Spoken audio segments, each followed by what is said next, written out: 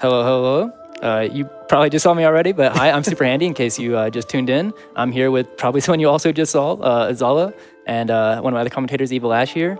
All predominantly Chrono Cross runners. Well, I guess it's been a while for you since you've been doing Chrono Cross. Yeah, it's been probably like 5 years, so a little rusty, but you know.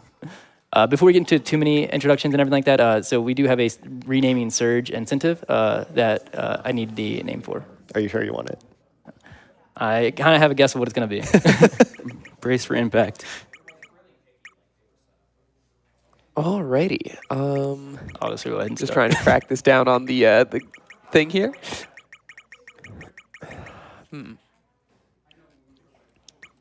Renaming Surge.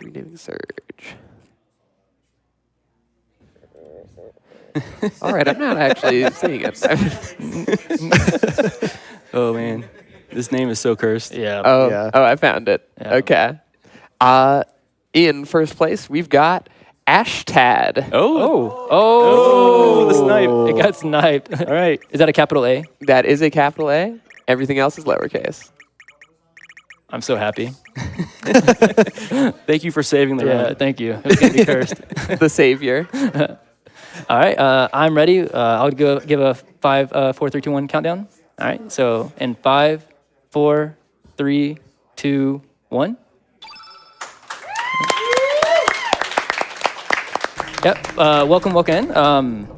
It's gonna be a long one. You're saved. Yeah, we're saved. So actually, what we were just talking about is this third character that pops up here is, truthfully, it doesn't actually affect the run. Superstitiously, it definitely does. We were hoping that Korcha didn't pop up. Usually, it's still a lot of bad luck. But yeah, if it's gonna be a long one. Chrono Cross, very fun run. A lot of great music, as you heard a little bit of a sample of from Radical Dreamers just now. Here we're starting in Fort Dragonia. I'm going to try to avoid all of these encounters. The bat can kind of be a little bit of an annoyance. But in that time, if y'all have anything else y'all want to introduce yourselves with, feel free. Well, you just saw me, so. Yeah. So I'm Evil Ash 25. I ran Dusty Vamp early in the marathon, but in the past I've done Chrono Cross quite a bit. I ran it in 2016, RPG Limit Break with Spike Vegeta co-op, and it was a fun time. I'm glad to see it's back in the marathon again, the full long PlayStation 1 run. Funnily enough, that is actually one of the runs that inspired me to get into running Chrono Cross. And honestly, I've been running Chrono Cross for off and on about, honestly, I think 7, 8 years now, something like that. It's a long time. Long time. Yeah, I know it's one a lot of people go to when they're learning the game, and a lot of the route is also a result of the work that led up to that run, too. Right. Oh, yeah. There's still a lot of familiar strats that I see like 9 years later. Yeah, funnily enough, Chrono Cross is actually a run that is kind of just about doing the things that the game allows you to do naturally, just in a fast way. There's not really any like major skips or anything like that. It's just go quickly, do the things quickly. And as you can kind of see what we just did there, but there are no like danger values if you played FF9 where you get random encounters by taking so many steps. All the enemies, all the random encounters and stuff like that are shown to you on the map, and a lot of the skill check of the run is avoiding all of them that you can do. Some of them are kind of in weird places where it won't really, sometimes you just have to get hit. But we are going to do our best to not get hit by any of them. And I believe that if we do get any unintentional random encounters, that we are doing a bit of a donation punishment thing. Yeah, no, I will continue like what I did for Radical Dreamers, where the actual random encounters we got in Izala's, I'll also continue by any extra random ones that we don't have to take by adding $10 more as well.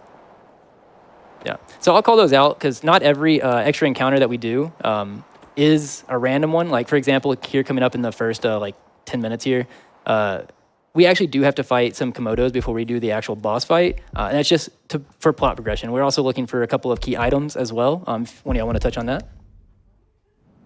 Sure. We're going to be heading over to Opasa Beach, I believe it's called, and we're going to get sent on a quest by Lena, our kind of girlfriend character, I guess. And she wants us to look for, is it Komodo scales? Or yes, Komodo scales, yeah. Scales, yeah. And in the process of doing that, there's also some other things that we're going to be looking for, materials that we're going to be using to craft weapons. Ideally, that's going to be 1 feather, 2 humors, and 1 fang. And if everything goes well, there's backups for all of these, but if everything goes well, we won't need to use those backups, and we'll get everything from the normal fights. Yeah. So, yeah, there's a lot of RNG throughout Chrono Cross in general, but there are some splits. In particular, that are filled with a bunch of RNG. And like this first section, a lot of runners have a name for it. I'll just call it Komodo Heck for now. But yeah, there's a lot because, as I just mentioned, normally because of the way that Chrono Cross works, we don't need to grind experience to get our levels. So there's no need to do any extra encounters. So we try to avoid all of them that we can. And that's because every encounter, like extra non-boss encounter they have to do, includes more RNG, includes like, the chances of missing, the chances of AP, which we'll touch on a little bit later. Formations are different, right? There's formations that are really bad, really good. I missed the cat, it's cursed. I was gonna pet the cat. No, we don't actually have to. But here we're gonna go talk to Lena to kind of start off on our quest here. Also, we do have a frame bid war that's going on right now. I believe that what we're gonna do is it's gonna be like a bidding war where whatever the leading unlocked frame is, we'll change to it. I guess to not open up the menu like every 5 seconds if it does keep switching, I'll try to combine it into the menus we have. We do have one coming up.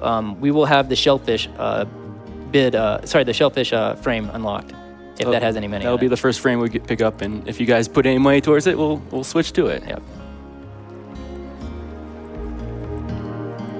And here's her sending us out on the quest for the scales.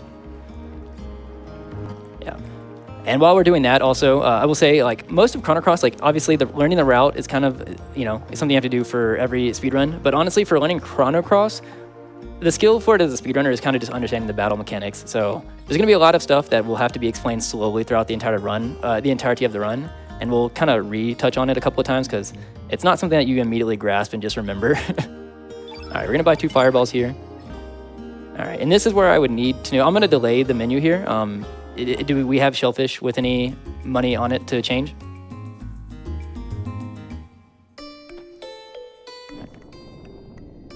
Let's see. All right, so we got to fight 3 lizards here. We got to have some little puzzles here to actually get into a battle with them. So we got to cover up this hole and then back this guy into the corner. Right. And I'm going to go into the menu here. Get the first battle.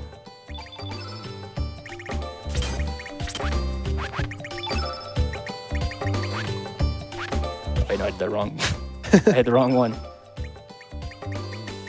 Oh, and then this, right? There we go.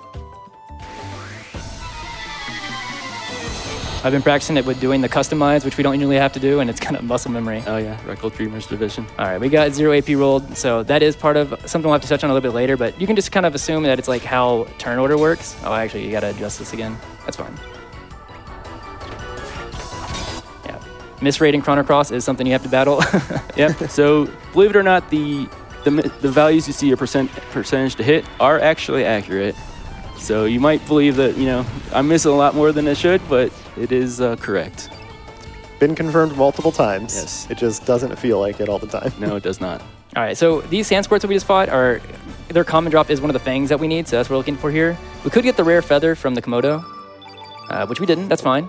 We have backups for all of it, and we still have plenty of chances to get the feather. I'm gonna actually fix this real quick. Yeah, okay, that's what happened.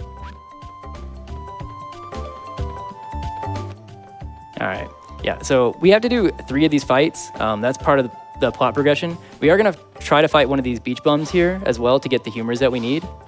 If this one comes back down and I have to fight it, that's fine. This is not an extra one. If it isn't in the way and I don't have to go too hard on my way to avoid it, sometimes I will just so I can take one later. This is a good formation. Yep. Their common drops are the humors that we need.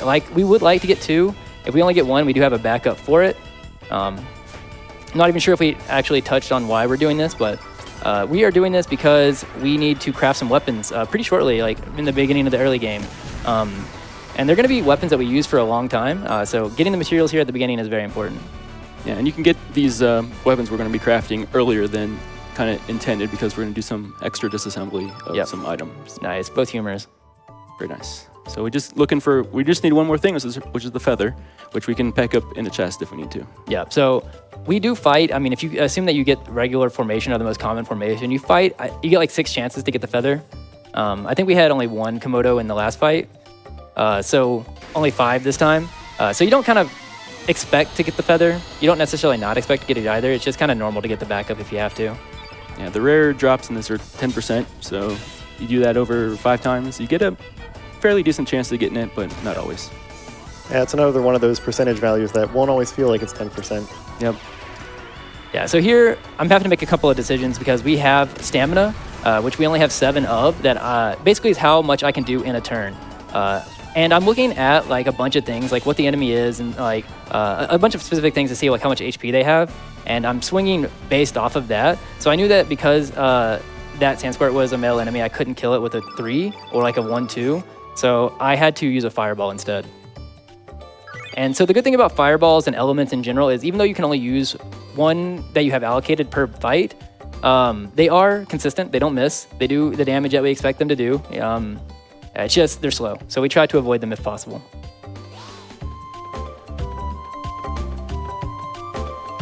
Yep, so one other thing to point out with these early fights is we're actually doing it with solo Surge. You can actually pick up Poshul here before you come to Lizard Rock.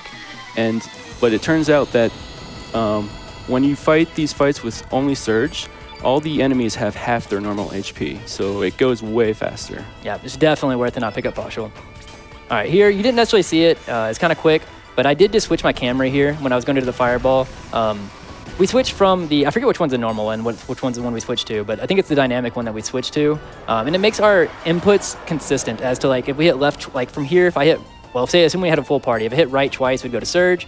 We are trying to make all of our inputs consistent. Unfortunately, I missed there, so I couldn't one cycle. If you do 2-2-2 and roll a 49 on the Fireball on Mama Komodo, you can kill in one turn there. So I threw a 1 instead. Now I'm just going to throw the 2 here, do our Fireball. And now as long as this doesn't, I give me the absolute lowest roll, we'll kill here and not see any more turns. Yeah, nice. Additionally, the reason we don't have to do any grinding is coming up. This is what we call a star fight. It's mainly boss fights with a couple of exceptions. Basically, at every star fight, your characters have key stats, and they have chances to go up here. Here we're looking for Surge's strength to go up, which it did not. Did not. And we got 2 feathers, Two though. feathers now, yeah. We only need the 1. We can't really do much about the other, but we have all the materials that we need. It's not that big of a deal to miss the first one. Even though it is only a slight change, technically, by missing the first one, your chances of getting the next one go up. Because the game kind of does, it's like pseudo-random. It's like weighted random, I guess is a good way to put it. And that's for all characters in the game. So all characters that we're going to get in the game, including, spoiler, we're going to get Lena later. Like, her magic starts at a base value, and in the background, after every star fight that we do, even though she's not included, she gets a random, like a weighted random chance of getting her magic, or, that's the main thing that we're looking for to go up. Yep, all 45 characters in the game. We just don't get to know what the stats are until we recruit them. Right. It's probably now is a good time to mention that I'm going to be donating for $1 for every +1 strength that Surge gets, and if Surge gets a +2, I'll be donating $5. So I'm also going to match that as well. We're all going to match that. So this is what me and Spike did back in 2016 for our run. So it gives us more incentive to get more strength, because the more strength we have, the faster and better strats we can do. Yeah, and just to touch on, so Ash did mention that the +2s as well. So you have, the way the game splits it is like you can either get a +0, a +1, or a +2. And I believe like +1 and +0 have like the max, like are like the most percentage chance of hitting. But you do have, I believe it starts at like, if I'm not mistaken when I looked at it, like a 13% chance starting to get a +2. And it, like I said, it does slightly go up for the further you are behind. Here we make the second choice there, it's just slightly faster. Yeah, and so basically that story here was that we just collected the Komodo scales that we needed for Alina. She meets us on the beach as was planned. And then there's some shenanigans that are happening. Well, this isn't a trap, is it? Depends on what you consider a trap. I guess so. Yeah, we hear like someone calling out, Ash Tad. Over like Lena doesn't hear it, but Surge does, and then we get this iconic cutscene.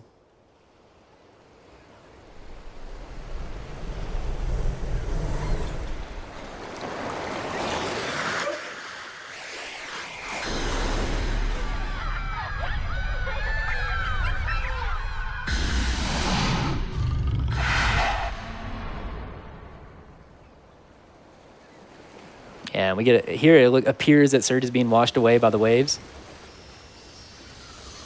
Now the game actually starts. Yep. Yep.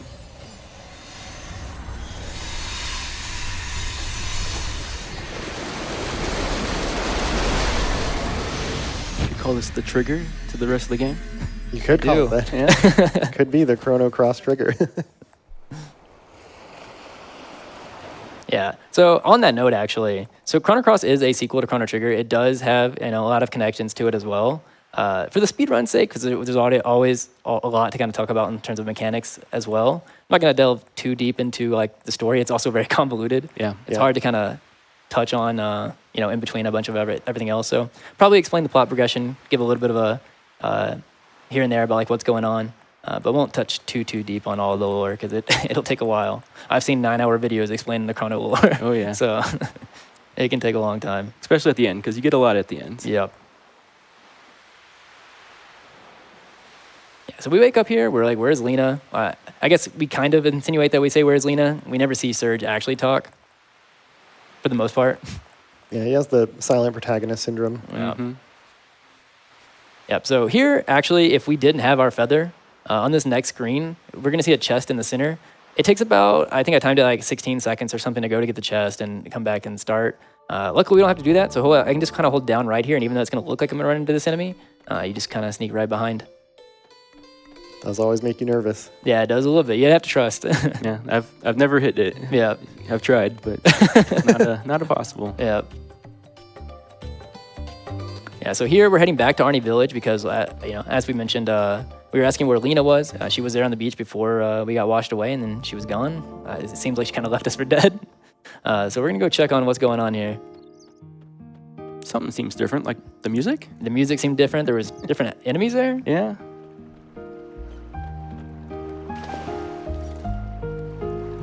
Yeah, and so it starts off with a kind of an odd introduction. She asks who we are, like she's never met us before.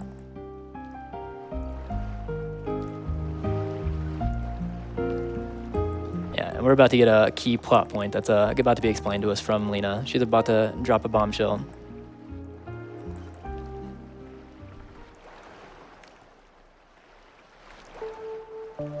Get a little bit of somber music as she does it. Yeah, we find out that apparently, so you don't fully know yet, but you start kind of putting the pieces together. But we apparently got washed away into a split timeline. Where the Surge in this world drowned. I forget however many years. It's been a long time since I've looked at it, but I believe it's like, is it 10 years? Yeah. So it's been a while. So she kind of says she doesn't understand why she's opening up to us like this, but no one's kind of gone up to visit Surge's grave in a long time, and that we should go visit it on Cape Hal.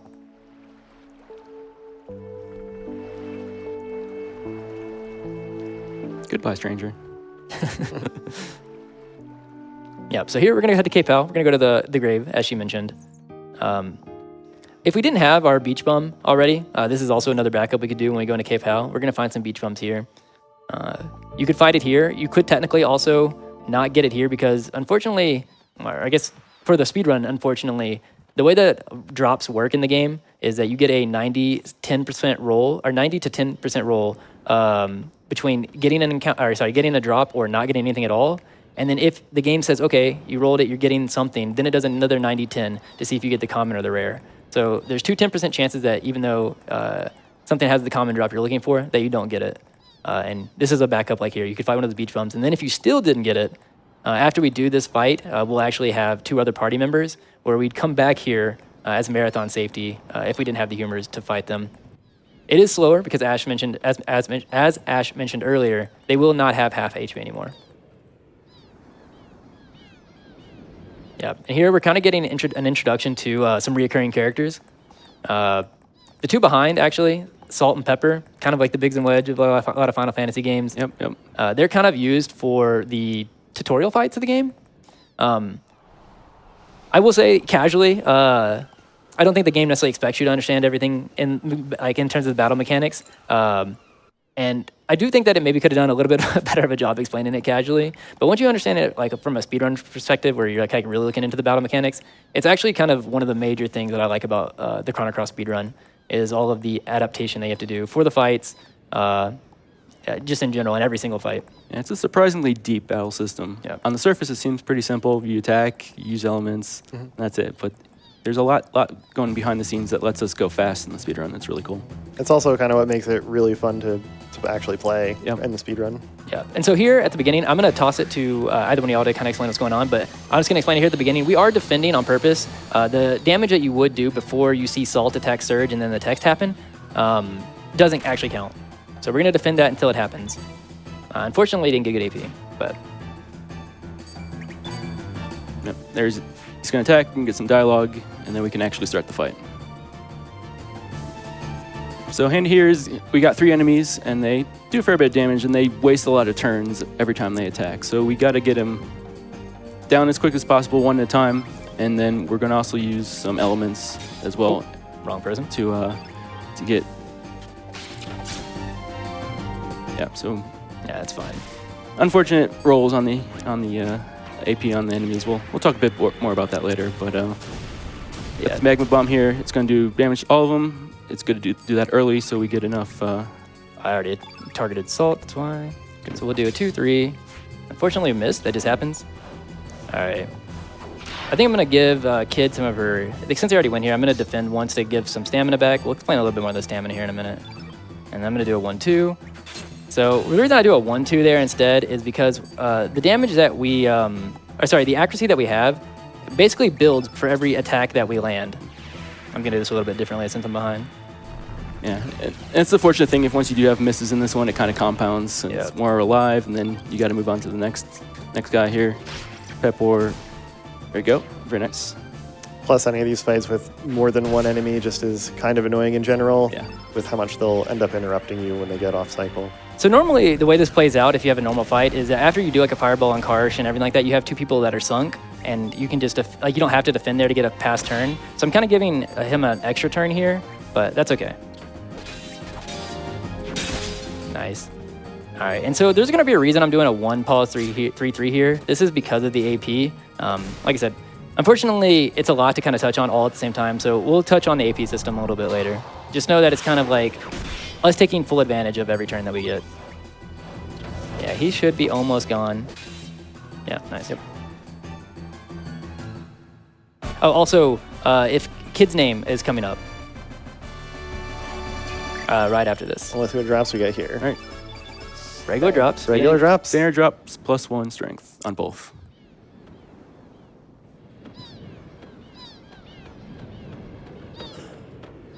Yeah, so that actually was a fight. It just to touch on how much you have to kind of adapt into a fight. That was a fight that honestly, at the beginning, after the very beginning, it was just off script. And you kind of just have to know the key parts of the run, or of the fight, and try to know that who you're trying to eliminate in what order, basically, and then use the AP that you get. All right, so Kid, we're naming Kid here. Yes, it will be Scala. Capital S? Yes, capital S. I'm assuming just like that? Yep, perfect. All right, thank you. Thank The game you. lets you do that. Yeah. Thankfully. All right, so actually here we have the hardest boss of a marathon run. So Kid is very adamant about joining us, and this is a game where making different choices affects which characters you do get, and affects kind of like some side quests that you do or don't do.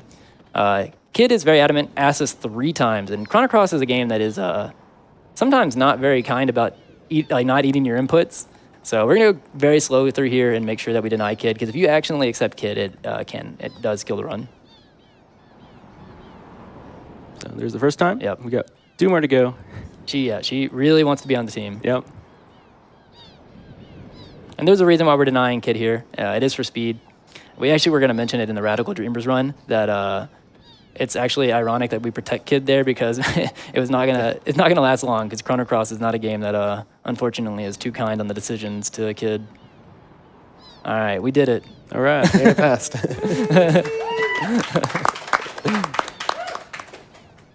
Yeah, but so basically, also Lena's name is coming up. That is one of the characters that we are about to get. Lena's going to be an important part of the speed of the run. Won't be using Lena for at least about an hour, a little bit over an hour, but she will be very important for the second section of the game.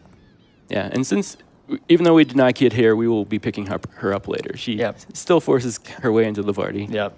Yeah, can't get away from her that easily. So it's kind of a theme of this speedrun where we say no to Kid. And then she finds her way. Be bad to Kid, yeah. Yeah. But hopefully at the end of the game, if Oh, true. we Yeah. meet the incentive, we will be able to save her towards the very end. So you guys have to donate for that. Yeah. So Lena is about to pop up if we have that name ready. Alrighty, yes. That will be Tanya. Tanya, capital T. It's going to be T-O, yes, capital T, Okay. O-N-Y-A. Okay, thank you. That comes off of a $200 donation wow. from N7 Knight, who says, Chrono Cross is one of my favorite games and my favorite speedrun game, so I am donating to name my favorite character Tanya after my favorite person, the person who bought the game for me as a kid and the person who has supported me through every step of my mental health journey. I love you, Mom. Thank you, thank you. Tanya, okay, that's right? Yep. All right. So we do get another character here named Partial. We didn't do a donation incentive for this one just because Partial is really used for one fight. There's going to be a couple characters that we get throughout the run that aren't going to really serve a speedrun purpose. It's also used for stealing armor from it if you needed it for the Yes. backup.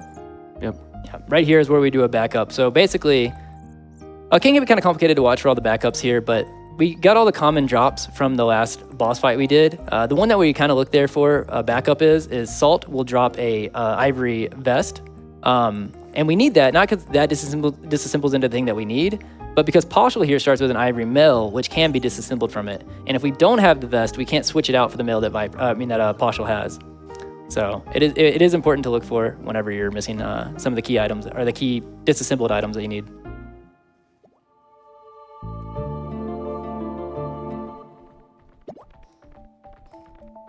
All right, yeah. So we're heading into Fossil Valley. We're probably going to see some familiar faces. Luckily, this dog, I guess that's what I actually don't know what it's actually classified as, is out of the way. I've always just called it a dog. And Partial makes Yeah. this nice bloop, bloop, bloop Yeah. sound. Yeah. It's very fun. She runs.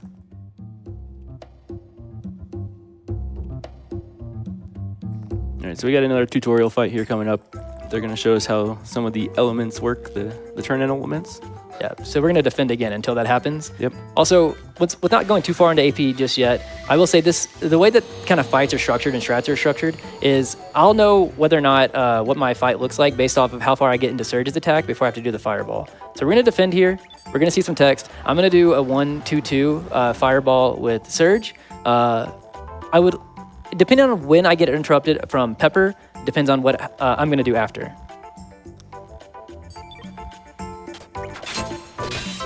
Okay, so yeah, I threw the other two, and you can only buffer two things together. He threw the Strengthen. The Strengthen's actually going to throw a red on the field, which helps our field effect, because that extra red on the field gives us 12.5% more damage to this fireball as well. And also, because he went there, I'm now going to be able to do... I'm going to do a 2, pause, 2, 3. This pause is to make sure I can buffer two moves together. Partial didn't miss. Gets a good Nice. first phase. That's pretty good. And we also got good AP, so I'm just going to throw 3-3-3 with Lena here. She doesn't have to hit. She doesn't do that much damage, but it does refresh Surge. Yeah. And since SuperHandi mentioned the field effect, if you note in the upper left corner, there is a little indicator there that says field effect. And what this is it represents the three colors of the last three elements that were used. And this actually does impact how much damage they do. For each, like when you use an element, for each matching color in the field effect, it's about a 12.5% damage increase. So it actually is quite important in some of these fights. Yeah. That's what I said. There's a lot of moving pieces to the fights, for sure. All right. Did we get a plus? No, we already, because we were at 10. I was about to say, I was wondering if we got a +2 there. I'm watching for him. Yeah. Yeah, so we're at 11 strength here. There is kind of some breakpoints as to what strats we can do based off what stats we have. It's nothing major. It just saves time, especially in like PB attempts. But one of them coming up is in the catch-up fight when that comes up, we're looking to be at 13 strength. Unfortunately, the only way I'm going to be able to make that breakpoint is if I do get a +2 off the next star fight. Also here we see a recognizable character. I'm sure he'll maybe play a role a little bit later. Alrighty, mind if I hop in here and share some of the love from the community? Yep. Alrighty, sounds good. We have so much love here. We've actually already met the blindfolded Dario. Let's go. Let's go. That's $1,000. That's coming off of wonderful donations like $50 from Dragonista. Thank you so much. We've got $50 from Jerry Condra, who says, make Mancha happen. Marl says so. Yeah, we'll get them next time. We've got $25 from A Mart, who says, I'm so excited for Korcha's #1 fan to show off blindfolded Dario.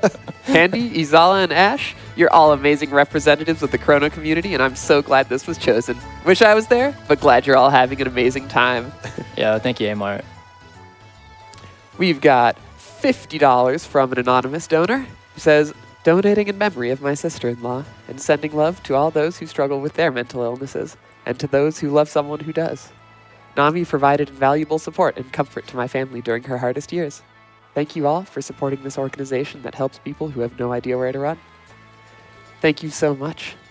That's what Nami strives to do, is provide that wonderful support. We've got $25 from Far Diddy Farfar, who says, shoutouts to RPG Limit Break from Kalamazoo. Thank you, commentators, runners, and tech staff for all that you do. And of course, we've got $50 from Mr. Budbox, who says, don't forget Pip. Yeah, we do have the free Pip incentive. That's coming up in not too long. If I'm, The first part of it. yeah, the first part of it. We do, and we need just about $425 more in order to get Pip out of there. Yeah, we do have a good bit of time. It'll be in the Viper Manor. We did just pick up the T for 3 frame as well, so if we have any changes to the frame bid war, I can go ahead and change it in the next menu. Yeah, so far it's being led by our favorite Martian and Monster's Mouth, both of which we don't have yet. Yeah, we don't have yet. All right, so Ash kind of alluded to this a little bit earlier. Normally, even with the materials that we do have, we would not be able to forge the weapons that we're about to make. But luckily, the game kind of gives you a profiteer's purse here. It's actually meant for, it's been a long time. It just holds more money, right? It gives you more gold after battle. Yeah. But we don't actually use it for its actual intended purpose. Funnily enough, it has iron as a... Doors. Yeah, doors. Chrono Cross is actually a secret boss. But yeah, we have... it actually has iron for when we disassemble it, and we are not supposed to really have iron here. So we're going to disassemble it, be able to make our weapons here, which is nice. Yeah, so we're actually skipping one full grade of weapons, which is the copper and bronze weapon there. I had to actually think for a second. Because in the RDE edition, they actually did change the name of it. I saw Still Swallow, and it gave me a little bit of pause. Oh, yeah. Rough Yeah. playing both. Yeah, and you've probably noticed by now that we actually did recruit Kid when we got to Termina. It was another place that she kind of met us there and another opportunity for her to join. Technically, you can say no there.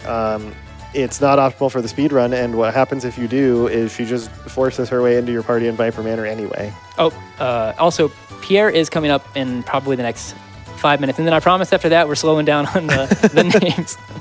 Pierre will be here in 1 minute. Yeah. Yeah.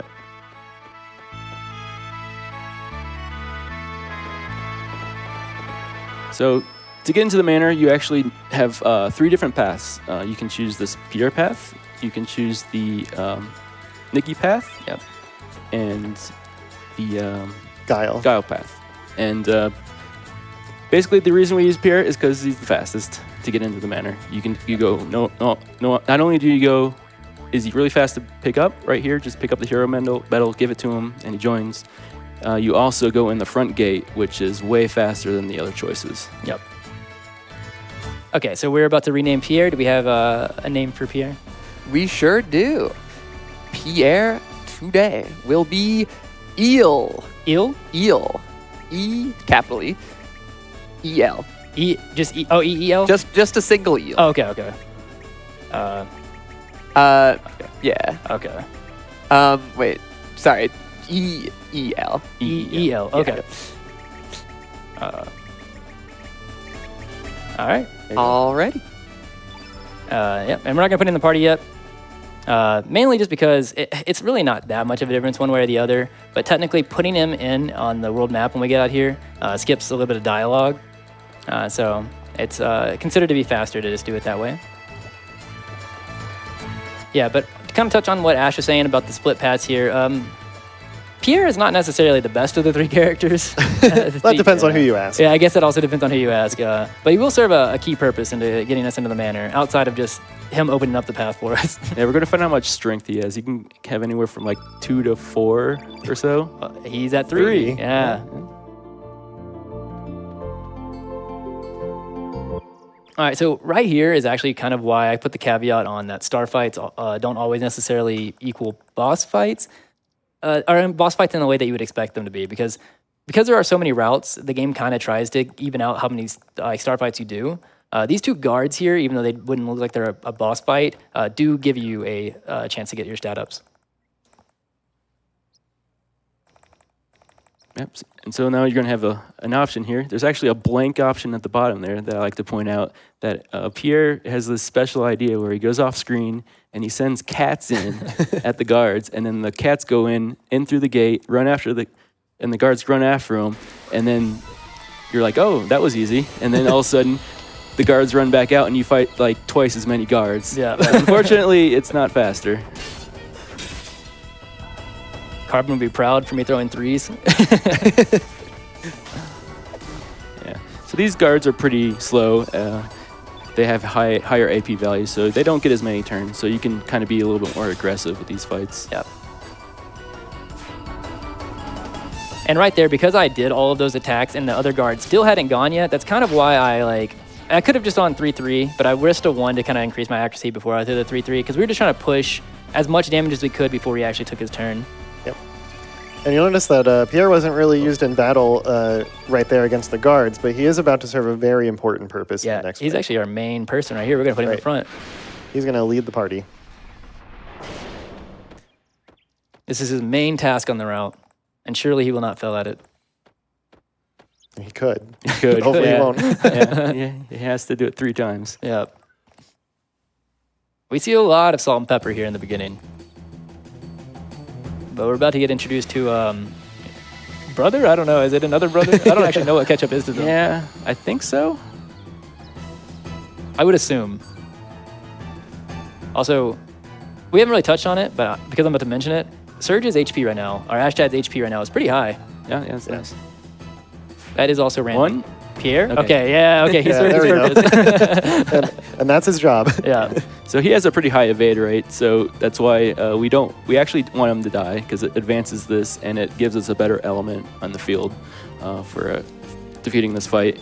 So he can actually dodge 3 times in a row, and that's very bad, because then they give up and trying to attack him, and then you get you get a Cure Plus element instead of that Revive. Yeah, and so Cure Plus is bad in a lot of ways, because the Revive on the field, being a white element, actually helps Surge's attack power, because he is a white innate character. Yeah, we mentioned earlier about how it boosts the power of the elements of the matching colors, but each character actually has their own, they call it innate color as well, and your physical attacks will be boosted if your innate color matches the field effect. And actually it works in the opposite too, that if the opposing color, which for Surge would be black, and for Kid would be blue, if the opposing color is on the field, it actually reduces your damage. So the Cure Plus is really bad because we push the white off of the field that's there Chrono Cross. in the beginning. Yeah, and we put a blue there that dampens Kid's damage as well. So it's you're losing on quite a bit of damage if you don't get the Revive.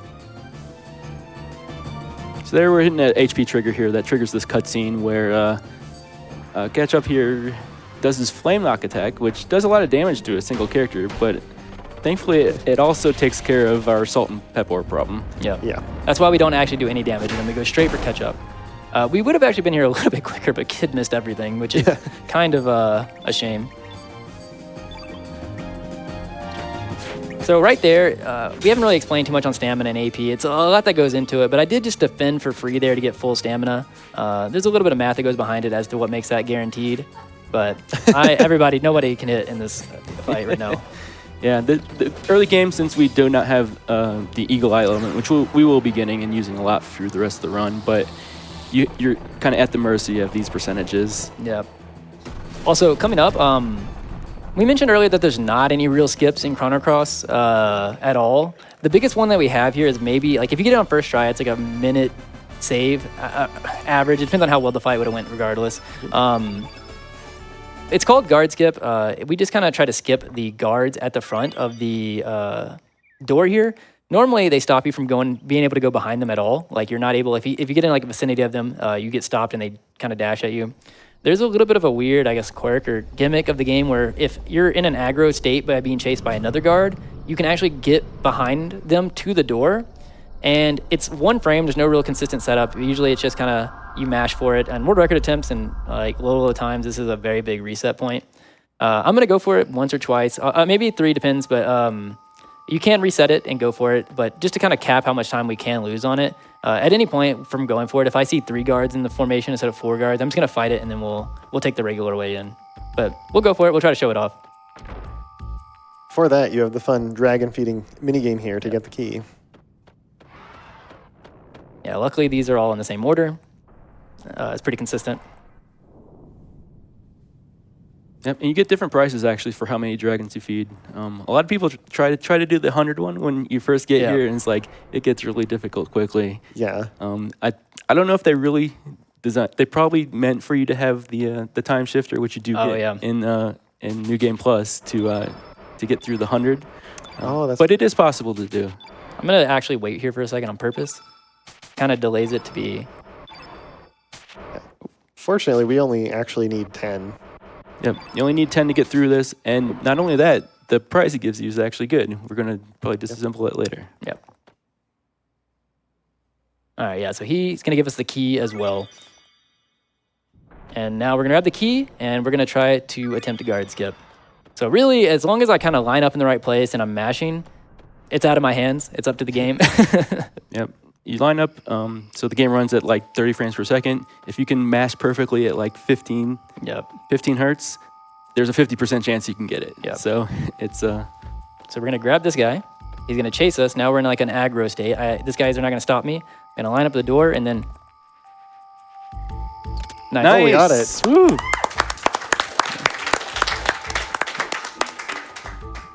So what that does is it does let us skip that guard. You kind of don't want to always go for it because it does, what I'll have to be watching out for. We do have backups for it and we know how to cover it, but it does increase like where Chrono Cross normally doesn't have any kind of money issues in its route. Because we skipped that one set of guards, you kind of do have to watch for a couple of things to make up for the money. Before we fight Lynx, there's going to be a guard fight depending on what formation you get. Like 3 guards is great for time, but because we skipped those, we're losing out a little bit of money. Later on, when we get to the key, if we get first key and there's not 2 wraiths in the fight, which give us more money, you kind of have to watch out to see if there's a wraith up top to make up the money. If we get an eagle eye at the bolt, there's a bunch of things you have to kind of watch out for to make up for the money. Lucky this formation is set. You always get 3 here.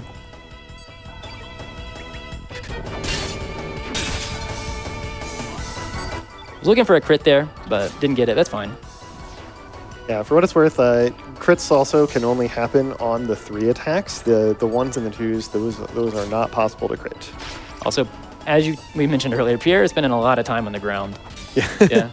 So eventually we're probably going to heal him up for the later fights, so he has some HP. But hopefully he survived, but unfortunately not. Yeah, we'll need him for an element or 2, so can't spend the whole time dead. Yep. In my actual attempts, because every time a character does die in fights, they will come out of this fight with 1 HP, or like any fight that they're dead in, they'll come up with 1. Because he's kind of not really needed outside of the first turn, I usually kind of take that chance, but here I'm going to heal him. Also, if anybody in the room or on Twitch wants to go ahead and get a guess, coming up is a little bit of a mini game. Chrono Cross has a statue that we need to turn. It is anywhere between 1 and 9 on the left and right side, so 2 numbers, 1 through 9. It's very random. The lower the number, the better, but it's how many times we have to turn the statue. I'm going to guess 45. I'm going to go 25. Okay. I'm going to go with 15. No coincidences for me, though. This is what replaced the magic circle from Radical Dreamers. That's what we were kind of alluding to, maybe. Yeah. All right, we're going to pick up the Survive. It's actually the only one we're going to have the entirety of the run. And then we're going to find out what the code is. 28, not too bad. That's average. 28. You just got to remember it. Yeah, you have to remember. We have to do a whole nother fight. Yeah, you don't have Twitch tab to back you up here. All right. Another kind of little funny thing here is you get met with asked a password here, and the actual answer is no answer. Yeah, they delay it just enough to make you wait. You're like, okay, which one should I pick? And then if you wait long enough to pick, you get your answer. Yeah. So there's a few items here in this treasury that we're going to pick up. Nice armor and a sword.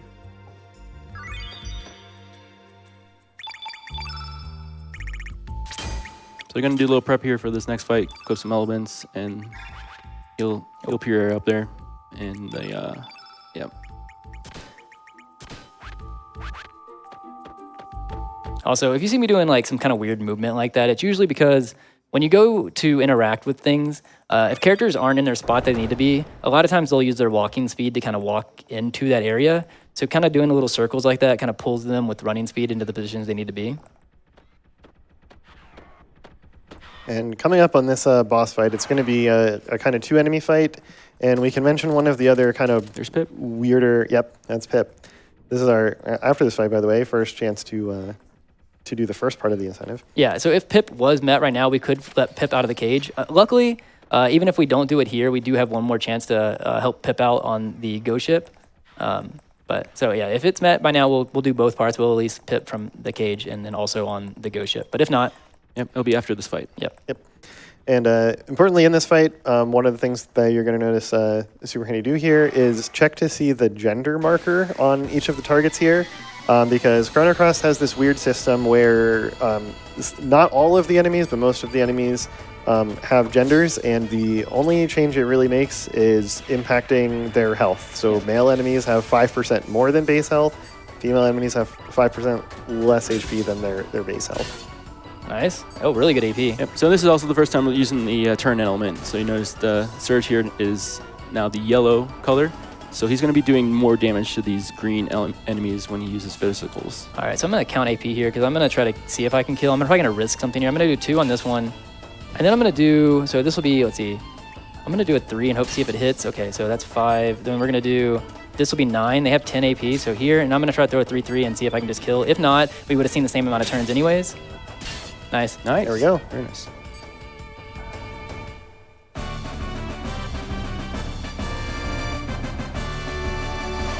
As always, watching for strength ups. No strength up. We're going to see if we get an Eagle Eye here, though. Okay, we didn't. Nope. That's one of the things that can help make up some of the money from getting guard skip.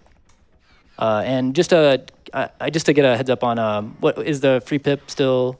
We still need to get a little bit more to free Pip. All right.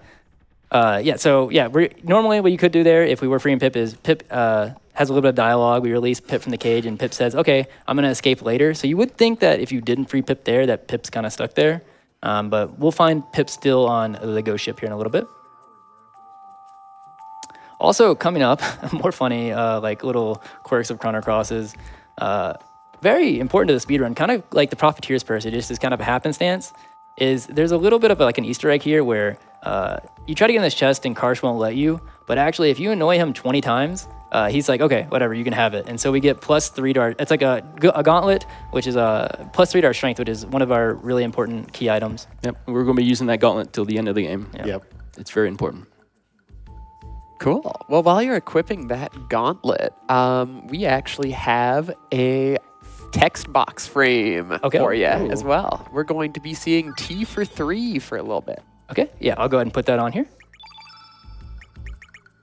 So we can equip that gauntlet and then check out this other frame here. It's right there. There it is. Very cool. Glamorous. So one other thing is through those hallways, there's actually enemies that drop down if you walk through the middle of them. So you don't know it unless you actually run through the middle, but he's been running along the edges of those hallways. It's actually kind of funny because it's such muscle memory, I forgot that they're there. I just kind of always run along the edge. Yeah, me too. It's just like, it's easy to forget. Yep. So like you see here, it's really slow to turn that statue, but 28, it's like exactly average. Yep. I've seen 9-9 a couple of times. I've seen 1-1, but of course in Chrono Cross fashion it was in a D-Rust that didn't matter, so. Yeah. Yeah, so coming up actually is where the first time I'm really going to kind of touch on the AP system because Marcy is one of the first fights if you were a new runner, you can kind of wildly swing and kind of make your way through a lot of the fights without getting punished. This is like the first fight that really kind of you can get lucky and not have to really pay attention to it, but for the most part, you kind of need to understand AP. So Marcy has 7 AP, and what that means is on any turn that's not the first turn, that's how many actions we can spend. So like when we do a 1, that's 1 AP. When we do a 2, that's 2 AP, 3 AP, that's easy. An element drains 7 stamina, but it's only 1 AP. So it's kind of like seen as like quick in terms of battle, but it's like heavy on the character, I guess is the way you can look at it. We're going to be counting that. You're going to see in a lot of fights, including this one, where we open up the first turn by just doing a 3-3. And that's because on the first turn, it's random between 1 up to a little bit above that number. So we don't know what it's going to be at. So we're going to throw a 3-3, go from there. And then we're also going to be trying to avoid an HP flag. So whenever Marcy gets into her crit stance, which is 25% HP, she will do Ice Blast. And then if she gets another turn, she'll do Cure Plus, which honestly, if you get to the Cure Plus, it's something's bad. It's probably already happened. You don't even want to see the Ice Blast. So ideally, we're going to be doing specific attacks at specific times to try to have the damage line up so that on the turn we put her into crit HP, she doesn't get any more turns. We finish her off by that point. Yeah, ideally, if it was like perfectly ideal, you'd have her 1 HP above the critical threshold, and on the next turn be able to do enough damage to end the fight there. Especially because the Ice Blast is particularly dangerous because besides just kind of doing a lot of damage for this point in the game, it has a chance to freeze your character. And as far as the game over system is concerned, character being frozen is as good as their HP being 0. Yep. So it's actually pretty easy for Marcy to end up killing a character, and then if she gets to do the Ice Blast, sometimes she'll do 2. And it's not that rare for her to freeze the 2 remaining characters and just game over you. Yep. So that's why if you see me like passing my turn, it's because like it's probably in a case where something happened and Surge has little little stamina, and I don't want to push her into that phase while he has no stamina because I need to be able to finish before she gets a turn. Yeah, you can do too much damage, especially if we notice a crit happen on the opening turn here.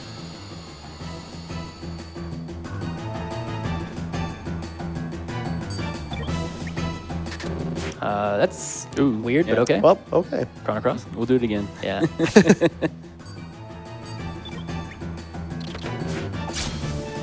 Okay, nobody wants to hit. Okay, well, you're not over damaging. Yeah. There we go. All right. So it's like 90. She did 38, so like 120. So Marcy's also taunting us as she's picking and slapping us. All right, we're going to throw 3s here. We might hit the Cat's Cradle flag. That's kind of an indicator of like, okay, so actually, that's kind of good, actually. She didn't go there. So that means we could probably push her close, if not to the Cat's Cradle flag. She's already probably at it. Okay, yeah. And so here, I'm probably going to do a 2, 2. And then if she doesn't go into crit, then I'm going to defend. It's good that she chose Pierre because Kid being an opposing element. Okay, so she did. I'm going to actually go ahead and do the dash and slash here. So that's 5. Yeah, so we've got to do enough damage here to finish her off so we don't see the Ice Blast. Yeah, so normally I try to skip this Fireball, but we're going to do the 1 here. We're just trying to make sure we do enough. We're going to do the Fireball. And then she could technically roll 8 if she does, and we might have a hero moment from Pierre. That's probably enough. Yeah, all right. Nope, not needed. Very nice. Yep. So the other thing here is the drop from this fight. We want to see the 90% common drop, which is an Ice Blast. Nice. Okay. Got the strength too. In Chrono Cross, a lot of the routing just kind of expects you to get the common stuff, mainly because the common stuff is just faster in general. Right there, if we didn't get the Ice Blast, which will be nice for Lena, you get Iron, which we do nothing with. Yeah. We already got it, actually. Yeah. So there's routing around it, but it would be much slower. Right. It also creates or contributes to the money problem too, because we'd have to buy another element too. That's true. Yep. Yep. So coming up here, we're going to get introduced to another, I think, fan favorite character. Not time to name yet, but a little bit later. But people do love this character.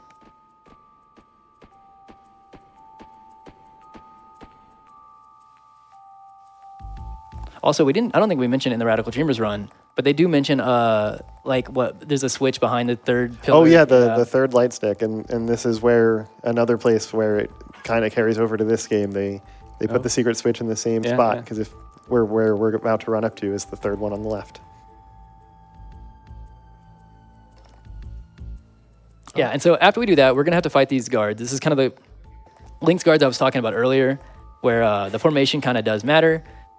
If I got 4 guards here, normally I'm like not too happy about it, but because we're a little bit short on money, it's not that big of a deal. And you're at decent strength, so it won't be that bad. Yep. But then after that, Link's is also a good place to talk about like AP and stuff like that as well, because he follows a very similar kind of structure to Marcy, where we're going to be trying to watch out for HP flags as well.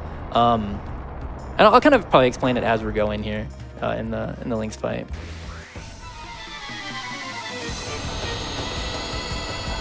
All right, so we did get 4 guards. This helps our money a bit. Now we just don't want to have a miss fest like we've been having. Yeah, you can see how much more damage now Surge is doing with that extra gauntlet, as well as the extra strength ups we've been getting here. Okay, so both of those guys went. So I'm going to switch this up. We're going to run over here, do 2-2. Hopefully not have him go. Try to eliminate this one before he gets a turn. 2, 2, 2. Okay, never mind. All right. Now we're going to switch our target. He already took his turn, so there's not really any point in trying to stop him from going again. So we're going to do you. We're going to go 2, 2, 2. And then Surge. Oh, I forgot I switched this target. Yeah, so a lot of the optimization for these fights with multiple enemies early on is like paying attention to which ones had attacked and which ones haven't attacked yet, so you can kind of make sure the least amount get any extra attacks, which wastes a fair bit of time. This is not going to kill. We're not at 16. So we're going to need a little bit of chip damage from Kid here. So long as she doesn't miss, we should skip this turn. Are you sure you want to say that? Well, all right.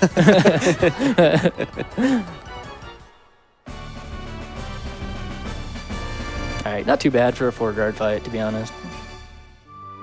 All right, you got to go slow through here because not everybody gets a plus to their HP, which is like, these are not boss fights. So in the non-boss fights, you get a little bit of like HP increase between them, but it doesn't always give it to everybody. So if you're just mashing, trying to, mash until you can do the heal with all consumables, which we've been trying to do, so we don't have to open up the menu to heal, the game can kind of trick you and be like, oh, you mashed one too many times because I didn't give it to 2 characters. Right.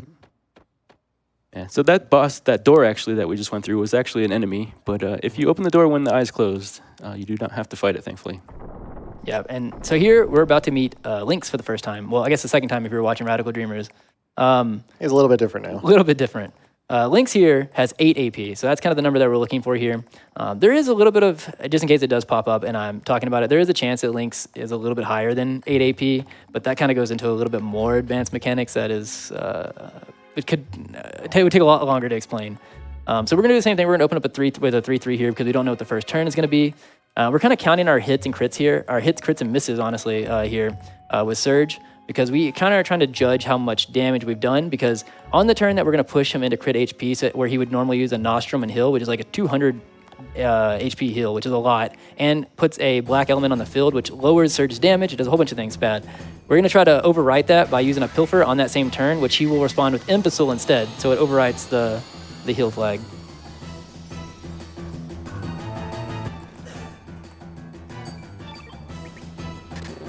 All right, good start. Nice. Nice. All right, not attacking Surge is a good target. Because as Izala mentioned, Lynx is a black innate character and Surge is a white innate character. They are, they do more damage to each other. Yeah, we're ideally looking to see Lynx spread his target selection for his attacks, which so far he's been doing. We don't want him to focus on one character. As long as, I shouldn't mention this, but as long as he doesn't crit here Surge, even if he attacks Surge, he'll do 3 hits and Surge should live. But surely not. Well, we'll find out. Okay, we're good. Yeah. All right, now we're going to go into the Pilfer turn. We're going to do 1-1, 1-2, and then a Pilfer. and this will set the flag for him to respond with Imbecile. Yeah, so we want to have Surge hit these. These are the important ones, so that we will push him to create HP. He'll do the Imbecile, and it'll overwrite that flag. Yep, nice. And it looks like we'll get it. And because he's in such low HP here, instead of doing what I normally do, I might actually just do defend, 2, dash, and slash, I think. We're going to do defend, 2. If this hits, and we do the dash and slash, he's probably dead. And if he's not using a white element, it is another flag that will override his action. But Nice. won't need that. Very nice. Yeah, so also there, you saw that we did use the Pilfer skill on Kid. She stole a magic ring, which we're going to be putting on Lena. Yeah. Actually, for the most part, too, including drops, we kind of, when we do any kind of pilfers, which is not too many times, we do also look for the common. Like right there, the rare is a Power Glove, which we could have got as a rare drop earlier in the run as well. And the earlier one is fine because, +1 to our strength whenever the values are so low is marginally a good amount. Here, the magic ring does +1 for like magic, and every magic increase or every magic stat increase is kind of worth more than any physical stat increase. Yeah, so, it's less likely to get magic than it is strength, generally. Yeah, strength generally +1 is around 2/3, 66%, and magic is just above a 40% chance to get a magic up. No. So actually coming up from here on, Well, we have a little bit of dialogue I will touch on as we're coming up, but after we jump off the cliff here, we do have a little bit of downtime. Chrono Cross does have a lot of, like it goes through like a lot of highs in terms of like doing dungeons, and then it has like a little bit of a break in between. Well, that's good because we have even more of the community coming through. And of course, there is a matter of some urgency that we should address. We've got $10 from AG Deeds, who says, we have to rescue Pip from the cage. We'll try to get Pip on the ghost ship if that gets met. We've got $10 from AG Deeds, who says, we did rescue Pip from the cage, but we must save Pip from the scary zombie pirates.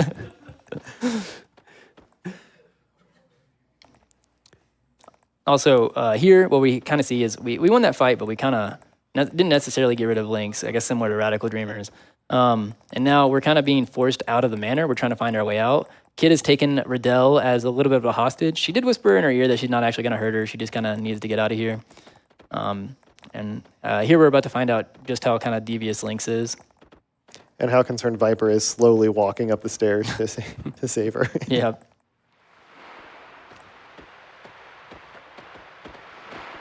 All right, may I keep going with a few more of these? Oh, yeah. All right, awesome. We've got $25 from an anonymous donator who says, happy to see Chrono Cross in this marathon. Been a fan of this run ever since I saw Evil Ash's run back in 2016. Good luck and donating to Save Kid. Thank you so much. Thank you. We've got $25 from RJ Smanget who says, hello, Handy and Izala. Good luck on the run. May your surge be strong and your sprig be spribbity. Yo, thank you, RJ. Yeah, thanks, RJ. Also, just as I can let you keep going here, but there's a pretty iconic cut, or I guess dialogue coming up here. Yeah, rather perfect timing for it. Yep. Pretty big meme to say he's about to say the thing here. Oh my God. It's the thing. And you can continue for now. Alrighty. We've got $25 from Sif Moonweaver, who says, thanks for raising money for a great cause. Always love to see the Chrono games being ran. Chrono Cross has one of the best OSTs ever. Agreed. Absolutely. We've got $25 from Cole, who says, I love SuperHandi. Thank you so much, Cole. We've got $10 from Questmoreland, who says, donating for one of my favorite soundtracks. Is Another World a precursor to the hit FFX intro, Another World? Putting this towards giving Kid her true name. Good luck on the run and don't split the timelines. I think it is. You think so? Yeah, we can count it. We've got $5 from Yaya Now, who says, good luck, good luck. Thank you so much. Yeah, thank you. Thank you. Just as a little bit of a heads up on kind of what happened in between here is as we were trying to escape, Link kind of showed a little regard for Riddell as a hostage and threw a poison knife at both of them anyways. And Kid, who obviously didn't want Riddell to get hurt, pushed her out of the way and took a poison dagger, I guess to the arm, I think is what it was. And we wake up here after we jump off the cliff because we found that Link's kind of wanted Surge there. We don't, I guess, actually explain or explore why just yet. But we jump off, we wake up here. Kid seems to be fine until just now, where she passes over, and now she's sick in bed. And if you've played the game casually here, you probably know of a really kind of key dialogue choice that you can make here. Unfortunately, we're going to continue the trend of not necessarily making the kindest decisions for Kid. Nah, she'll be all right. Yeah, she'll make it through. Slow. She has the amulet. Yeah, we make that choice with that in mind, I'm sure. Thankfully, also that the speedrun option is the default option in the dialogue here. Otherwise, it could also be a run-ending spot. Yeah, thankfully they were nice. Well, I guess not nice to Kid, but nice to the speedrunners. Nice to the speedrunners, yeah.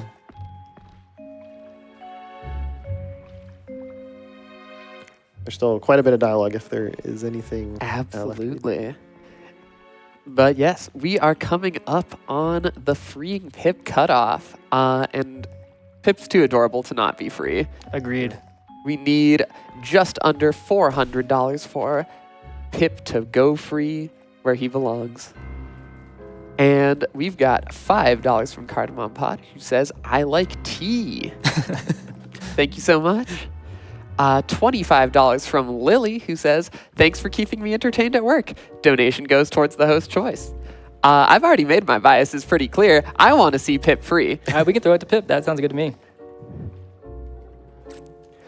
And we've got $10 from Cameron/Azaven, who says, a cause I will stand by any day.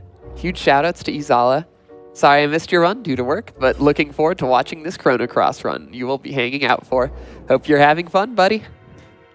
Thanks, Azaven. Appreciate it.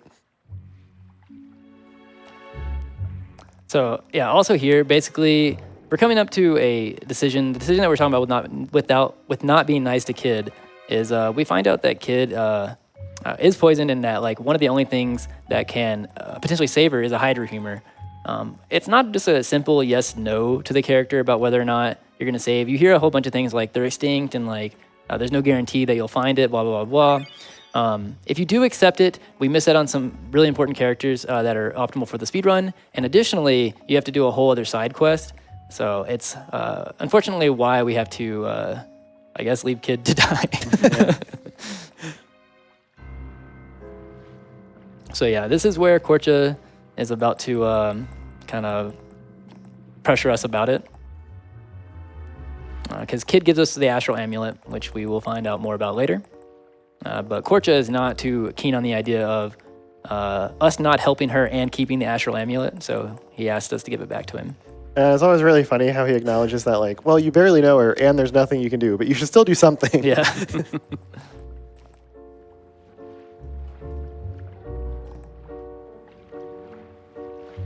Alrighty. I'm going to talk about the text frame incentive here real quick. Okay.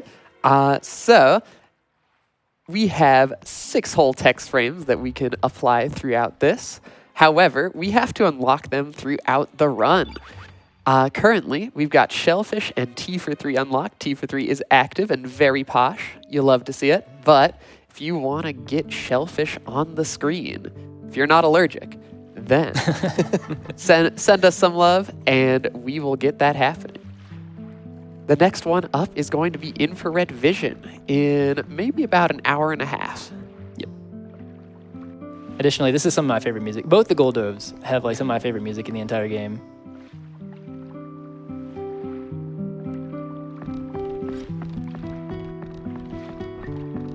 Story-wise here, we kind of are stuck in this village. We need a boat to get off, and unfortunately, Korcha, who was just really mad at us for not helping Kid, is the person we need to ask about a boat. So yeah, Korcha here, if we did do the other if we did do the other choice and took that path, you would actually get Korcha here, so that is a benefit of not doing it. Yeah, but instead, we're gonna get Macha here in a little bit, and we also are getting kind of close to the Glen rename. We have a little bit of time. I got to do some, like, a little bit more dialogue and a bit more menuing, but very shortly he'll be the next one.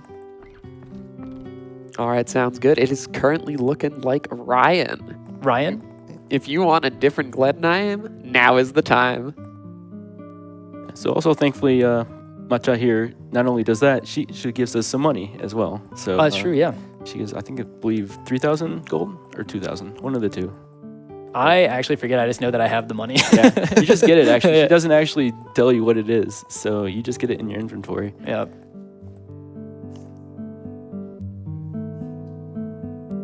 Yeah, so we go through like 3 bits of dialogue section here. Luckily, they kind of each get a little bit shorter. We have the opening one where we're kind of seeing Kids sick and everything like that. It's a little bit lengthy. Then we come in here, we have a little bit of some dialogue with Machal and Korcha about, the boat that we need. Machal tells us that we need to go and see the shaman, the village shaman. So we're gonna do that, and then she's gonna tell us, hey, meet me at the pier whenever you're ready to go. All right, while we're waiting to get on this boat, I just want to shout out NAMI, or the National Alliance on Mental Illness, who is the nation's largest grassroots mental health organization. NAMI promotes advocacy, education, support, and public awareness to improve the lives of all individuals and families affected by mental illness. NAMI exists to ensure that no one is alone on their mental health journey.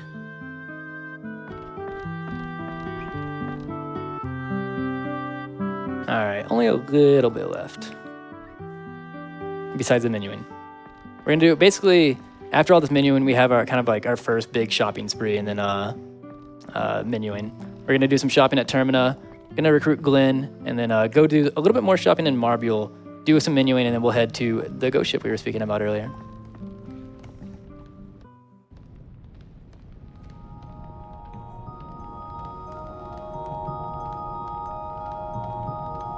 All right. Well, we are talking and shopping. I also would like to shout out an artist that deserves special thanks, Oro, who made all of our overlays and can be found on Twitter at OroLen. I actually could put Pauschel in front here. I can't remember, does Pauschel actually bounce still, and did she make the noise? I believe so, yeah. I know it's like in one of them that I was disappointed that she does not. Let me see. Oh, Oh, yeah, yeah. it's silent. I don't know Right. why. Wow. They robbed us. Yeah. Boing. Well, okay, when I'm on the ladder. They cannot silence the boy. Boing, boing, boing. Thank you, Ash. We have the sound effects too. Boing, boing, boing, boing, boing, boing, boing, boing. Petition to put Ash's sound effect there instead. All right. I've accidentally hit not ready there so many times. Yeah, it's the second option for some reason. Yeah. Kind of worth pointing out there from a story perspective, when we were talking to the shaman, I believe it's kind of the first time it's mentioned in-game about the whole parallel world or alternative world thing. Yes, I believe so. And she kind of brings it up as like, I think this might have happened. You should probably, go check this out. Which we're not going to do yet. But. Yeah. Yeah, so we get a little bit of a boat. We don't actually own the boat, nor is Michelle in our party this yet. She's given us a ride that we can't control to Termina. We're going to go do some shopping. We're going to do some element shopping. This is where Izala had mentioned if we didn't get the Ice Blast, we would have to spend a little bit more money. And then we're going to go do some more smithing. So if y'all have anything y'all want to touch on, I'm going to kind of pay attention to this menu coming up. For sure, for sure. We've got $5 from Corch's Lunch Money, who says, hashtag free pip 2025. We got to do it. We need just over $380 to free pip, but the time is running out. I think we can do it. I think so too. I believe in us. We've got a wonderful community here.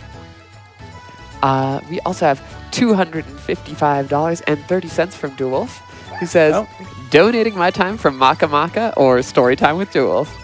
Huge thanks to my couch voice actors. Oh, sorry. Huge thanks to my couch voice actors, Shentok, Tigerian, and Ghost Kumo.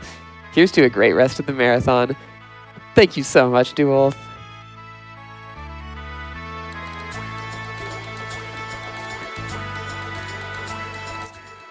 Sorry, I have to change my menu a little bit based off of what I normally do versus like what kind of marathon safety stuff, plus drops and things that as well.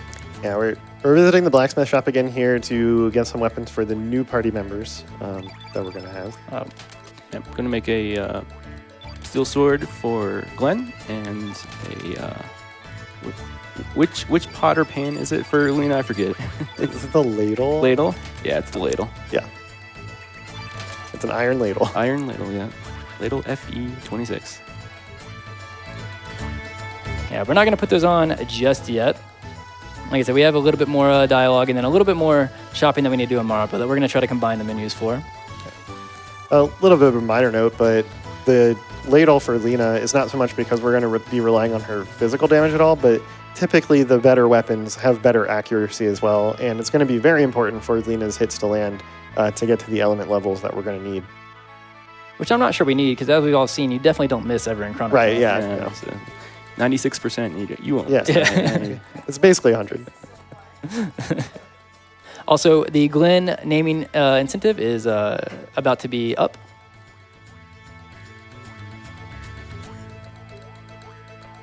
We have a little bit of he has this little dialogue here. He's going to jump to the next screen, and then we're going to go start talking to Macha, and he'll walk up and we're going to recruit him.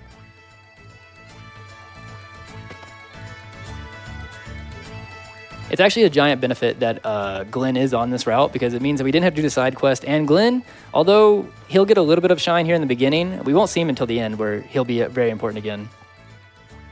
But he's a very strong character physically, and of course he has the X strike Yep. ability with Search. All right, waiting with bated breath to close out Glenn's name here.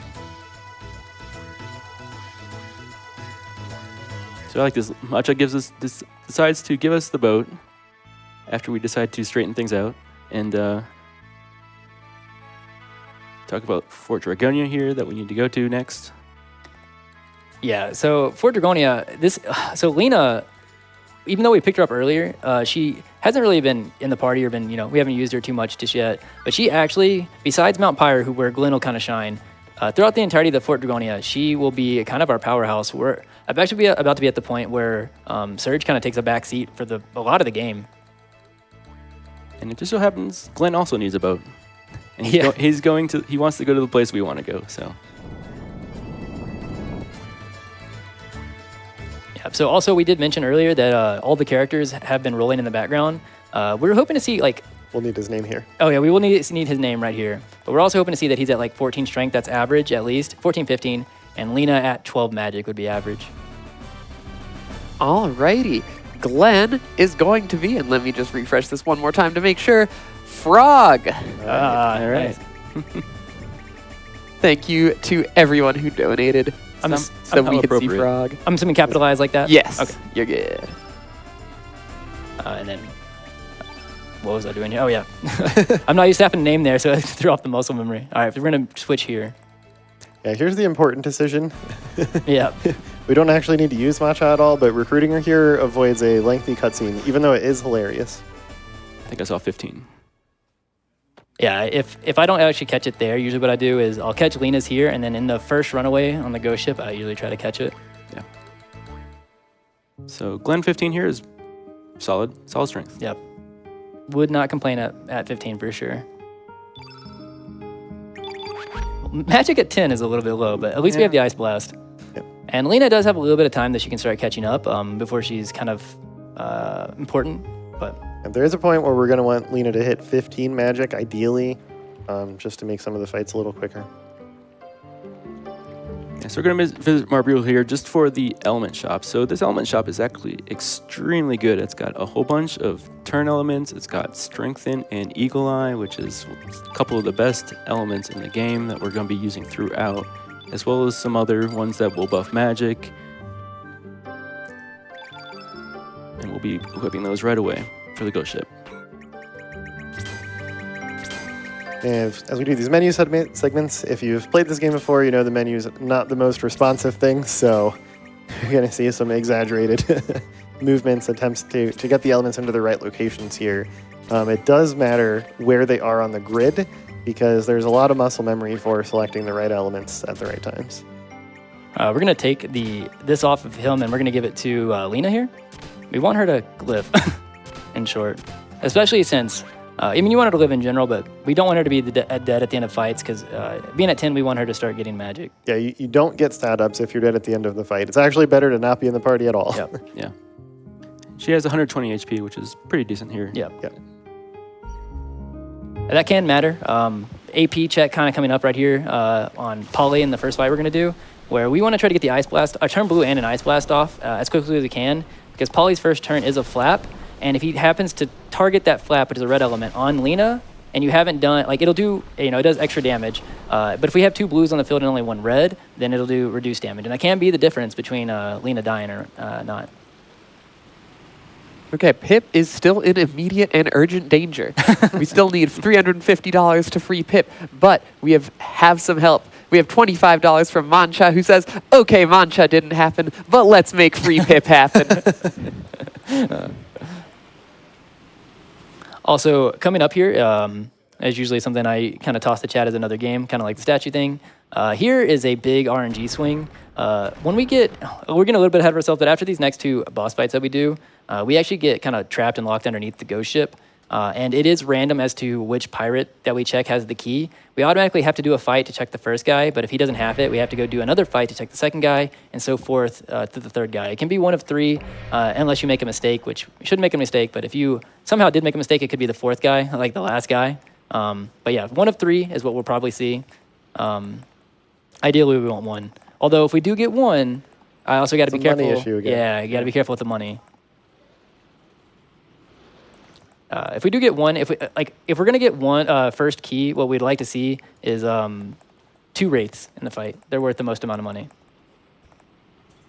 Fun little fact that I don't know that we pointed out yet, but in Chrono Cross, you can actually run from all of the boss encounters, which is a little unusual. There's not even a chance. It's kind of just guaranteed, except for a couple minor situations that have a little bit of an asterisk there.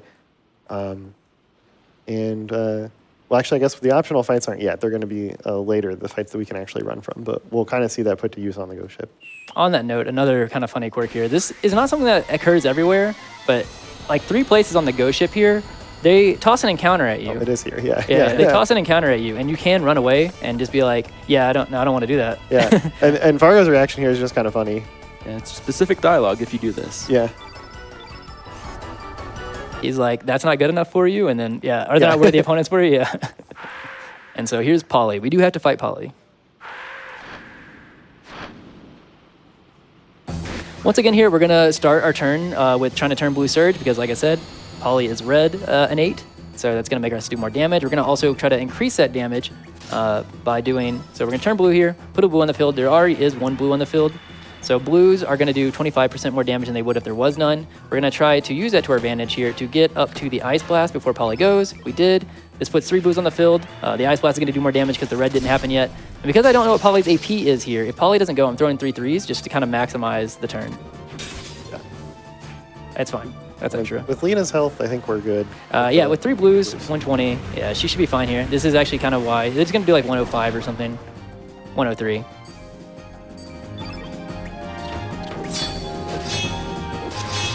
I'm going to go ahead and do them, like, just for Marathon. I'm going to do the Aqua Ball. Normally I would skip it in this position, but might as well. It's consistent damage, and we kind of want Lena to live. Because the second that I go to kill with the physicals here, if I miss all of them, then it kind of gets a little bit... if you miss? Yeah, if I miss. This should end? Oh, barely not. A 2 from Glenn. Yeah, close.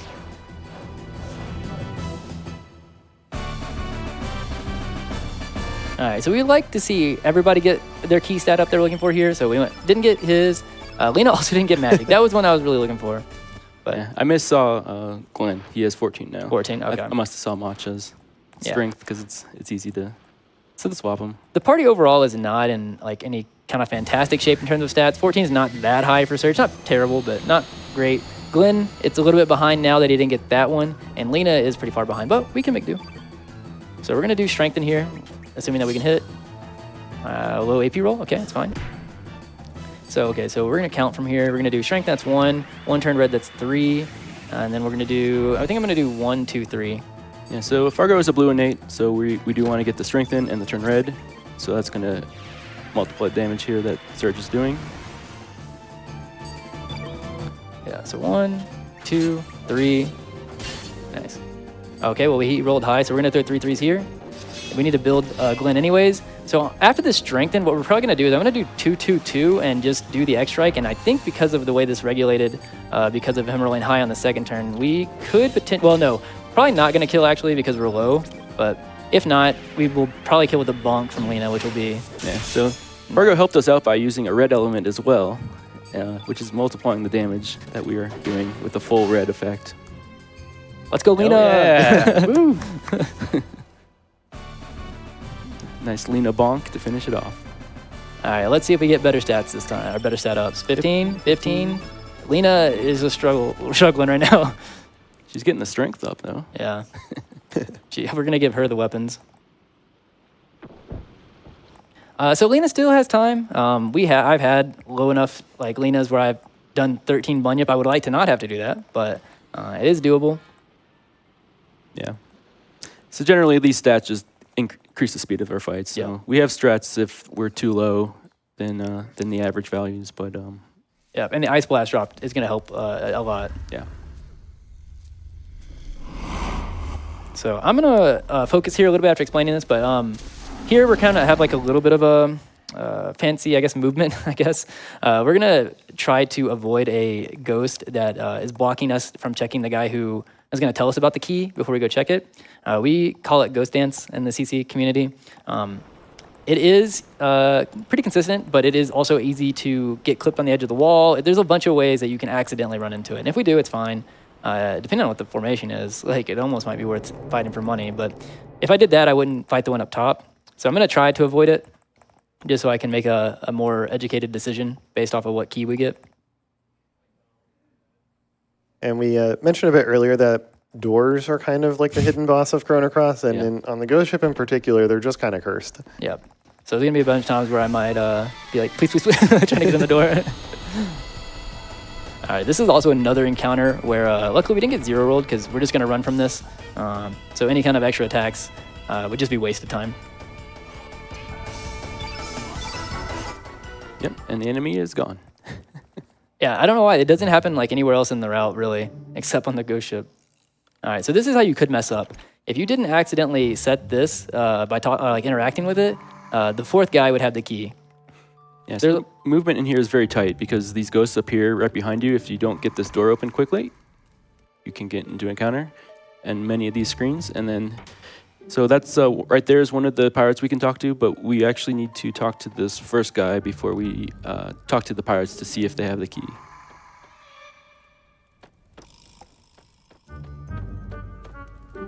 Oh, I got clipped for a second. Very nice. So notice there he had to talk to that pirate twice while running around in circles and then get the ghost out of the way so he could freely talk to the other pirate. And nicely done, Ghost Dance. Thank you, thank you. Yeah, so this is the first guy. You might be wondering why we didn't check the... I don't know, did you explain that while I was doing the Ghost Dance and maybe I missed it? Yeah. Oh, okay, sorry. Yeah, I was focused. Oh. All right, well, we're going to run from this. Yeah, that's the worst formation. I did want money, but not that much. Yeah, so we do this part here because we actually do want this chest. It's got an element that we want for anyway. So plus this ghost here, assuming we get a good formation, will be quick and will give us the money we need. Is this 4 again? It looks like it. Okay, well that's the that's the rare formation, by the way. Yeah, so that's actually like a 6% chance to get that formation. So to get it twice, it's Chrono Cross. Yeah, it's Chrono Cross. All right, look.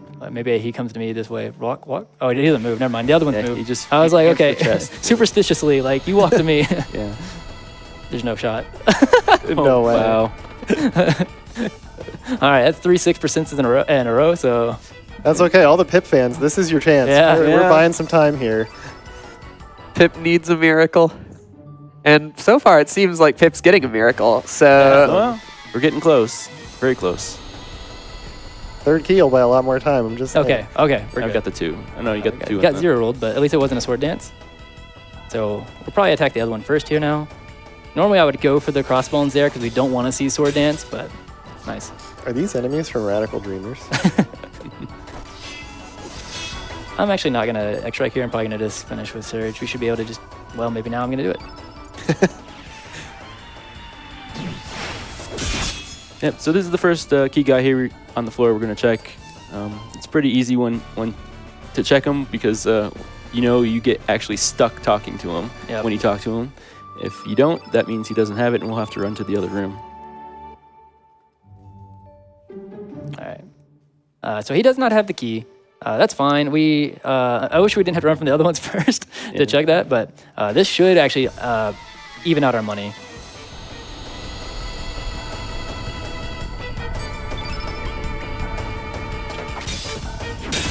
Okay.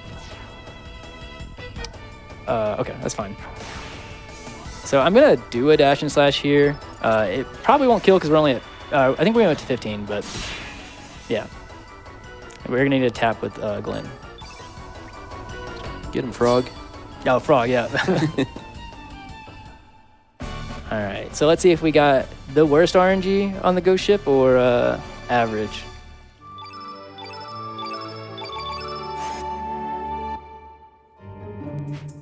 All right, second key, not bad. Should help out our money as well. Yep, should be fun on money now. Yeah. Yep. So now we're going to escape, and honestly, we have about 15 seconds before we have to abandon Pip on the ghost ship. No. Yeah, last refresh. I'm also going to pay attention to this part because there's a lot of dodging that has to happen. Yeah, enemies that you can't see ahead of time.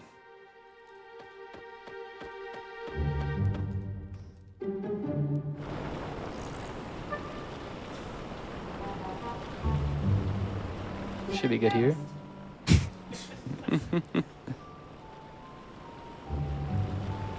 All right, these are the tough ones up here because they are completely random as when they dash across. And it's in this room All right, I'm going to go. Nice. that we will need to know. Yep. Pip, I assume I'm assuming Pip is not freed. Yes. I'm sorry to say Okay. we are leaving Pip behind. See ya, Pip. Look, headcanon is Pip escaped and went on an adventure on their own. That's you can read all about it in Radical Dreamers Yeah. too. Yeah. If this formation up here is a single Wraith, I might just kill it just to make sure we're good on money. Yeah, it's a fast fight. Yeah. If you hit. If we do hit. That is always the asterisk Yeah. with Chrono Cross. So I'm not going to take its 2. No, or 3, actually. Three, It's not wow. worth. Oh, okay, I got 0'd anyways. Yeah, so thankfully only common enemies can 0-roll you. Bosses always start with at least 1 AP. Yeah. So it's the only times you see it is during normal encounters. All right. Yeah, so here we find out that obviously there's ghosts everywhere on the ship, and that Fargo is also being attacked here. I guess he's pretty strong because he throws all the ghosts off of him, but then, he's not strong enough to fight the boss that we're about to, so he tells us to take the wheel. And luckily, Deadhead, the boss that we're about to fight, is a pretty static fight for the most part. We did make the rule that we don't know what the AP is on the very first turn. Deadhead and, honestly, Mama Komodo at the very beginning are 2 exceptions to that, where because they have animations where they first pop in, that takes their first turn, so they will go to their base AP value after that. So we'll have 6 AP that we know we can work with, at least on Deadhead here, which is why we can do a full setup of a 1 Strength and 1 Eagle Eye before we throw our attacks with with Surge. Yeah, you're definitely going to start to notice the Strength and Eagle Eye becoming a pattern for the next few boss fights.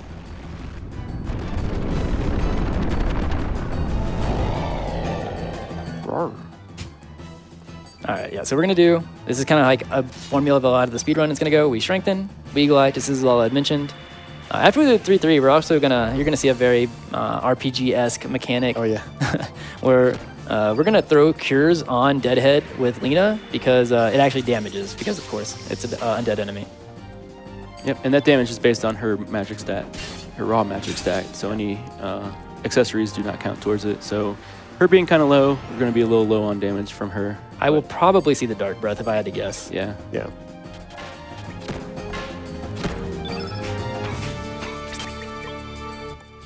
Also, we haven't really touched on it.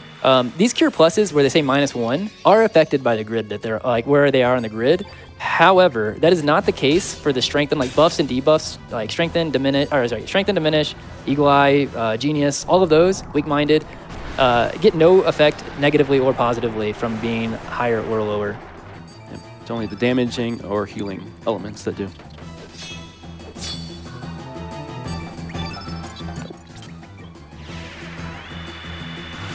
All right, so normally if we had good stats here, we should definitely kill with Surge. I'm not sure that we will here.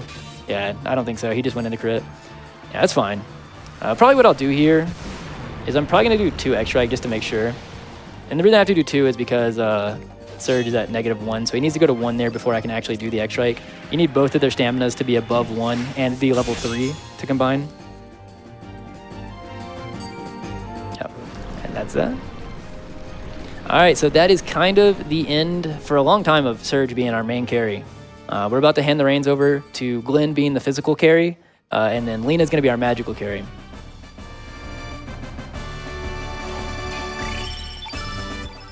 16, 10. Yeah, Lena. Ooh. This is a marathon Lena for sure. Yep. By the way, Lena starts at 9. So what star are we on? We're on like star like 10, 10, 11. Yeah, so that was she's 11. She's 1 out of 11. And like I said earlier, just over 40% chance to get each of those. Yeah. It's fine. What we have, like, strategies are pretty consistent, and it's just usually they mean that the fights go a little bit longer. So we're going to do one more stop here in Marbriel. There's actually a new shop that just opened after you complete the Go Ship section, and we're going to be buying 2 very important elements called Diminish, which we just saw in that boss fight, and Magnify. We need 3340. We'll have 2 left. Perfect. Nice. Wow. So that's why you can see if you do guard skip, it does kind of become pretty tight. Yeah. If you don't do it, then money is usually pretty clear. All right, so we have a little bit of a menu coming up. If the host has anything. Absolutely. We've got $50 from an anonymous donor. Thank you so much. We've also got $25 from Prof NES. Thank you so much. And another $25 from an anonymous donor. Thank you all so much. The RPG Limit Break community is wonderful and unwavering in their support of the National Alliance on Mental Illness. Sorry. You go.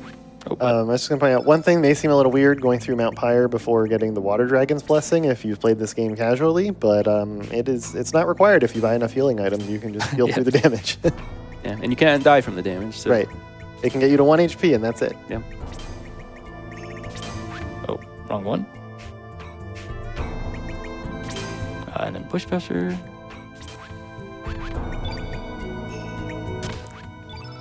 And we've got another $44 from My Hero Zero. Thank you so much. Now, we may not have been able to save Pip, but that is not the only person that you can save today. That's true. Yep. Because we also have the open Save Kid incentive. And that's going to be more relevant in about looking like 4 hours. Yeah, that sounds about right.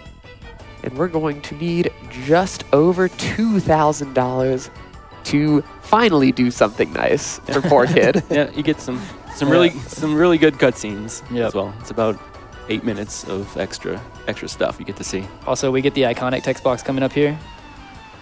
They change in the Radical Dreams edition, but I'll never cave to actually saying it. It's a crime. Yeah, it's a crime. Yeah, so we're getting a little bit more of a tutorial here. They're actually teaching us about a mechanic we don't really use ever in the speedrun, about trapping elements. It's just too slow. As you can see, Yeah. very slow. Yeah. But basically, Salt and them are doing it, trapping one back and forth. And now that he trapped one that Pepper was going to use, he says, okay, we'll use it. And then he says, well, I can't. You have to wait till after the fight. And he's very mad. He's What? W. What? Yeah. They changed it to WH for some reason in the remaster, which was a crime to the speedrunning community because we've all been used to the WWWs. Yeah, so you see he's also attacking him. This damage does actually count. Oh, he didn't crit though. And also, small mechanic, you notice that we put Glenn in front here. Or sorry, Tanya in front here. Frog in front here. The other. Yeah. It does matter because it changes like who our buffs automatically target. So it just makes kind of like the fight structure more consistent. And also, his the way he equipped the elements for Strength and Eagle Eye, when he gets one level on those element levels and goes to select it, it's also in the default position. So he can just quickly mash, and it'll automatically cast Eagle Eye and Strengthen on the lead character. Having to do a little bit of a backup strat here. So normally we would go to Lena here and do the Bush Basher not on Salt, but because we're a little bit weak, we are doing a little bit. We're trying to get rid of Salt as quickly as possible. That should do it. We'll go to Lena here. We're going to do a 2-3 because Pepper's about to go. Luckily we didn't miss. Nice. I think I'm going to do... so we're going to go a little bit off here. We're going to do the Bush Basher. I think we're going to do 3. I'm going to try to finish on this turn. So we're going to do a 3, so that's 4. Probably just going to do a 2 here. And then if this isn't enough damage, I wasn't going to be able to kill in this turn anyways. Crit. Yeah, called it. We did need that crit. Yeah, very nice. So as you notice, Glenn is doing more damage to these guys since he's green innate and their yellow innate. So Extra gauntlet. Gauntlet. Nice. Oh, Oh, we're well. covered. Yeah, we're covered. So, in Does that give you magic though? No, it does not give me magic. We're gonna suffer through Fort Dragonia, but then afterward, that's really nice. Assuming the worst doesn't happen later. That's a good insurance policy. Yeah. Yep. We'll find out why. Yeah. Yeah, so that gauntlet, that is a 10% rare drop. We don't really route it in nor expect it really. Like I said, we usually route for common. That is one of the few places that a rare is as good. There are 2 rares you can get that are good, but We're going to make a safety save. yeah, I'm going to make here. a safety save here. I'm just going to do the menu first. Yeah, so in that fight, the normal drops are 2 sets of armor. So we will be down 1 armor, but having the gauntlet is definitely way better. Oh, right, I don't have the that's right. Yeah, normally we have armor there. You can put the mail on, I think, though. Yeah, I put the mail on, yeah, Lena. Yep. So we're making a safety save here. Most likely won't need it. The thing is Fire Dragon is kind of one of the key exceptions to the rule we said earlier about being able to just freely run from every fight. You can technically run from Fire Dragon, but Fire Dragon does not let you menu in between. So you have to Do it twice if yeah. you need to heal. Yeah. Yeah. And on top of that, he's a very quick boss and can do a lot of damage. So yeah. So just in case. I'll talk it into existence maybe, but as long as we don't get 1 rolled, it's usually a pretty good fight. You want to get 1 Eagle Eye so you can get the 3/3 off with Glenn, but 1 roll is where it's kind of like, all right, well now I gotta turn my brain on probably.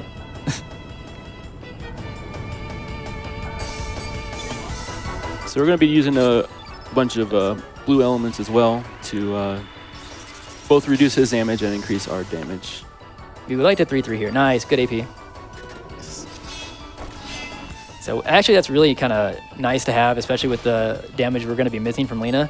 Lena got hit there, probably meaning that she's in a bad position, but if she gets targeted here, oop, Yeah, it's especially bad being a red innate boss that uses red elements. It's going to do a lot of damage to Lena, and we don't really want her to die because with the magic stat situation, we kind of want the chance. yeah, so I can't really do anything to really protect Lena here outside of like maybe if I went for a backup cure, but I'm just hoping that she doesn't get 1 out of 9 and attack twice here. We'll see. Is it Glenn? All right, that's fine. All right. We'll do 1, 2, 3. Ice Blast. This is where having the Ice Blast really helps. Yeah, I'm gonna actually do the run up here. I'm gonna do a 1 just so I build the level with him for after. Do a 3/3. Nice crit. Ooh, Crit. Glenn's kind of trying to make up for the bad magic from Lena. All right, so I will actually now. I don't need his, I don't think.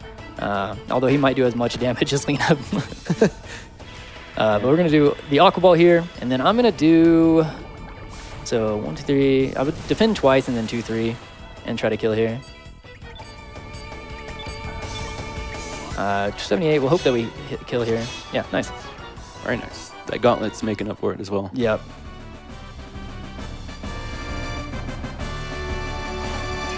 All right, may I jump in here for a second? Oh yeah. Alrighty, I want to shout out you, all of you, any limit breakers who have run in the volunteers in the audience. We have just raised $45,000 for the National Alliance on Mental Illness. Thank you all so much. All right, so coming up here, a little bit less dangerous of a fight most of the time. However, it is a fight that you can bleed a lot of time in, just because. Same thing with honestly the second boss fight that we do in the entirety of the game. It can get a little bit complicated because there are 3 enemies who all have different rolling APs that you're all having to keep track of, and we're trying to finish them in kind of the order of which one's fastest. So we are going to try to finish Marcy off as quickly as possible. Then we're going to try to finish off Zoa. I guess that is the exception, but it's mainly because Glenn is the opposite innate color of Zoa, so we can do more damage. We just want to see the least amount of enemy attacks that we can. Yeah, this is another one of those fights with 3 strong enemies, like you said, and they all go pretty quickly as far as AP goes. So it can kind of snowball out of control if you get low rolled or miss a bunch. Oh, they all. Wow. Okay. There's 2 of them. They all 3 went, of they them. all all rolled of us. 1. Lovely. Wow. Okay. Well. So we're probably going to see Geronimo now. All right, almost definitely. I don't think I can do anything about it. Usually that's what we're trying to get rid of, but I can't do anything about Zoa, who has 11 rolling a 1. Lovely.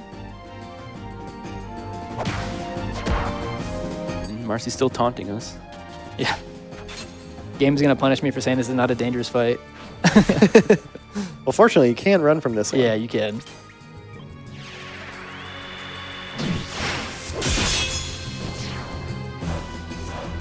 All right, so after this 2-3 from Lena, I'm imagining we're gonna see Geronimo. Yep. So unfortunately, it just not only knocks the green off the field, it adds a yellow on the field. So Glenn is going to be doing less damage. I would also love if they stopped solo targeting Glenn. We do have a revive, but I actually had to do one defend here. Okay, at least Glenn is still alive.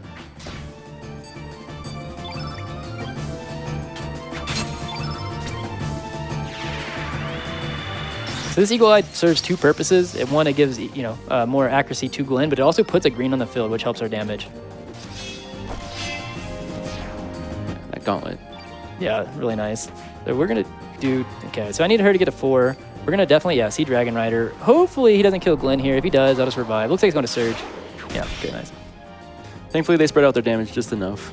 Yeah, so we're gonna do 1, change Glenn's color to be blue here. Did I hit Lena there? I did, okay, that's fine. I didn't know if it took the other input, but it didn't feel like it did. You have the gauntlet. Yeah, it's fine. We're kind of past the scariest parts of it, so. We might not kill in this turn now. We might see one more, but that's okay. Oh, rob prison. Almost. Okay, well, Glenn lives. Lena might not. Okay, she's fine. Ooh, just enough. So that's a good example. You can see how that battle can go out of control. They thankfully spread out their damage just enough where nobody died, but it's pretty easy to have that happen. Glenn is really strong. Lena has not got a magic the entire time. She's 1 for like 14. Yeah, you're getting the strength ups with both Surge and Glenn, but yeah. All right. So, yeah, so now Glenn is going to take a little bit of a backseat, and unfortunately, I'm handing the reins to Lena. But, so we're about to, I guess after this next fight, we're going to be unlocking a summon, our first summon. And luckily, it is a blue innate summon, so only blue innates can use it. That's why Lena becomes kind of a key figure for the speedrun. But yeah, so it is based off her magic stat, which she basically has none of. But and you're going to notice about as low as it gets. Yeah. You're also going to notice the strategy shift up a bit here, because in order to do the summon, you actually have to have the entire field effect be the same color as the summon. So you're going to be using a lot of blue elements. So if she gets this 1, 1, 2, 3, she could be technically higher than the lowest I've had at Bunyip still, but she needs to start getting them starting now. Or actually, she should start getting them up higher. Yeah, I think Son of a Gun might be a lost cause, but Bunyip could still be really scary. Yeah. Yeah, Son of a Gun, we are not skipping Kissy Wissy, unfortunately. Because, I don't know if we mentioned it or not, but because of the way that the stat growth works, it is impossible for you to get a, well, statistically, it's impossible for you to get a +2 to your magic. So this enemy here is actually not here if you do the Save Kid side quest. It's specifically placed here to drop the frog prints that you'd normally get from the water dragon. At least she's hitting. Or not the Save Kid, but the water dragon. The water dragon side quest. Yeah. Right. So you freeze the lava. Also having to make a little bit of off-notes decisions just based off of her her magic stats. So this guy is normally not much of an issue, but if the fight goes on too long, he's going to start using some rather exotic elements for this point in the game. I threw a 3 here because it wasn't necessarily for the damage, but I needed Lena to get magic back, or I mean stamina back. So we'll do this. We're gonna do the Ice Blast. Probably gonna have to do a Bush Basher as well. I'm actually probably, before I do that, gonna try to do the Aqua Beam, yeah. Okay, so what we'll do here is we're gonna do 2, 2, and then we'll just do the Bush Basher, and this should finish it. This is all kind of extra. We're low on magic.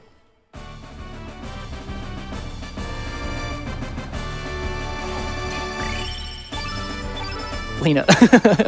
Wow. All right. Well, if it had to be one of them, Yep. Yep. Yeah. well, yeah. I guess we're just gonna have to deal with it. Yep. All right. So we're gonna actually heal as well here as also. I don't normally clear the burns, but for the marathon's sake, especially with the low Lena we're going to. Yep. So we're gonna equip the Frog Prince as well as some extra armor and accessories we got here. So Lena has just enough element levels where she can equip it at the Frog Prince's ideal actually. lowest level, which is a -2. Do I want to put the gold earring? I should actually probably put the gold earring on, just because the fights might go longer, actually. Sometimes I don't. Go ahead and put on this as well, yeah. We can give Surge that bronze Oh, mail yeah. too that you took off of Lena. Yeah, I will, trying to see if I can combine it anywhere. Okay, I don't think we have another one before then. Yeah, we'll see. Okay, so coming up right here, it's a puzzle that I think a lot of people casually kind of get stuck at. Unless you're, I think it says in the manual, but like it tells you how to kind of switch your party order. That you can kind of swap people, but you can also hit select to do what we're doing here and switch their positions. You kind of have to know that knowledge to be able to solve this puzzle. So first we walk in here with Surge at the front. We move the statue, or I guess the block, as to where it needs to be. And then we're gonna actually hit select to put Glenn in the front and then step on the pad so that it switches positions, not rotates. So yeah, we're gonna put Glenn here in the front. And it's gonna swap Glenn and Lena.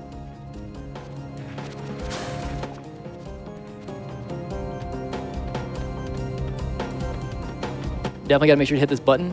It is a Chrono Cross runner tradition that most runners, this is one of the things that they've done. Like they forget to go hit this or the pillar in the center. It's kind of a rite of passage to forget to actually hit the pillar before you leave the room.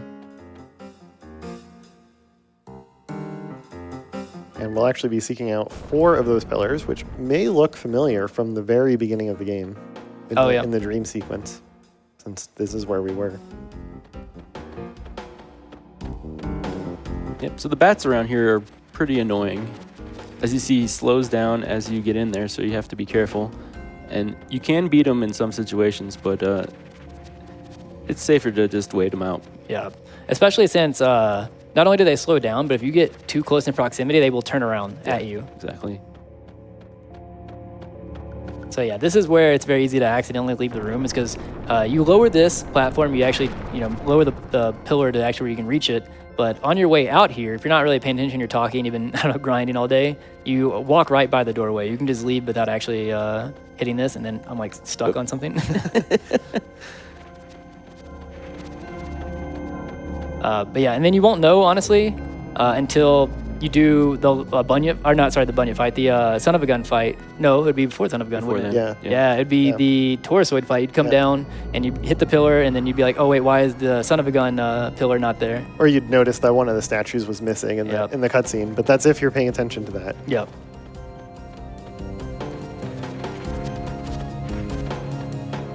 The TLDR is you just don't want to forget it. Don't forget. All right, so coming up in this next room, speaking of the bats being annoying, this next bat has a hitbox range that is way bigger than what you would imagine it to be. He kind of flies in a pattern, like in a circle around. It might look like we're playing really careful, but it's because of how wide the radius is that he hits you. I'm gonna try to do specific movement to go for a faster cycle on it. If I don't get it, it's like 2 seconds or something. 1, 2, 3. So the hitbox is actually way below the bat, so it's hard to tell where it is exactly.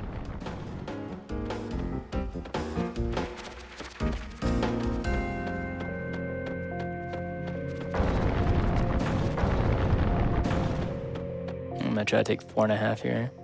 1, 2, 3, 4.5.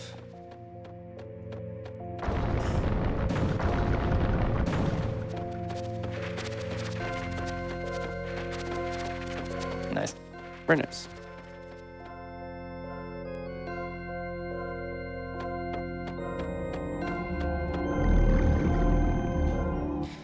So, in case anybody's wondering, my stat line here is my strats are Lena 15 magic else, and we are way in the else.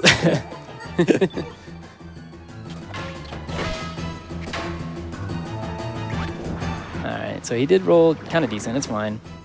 Luckily, this first one isn't too bad. He is a blue innate, so he does kind of help us fill the field. In fact, he has a specific element that will do all of it for us if we need it. So you notice he turned the boss red there. So that's going to actually set it up so the Frog Prince does more damage to the boss, being a red element.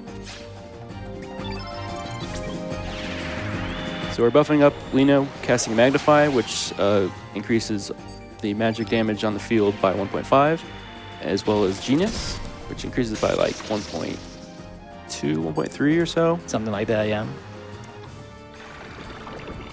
So he's going to take in Surge here. It has a chance of proccing Freeze or Anti-Blue, I believe. Looks like he did get hit by one of them. That's fine. So I'm going to do this because I'm pretty sure I'm going to need the extra damage anyways. I'm just going to go ahead and do the Aqua Beam. And then I'm going to throw... Because the next thing he's going to do anyways is Blue Field. And we shouldn't run out of the... we're going to do 1-1, 1-2 actually. He's probably going to go here, yeah. Oh, sorry. The next element he'll do Blue Field. But we'll see if we'll kill here. I have my doubts. Yeah.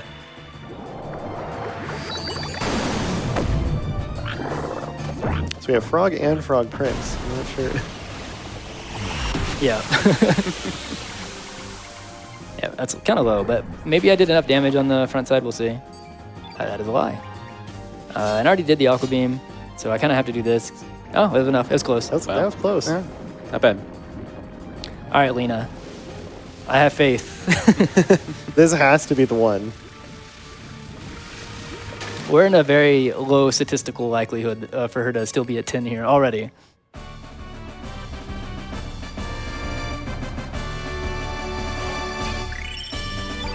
Hey, 11! You got flu. Yeah, I got the flu. So what flu does is it makes your, when you hold a straight line, it makes your character go, ooh. Yeah, I'll show this wobble back and forth, yeah. I'm holding straight on the down on the D-pad from here, and I'll show you what this does if you don't have something to cure it.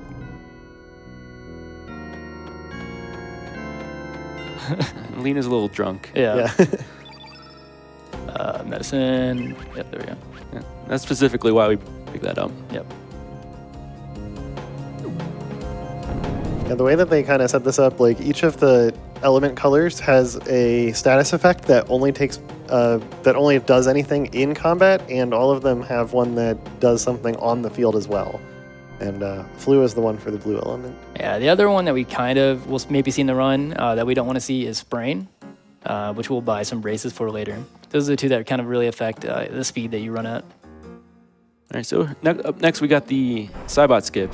So yeah, which I am not going for. So no? Yeah, I've timed it. I didn't know if you were. No, I've timed it. It's like 4.3-ish seconds worth, and it's like, so yeah, for anybody at home, like this is a like pixel perfect thing where you can kind of squeeze Lena into the corner up like there. Right where he is right now, Yeah. in the bottom left, you can squeeze in that corner. But if you get stuck, you have to fight your way out. Yeah. And so it's just not. Chose not to do it? Okay. Yeah, 4.3 It's seconds. slow. Yeah, it's not worth it in a marathon. No. I didn't even do it in the world record. No? Really? Okay. I kind of judged it as like risk reward wasn't worth. These Paperboy enemies are quite annoying in that Nice. you can phase through them when they're invisible, but not always. They'll catch you sometimes. Yep. Yeah, they're invisible and intangible for random amounts of time. Like they randomly do it, and then it's also for like a random amount of time that they're invisible. So the way I kind of do it is I get close to them, but try to like be ready to run if they dash fast. But be right outside of the range so that like when they go invisible, I can go immediately and have the highest likelihood to go through them. This is one that's off screen. Okay. Yeah, Okay. It's definitely tricky. Okay, go invisible. Okay. Yeah. And they have kind of like they go invisible before they actually stop being interactable. So there's like a couple extra frames you have to kind of wait it out. Yeah, so Taurusoid here is going to be very interesting. I imagine that Frog Prince is not going to kill, and we'll figure it out afterwards. Especially if I'm trying to think, if I don't get the good AP start here, I might run from it, but we'll see how it plays out. Normally it's fine. It's just got to make a little bit of different decisions. whenever she's this bad. So this fight is Good target. it's going to be the same strat we're going to go for as Frog Prince with some buffs, but this boss isn't going to help us with the elements, and it's going to do a lot of damage. So we need to set up here in this first phase so that we can cast our blues all in order, and then cast Frog Prince, which is 4 elements in a row that are blue. So we have to actually specifically time when the boss takes a turn, so we know exactly how much AP we have until it takes the next turn, so we can cast the Frog Prince in time. Oh yeah, right, sorry. Oh, I just realized, so Surgeon get a full one here, so okay, I gotta be, okay, so I'm gonna actually, no, this should still be fine. So we're gonna do Magnify, I gotta watch stamina here. Aqua Beam is 1, all right, so 2, Glenn will be 3, 4, 5, yeah, should be fine. I just gotta be careful about the stamina.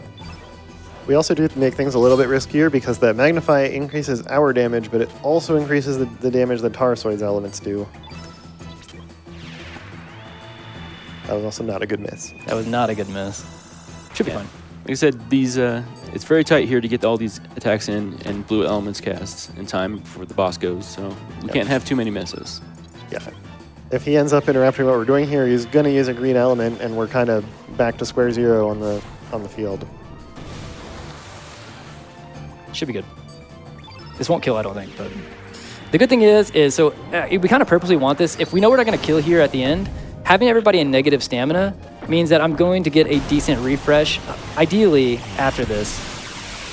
Because everybody, like, normally if someone had 1-8, that's really low. That's yeah. quite low. Okay, yeah, so this is normal. I kind of want him to not kill. That's not the person I wanted, because he's going to get another turn, actually, now. He had the most. Oh, no, okay, he lived. Good, that's good. All right, so what we're going to do here to kind of make it up is I'm going to do a 3, and then we're going to get Lena to Ice Blast. Okay. Yeah, I think that's a good backup. And then hopefully... Yeah, that's enough. Nice. Like I said, so not having the stats right now is just we're having to see extra turns. Nothing we can really do about it. Nice. 12. She's where I said was average when we picked her up. Bunyip looking slightly less scary with this. Slightly. Very slightly.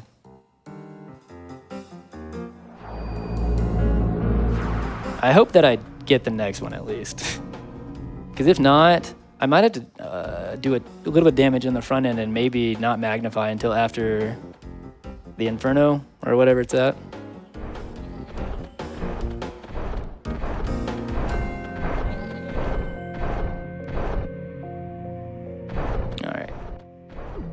So that's 2 of the 3 of the pillars we've done. Yeah, 3 of the So pillars. we got 1 more to go, and then one more boss fight after that. Yep.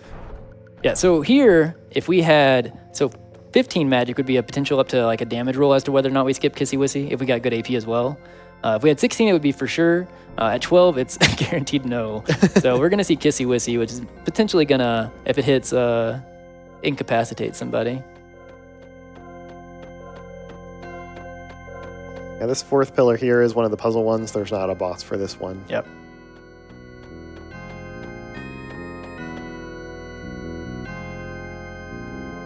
Alrighty, mind if I jump in here while we're doing a little puzzling? Absolutely.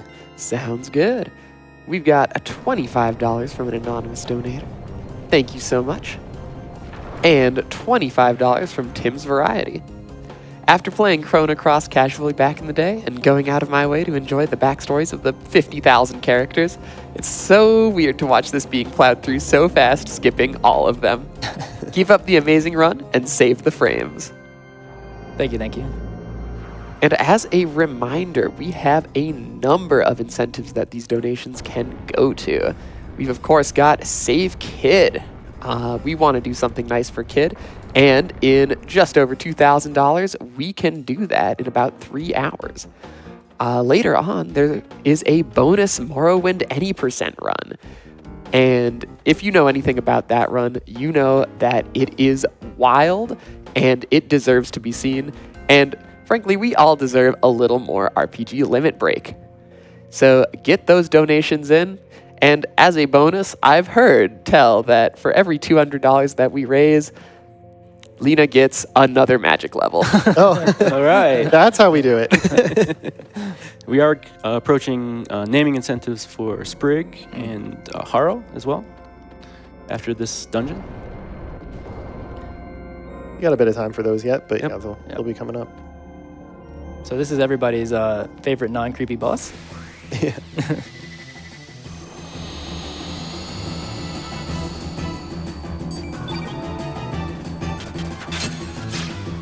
Wouldn't have got it anyways. I got lower on the AP. Okay, that's fine. So this boss actually has different faces it can change to, and depending on the face, it will cast different elements on the team.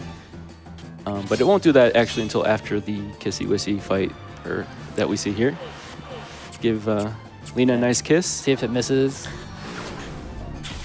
It in fact did not miss. All right, that's fine. We'll see another extra turn. Yeah, unfortunately, that put her to sleep, so we will have to cure that before we can cast Frog Prince.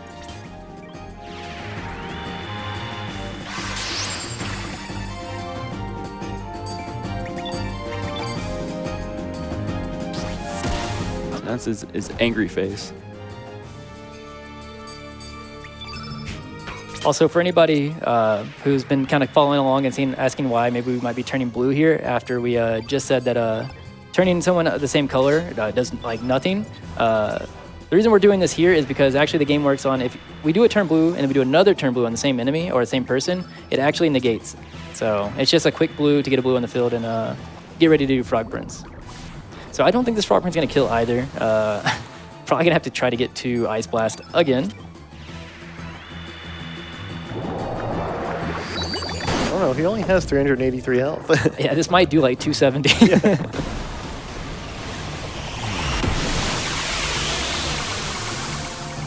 Yep. That's pretty close. Yeah.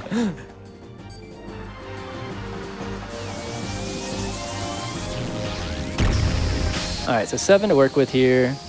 I'm gonna do, okay. And Meteor Shower, it should be still fine. Hopefully we don't get fatigued. I don't know if you should say that. Just not on Lena. Way deeper in the fight than we would like to be. But that's just Chrono Cross sometimes. Yep. We'll do 1. Okay. I was I was gonna say, gonna- you're probably gonna get it with chip damage. Yeah. And it has a great death animation as well. All right, we have one more fight that Lena is kind of the main carry in. Also kind of the scariest one at the low magic. It's, So it's Yeah. definitely the scariest one. Yeah. So it'd be nice to get this extra magic right here. And the reason that that Bunyip can be a little scary, we can always run from boss fights, but the problem is we do have to use Magnify for the damage booster on ourselves, but that also increases the damage of the elements that Makes the it. bosses do too. And Bunyip can use Inferno if we get to a certain point, and Inferno is an AoE attack. And it's hard to run if you just party wipe and you don't have the opportunity to get another turn, so hopefully we will not have to see that. we will see. I should hit the pillar and then save, but that's not a safety save I kind of have routed in for the marathon. That's Right. an extra one because Lena is wildly under magic. I think this might be the lowest I've had her at Bunyip ever, which fits a marathon. Yeah. Uh, I mean, on the positive side, your HP totals are kind of, I nice. think, above average. Yeah.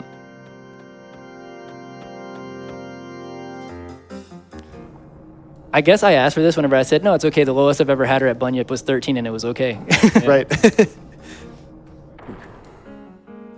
But I think, so what we're going to try to do here, I'm going to go for the normal, do the Ice Blast, try to proc the, what's it called, and then if Bunyip doesn't phase change, I think it might still be close enough that I can just do, like, I'll swing with somebody else.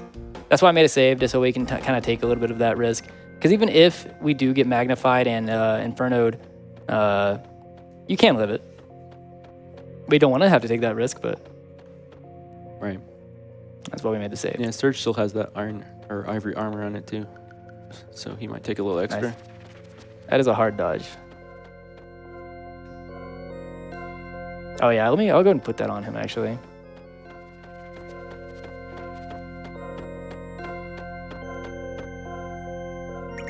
Oh, wrong person. Bronze, yeah. I was trying to see which one would be better here. Normally I don't even really worry about it, but... Alright, so this is a I guess like a 2-phase boss. Normally the only real risk with it is not phase 1, it's like getting 0-rolled on phase 2. But the one that we have to worry about here is actually going to be the phase 1. Yeah. I'm actually going to do a 2-3 opener, just to try to give us a good AP lead on what we need to do.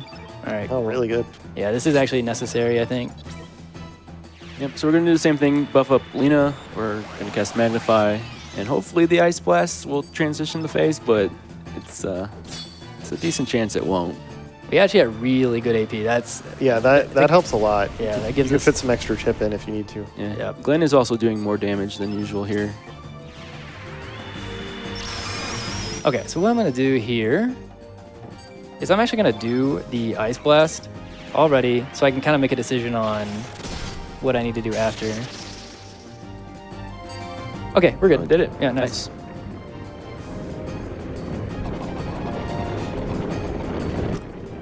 So keeping with the theme of really strange looking bosses.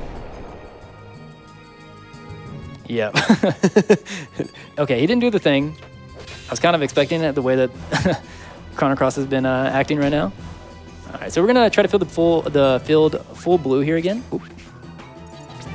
Thankfully, we got a head start there with that Ice Blast from the last phase. Yep.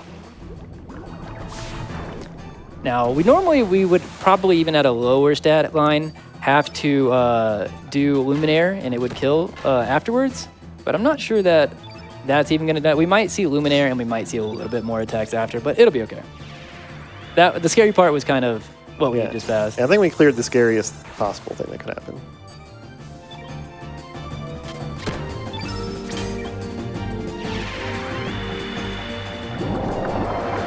You could have, actually, you can get a Lena that is so good that this outright kills, but we're about half, like if you doubled Lena's magic, maybe. You get the Yeah, Sky Jin 642. drop instead of the Gauntlet drop. Yeah. All right, so we're gonna do 1-1 and Luminaire. Yeah, he's gonna Gravitone, unfortunately. It's gonna make the Luminaire do a little bit less. That's okay. So he has 12,060 HP. We did 672. Normally we're looking at like 900 or something, like something close to that. All right, so I'm gonna do 2-2. That's what? 6, 7, 8, 9. Aqua Ball.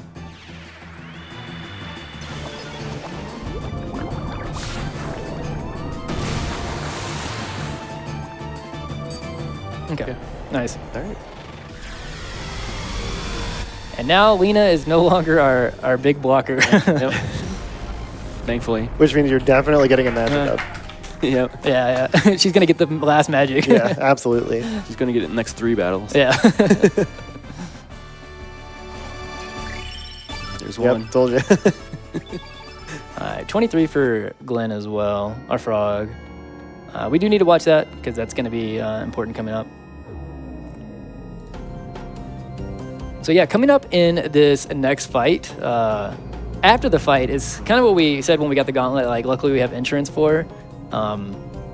There is another rare drop that like, normally we don't want rare drops in general, but there's a very specific rare drop that we really don't want. It won't be as bad right now if we get it because we got the insurance of the extra gauntlet. But Viper, if he gives us our common, it will give us the common gauntlet. So we would have the 2 that we normally route in. He does have a chance of giving us a 10% Mithril Mail, which is way less useful, way less useful. We'll still have the 2 that we normally route in because of the one earlier, but 3 would be nice.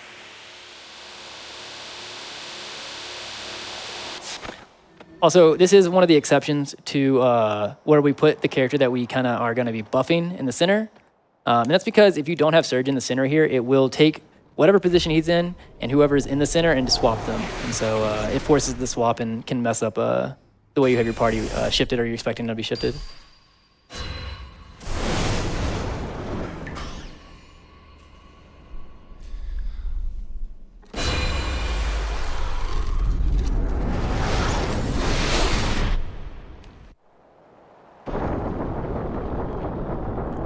All right, as we make our way to the end of the spooky, scary, creepy boss dungeon, as a reminder, the Harl and Sprig naming incentives are coming up. If you want to snipe those, now is the time to do it.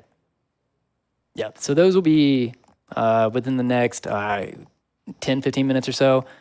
We have to do 2 boss fights here. We have to do Viper, we have to do Lynx, and then we'll get some cutscenes. And then right after then, that's whenever, if you want Lynx or Harl to be a specific name, that's the time limit we have.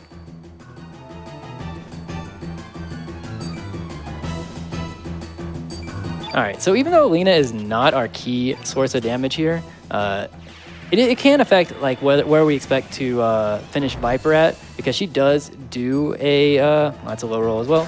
She does do a Bush Basher in this fight, but honestly, it's not too bad. We'll probably just see the secondary element from Viper, if I had to guess. Yeah, it depends on how much the extra gauntlet is going to make up for with damage here true. with Glenn. He'll be doing a lot more damage here. And you nice crit. Yeah, Glenn's kind of been the carry right now. Doing this a little bit out of order, we're gonna do the Bush Basher here. So that's 4. Probably gonna do, no, I could do a 3, but I'm just gonna do a 2 with Glenn and then go into the Sonic Sword. And this should kill.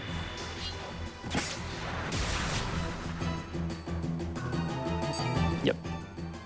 All right, let's see if we get handy dropped. And if you get another magic. True, yeah. Yeah, She did? he did. Oh, okay, we got the gauntlet. We have 3 gauntlets, that's nice. All right, we did kind of allude to it in Radical Dreamers, where Lynx has a story with Radius where Radius talks about Lynx backstabbing Viper. It takes more of a very literal sense in Chrono Cross here. All right, this will be our last fight of Fort Dragonia.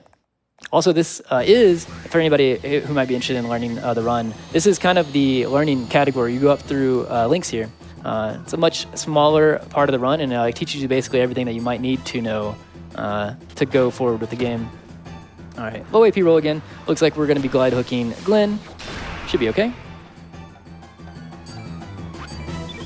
Yep. So- And when we fought, just like when we fought Lynx earlier, we do have to watch out. He can do a lot of damage to Surge, and we definitely need Surge to stay alive here through this fight.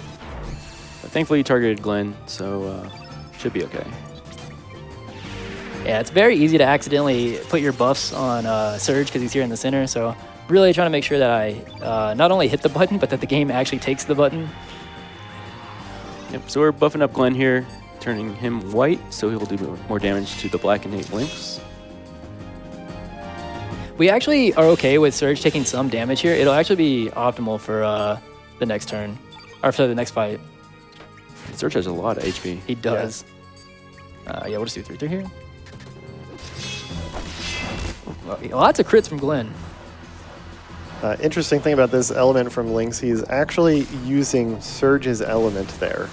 And it does disable it for Surge, not that we were probably going to use Aqua Ball there, but just an interesting thing to point out. Yeah, we actually have a Weak-Minded partially on for that as well, because if he takes that and uses it, it helps out our damage.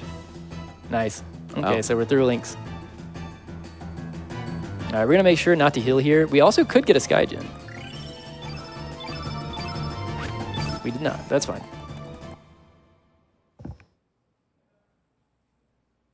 Yeah, 26 strength to finish the fort, plus the gauntlet extra. Yeah, that's nice. Very nice. Yeah, we just had to get through the painful Lena. the yeah. Lena section. But, Yep. I mean, fortunately, that doesn't matter anymore Yeah. at all. So We're about to get a bunch of story. We're going to get some cutscenes here. And unfortunately, I can't say that goodwill continues for Kid here. Seems to be a very prominent part of the speedrun and the story in general.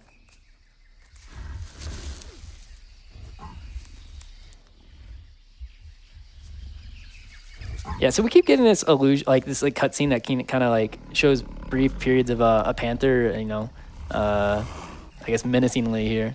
And I don't know if we really touched on like the whole. So Surge did drown, but he was also attacked by, I think, what they call a panther demon. I think they literally call it a panther demon whenever he was younger, and that kind of is an event that kicks off a lot of the story of Chrono Cross.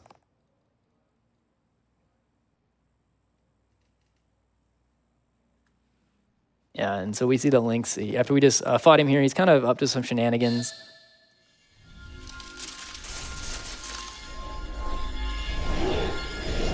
No, don't look at it. If you've seen the movie Freaky Friday. No, I'm sure he's fine. It's just a headache. Yeah.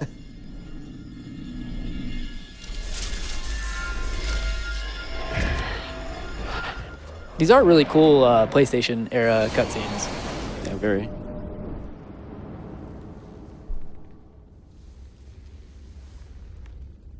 But don't mind this look. This look is fine. He's fine.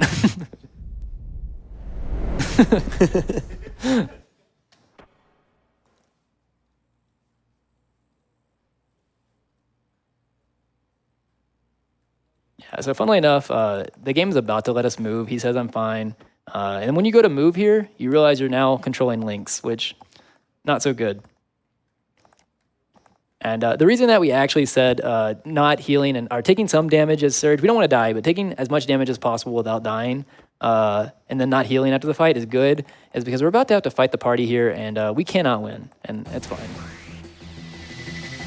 Depending on, I think I'm high enough that I'm still going to throw a 3-3 because I don't want to defend because it'll make me take less damage, but if I was a little bit lower that I didn't think it mattered, oh yeah, I still got 192. He has a lot of HP. All right, so we're doing this just so I can take full damage from the attacks that are happening. We'll defend here. Pretty quick, not too bad. Yep. On New Game Plus, you can't actually win that fight. Yeah, and there's a specific cutscene that, or like a specific in-battle scene that happens. Yep. That you basically lose anyway, but Yeah. it's pretty cool. All right, if you are a fan of Kid, I'd say look away. If you're a fan of the speedrun, keep watching. Yeah.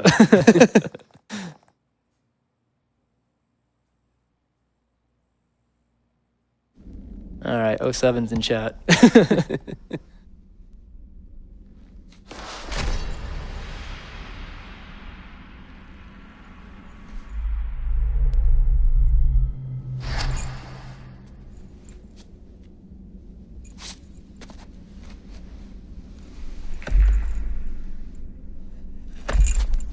And that's the last we see her for the rest of the game. Yeah. Unless. Unless. We'll dream about her later, probably. Yeah.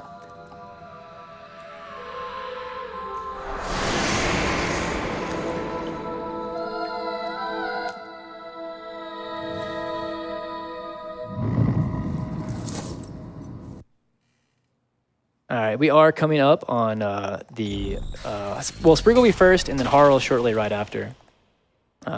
Naming. After the cutscene. Yeah, we have one more cutscene. Then we're gonna run into Sprig's house, and then when we try to leave, Sprig is going to ask us for a name. Or I guess we're gonna ask Sprig for a name. Sounds good. I've got them on deck. I'll kill you later.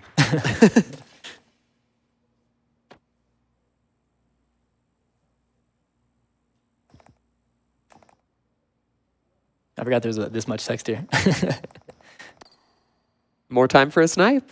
Yep.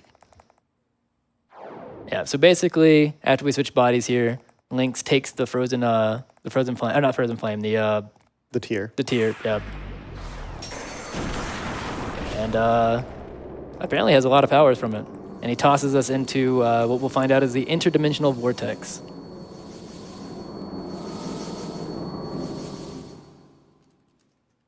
Which, by the way, also has some, this is like one of my favorite songs in the game. It's very chill. Yep.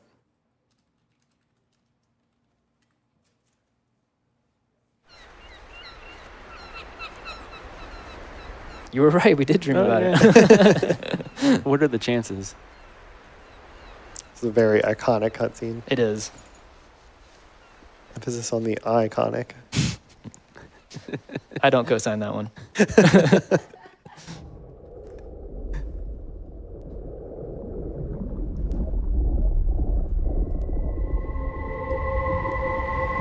That's the main menu. That is. Yeah, we wake up here in a pretty weird looking area. It's like abstract art. Yeah. No idea how we got here, no idea what we're supposed to be doing. Well, luckily, I know what we're supposed to be doing. And we're gonna go over here, we're gonna, I guess this is a tangerine. What are these? These are some kind of fruit. I don't know. Yeah, we're just gonna kind of shake this branch here. Have Sprig kind of dash with amazing speed. Yeah, way faster than the movement speed. Yeah. And then yeah, so get a little bit of conversation for Sprig. We're gonna sleep, and then Sprig's naming incentive will be up.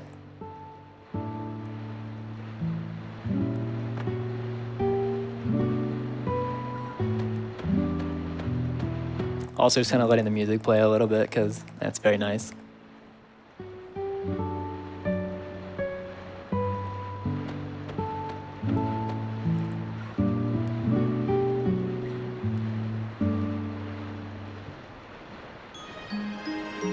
Thankfully, Link's just sleep standing up there. Yeah. All right, yeah, so Sprig, as we get ready to leave, decides that she wants to come with. And funnily enough, Sprig actually becomes a very big part of the speedrun for a while. All right, here we go. Alrighty, Sprig is going to be Snacks. That's SNAXX. Alrighty. Yep, and so now we're gonna go up here, since now that Snacks has joined the party, and we're gonna meet I don't know, well, I don't know where I'm going. The other fan favorite. So that chest down there is another revive item. We don't really need it in the speedrun, but you only get 2 in the game. Yep, and it's very slow to get here, unfortunately. You had to push that boulder, and I think actually push it twice. Yeah. Yeah, it's very, very slow. Also, we have a little bit more of a guessing game for anybody who wants to get their guesses in. So after this first door we go to, which is automatically going to be the first one here to the left, Harl / as Surge is kind of basically walk around up through the doors, and we have to follow which one she goes through. It is random, anywhere between the first, second, or third door. Obviously, the first door each time is fastest, but 2-2 is average. I'm going to say it's going to be 1-3.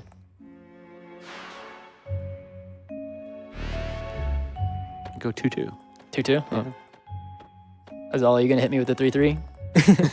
Yep, we'll go 3-3. Always 3. In the worst way.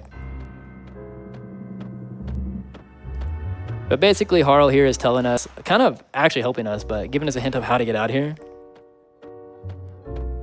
So that we can return to, I guess, like the real world. Well, one of them. Yes, one of them.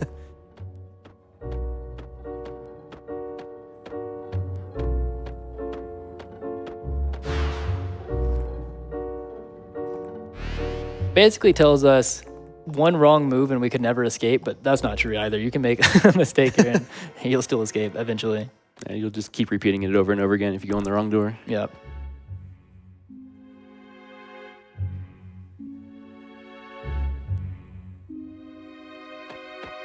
All right, so this one is guaranteed. This is where it can be 1, 2, or 3. So if it's 1, it'll be quick because we're already here.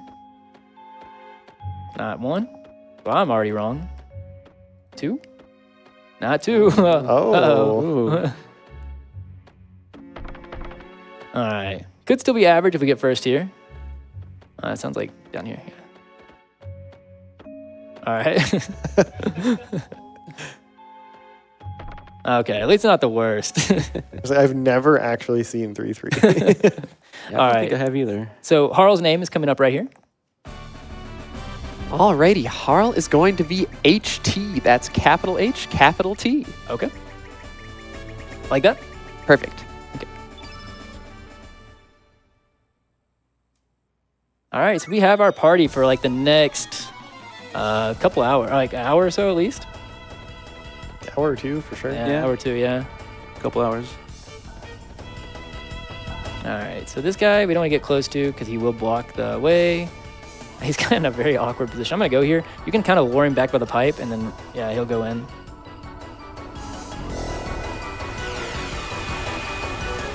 And we're kind of done here. Yep. Don't want to spend too much time in the interdimensional vortex.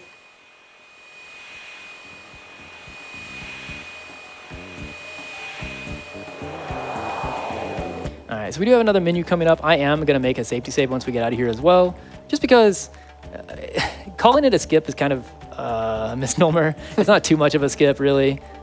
We do skip like a little bit of dialogue, but I'm going to go for something called tech skip. And technically, if you overmash select, you can soft lock the game. So even though because we haven't saved in a little bit, I'm going to make a save here anyways, just so I can go for it. Shouldn't soft lock.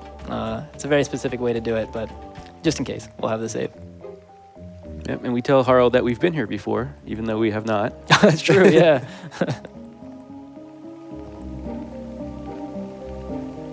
Also, if we have any changes to the text frame incentive, I can combine it with this menu. If not, we can keep using the T for 3. We're coming up on the new one or two, right? Yeah, pretty soon. Right now, it is still T for 3. However, if anyone wants to have anything to say about that, please donate for the alternate text box frame bid war. Infrared vision will be the next one up, and we already have T for 3 and shellfish unlocked.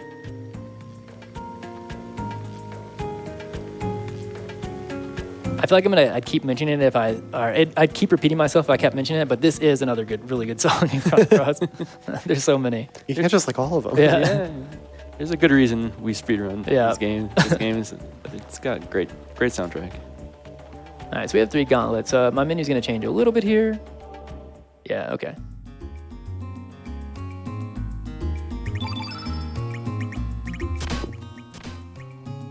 Of course, the world map music as well, also. Yeah. And Harl's at 20. Oh, actually, I need to save here.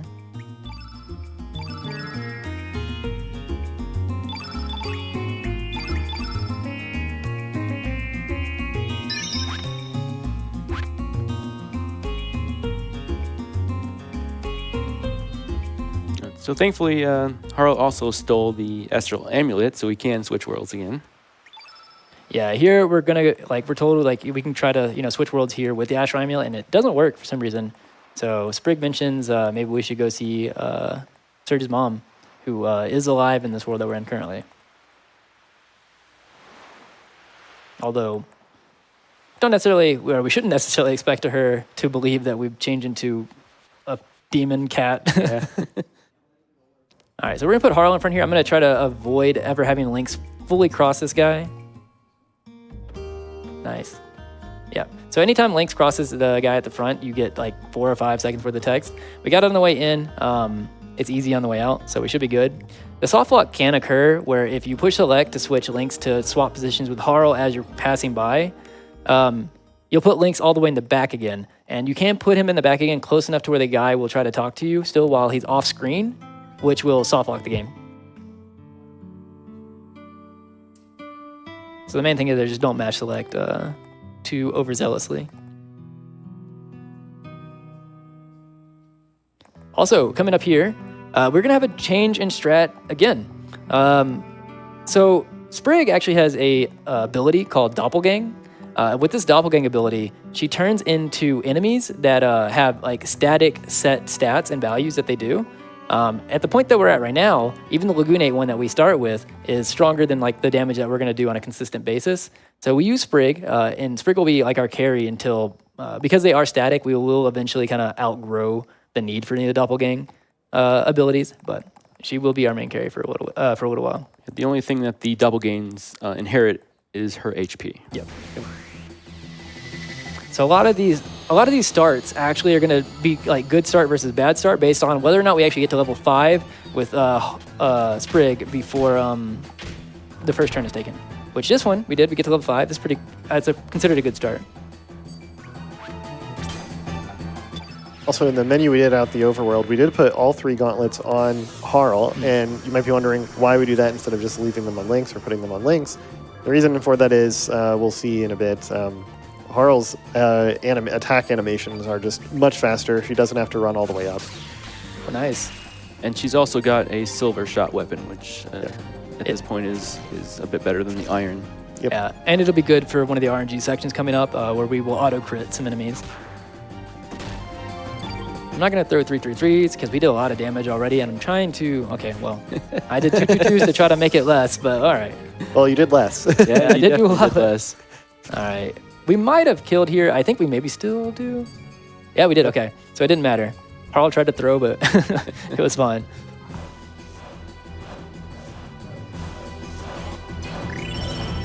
$13, $21. All right. So there's a bunch of key stats there that we were kind of looking at. Both the magic values from Sprig and Harl do matter. They will matter for a section coming up in a little bit. And then obviously, even though Lynx is not going to be part of like the main carry, not even the side, the chip damage really, we do want to see him continually get growth to his strength because he will eventually become our main carry again. All right, so we're not going to rename Radius here, but we are going to use this to, and we're not going to put it in the party, we're just going to use it to switch positions. This kind of helps us on the getting out of here as well, with tech skip, sorry. So we're going to put Harl in front here. Lynx is all the way in the back. You're going to see the guy that would normally stop us from going in and would normally try to talk to us, snap to Lynx as we fade out. Yeah. So that's where the text would pop up.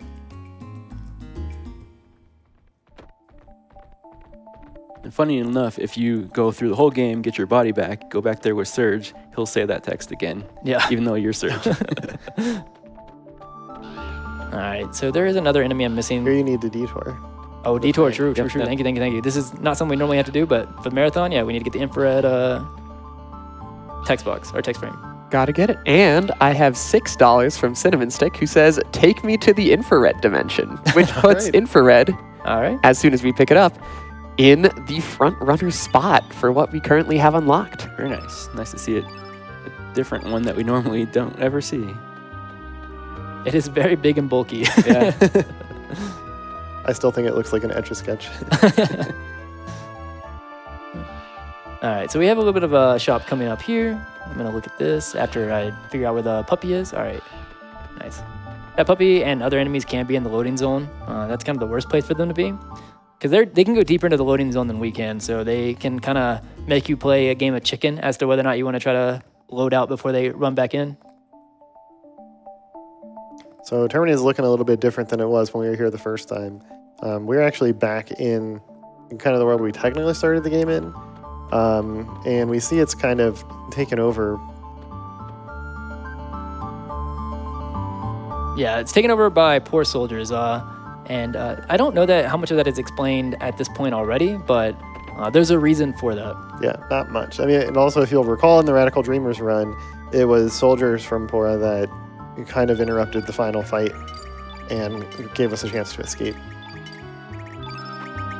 Oh, I could have actually bought those there. Yeah. So we need all of those.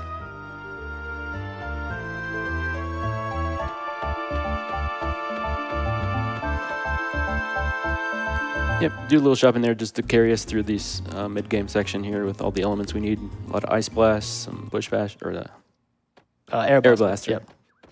Yeah, so you might have also noticed we bought a lot of Ice Blast. If you've never seen the speed run, that might seem a little bit confusing, but that will be a big factor when we get to Dario.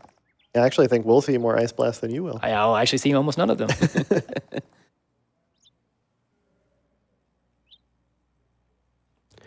All right, while we're here, we have $25 from Big Sfeel, who says, ain't no way SuperHandi gonna get double Einslanzer on this one. Get the W on Garai, because Marl and Maddie Rossfield say it so. We've got $25 from an anonymous donator. Thank you so much. Your support means the world to all of us.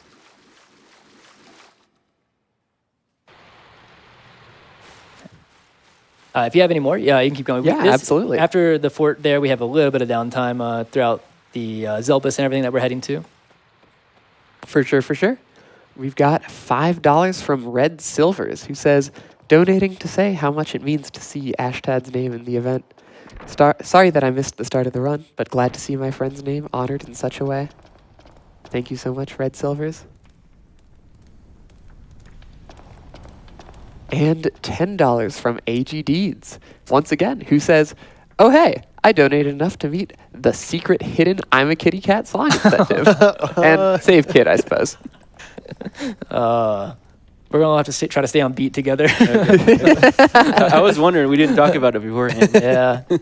I had thought that we could just maybe sneak by and no one in the community would say anything. But so for anybody wondering, there is a section on the Zelbus that honestly, before I started like 7 or 8 years ago, but even way before that, I think Batman was who started it. Yeah. Started the I'm a Kitty Cat song in the Zelbus area. And it's been kind of a tradition that when we turn into kitty cats, spoilers, we sing the I'm a Kitty Cat song. We can do maybe like a phrase or two. We'll do like the first verse. Yeah. We'll give it our best shot. I don't know. I say we only do it if people actually clap for Sneff's performance. Yeah, that's true. Yeah, if we get a clap for Sneff's magical performance, then I'll commit to the Kitty Cat song. Yeah, here we're getting a little bit of some lore from Norris here. We're actually not going to put Norris in the party. We're kind of sticking with what we have here. Then we're going to go to Marbule because, so I think casually this is one of the places that it's very easy to get lost and kind of having to roam around a little bit, which not necessarily a bad thing. It's definitely a 90s RPG type thing.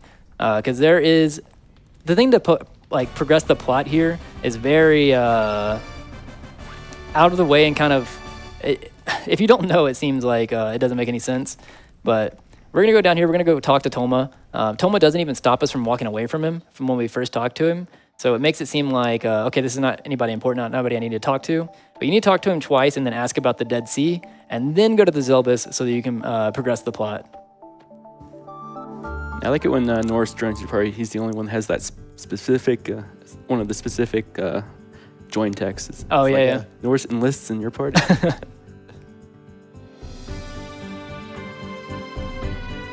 All right, yeah, so here we're heading down to Marbule. Is that the world map music different now? Yep, so hopefully Toma is not all the way. Okay, yeah, he's walking towards me. Sometimes he can be really out of the way.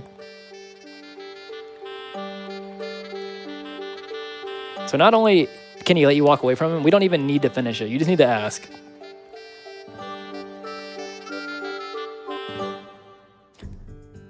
And additional to the Kitty Cat song, this is kind of the area I kind of call the Cat Jam section.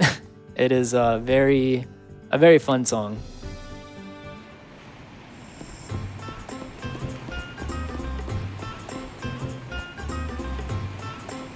You gotta love the Chrono Cross soundtrack, don't you? I do. You It's really really good. do. Yeah. The community does as well, which is why in our prizes, we actually have 3 Chrono Cross specifically soundtrack related prizes. We've got the Chrono Cross Concert Blu-ray provided by Izala for a minimum $10 donation. The Chrono Cross Music Box provided by Shuffy for a minimum $5 donation. And of course, the Chrono Cross Piano Sheet Music provided by Alicel for a minimum $5 donation. If you like this soundtrack as much as everybody else does, then it is worth it to get your donations in for a chance to win these.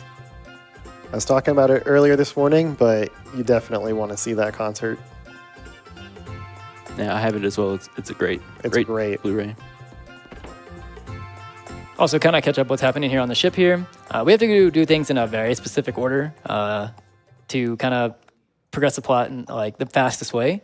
We had to go talk to the sage there to find out some information. We come up here.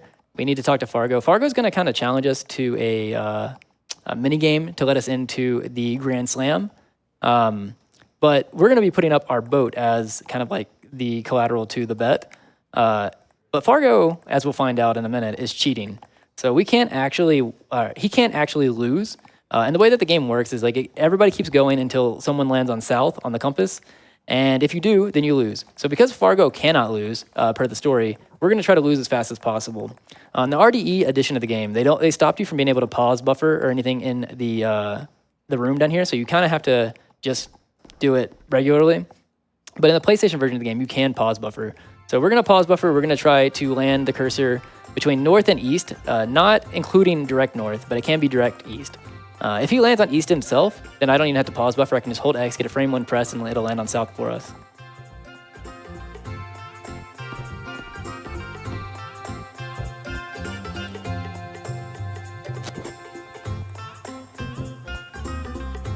That's basically the dialogue that is happening right here, actually. Yep.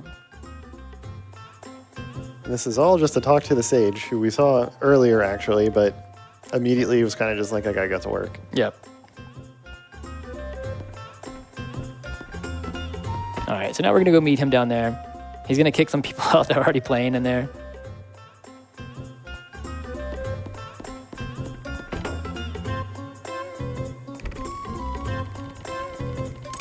And yes, in this world, instead of the ghost ship, the same ship is just a like floating casino. Yeah.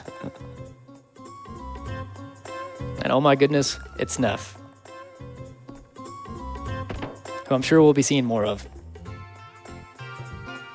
It does play a critical role. He does, actually.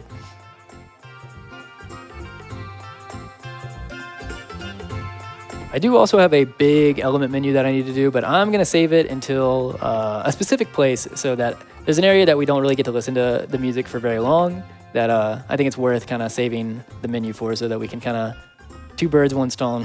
Yeah, it's the only place that particular song will play in the speedrun. Yep.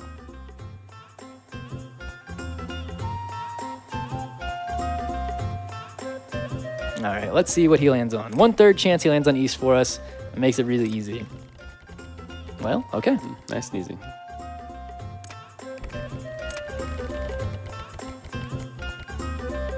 Nice. Yep, we'll also be picking up another one of the frames. Yep. Right as we actually turn into the kitty cat song. Or not into the kitty cat song, sorry, into the Whoa, kitty cat. This is now Chrono Cross the music. You guys prepared your numbers, right?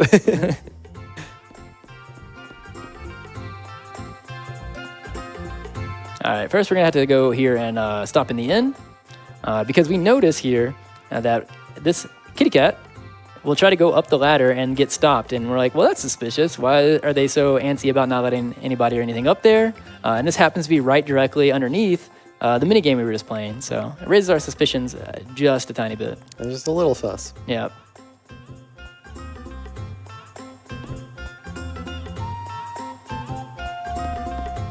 And now time for the best part of the entire run, real magic.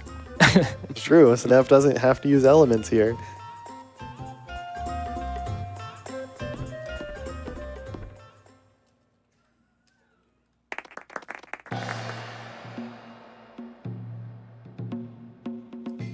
He's even got special music for it. He does.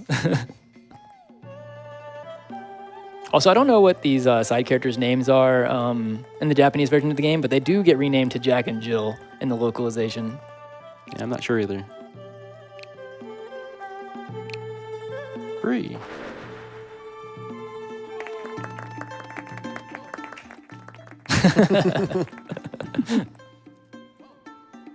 That's not even his best trick yet.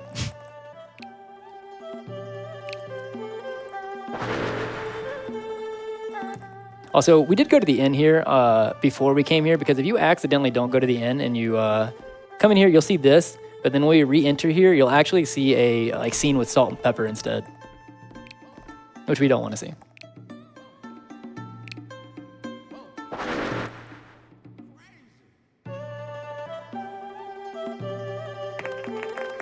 It is a bit lengthy, but it goes a little bit further because Jack calls him a phony after all of that.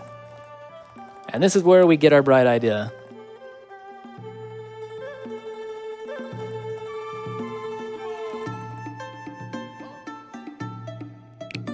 I forgot that he calls the trick cat on a hot tin Yeah. roof.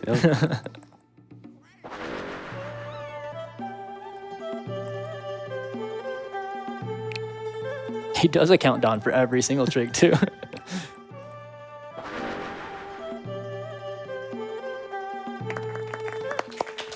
Let's go, Snef.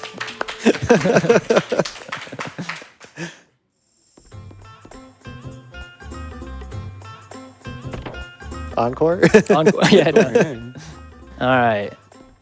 So I guess we're starting the kitty cat song when we walk out the door.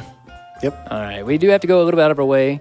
I got to go pick up the monster mouth frame, which I believe is leading. Or was leading.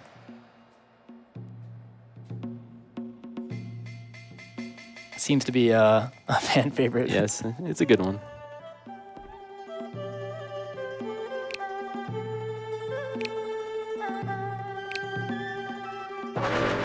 We're all kitty cats. All right. It's like, where are you going? Meow. Meow. Meow. I'm a kitty cat. Meow. Meow. I'm a kitty cat. Meow. Meow. I'm a kitty cat. Meow. Meow. I'm a kitty cat. Meow. Meow. Are we just doing one? Okay, you guys are landing me? All right, all right, all right. All right, so yeah, here we're going to get the monster mouth frame. Are we changing to the monster mouth frame, or is which one's winning? Infrared? Or- Is infrared still winning? I don't know. Oh, We'll find Chrono out. Cross doors. All right, so the reason we need to be kitty cats actually is because as we saw that one cat that couldn't come up here, luckily the guard is not necessarily watching, so we're able to come up here as cats. And we noticed that, yeah, there is some cheating going on from Fargo.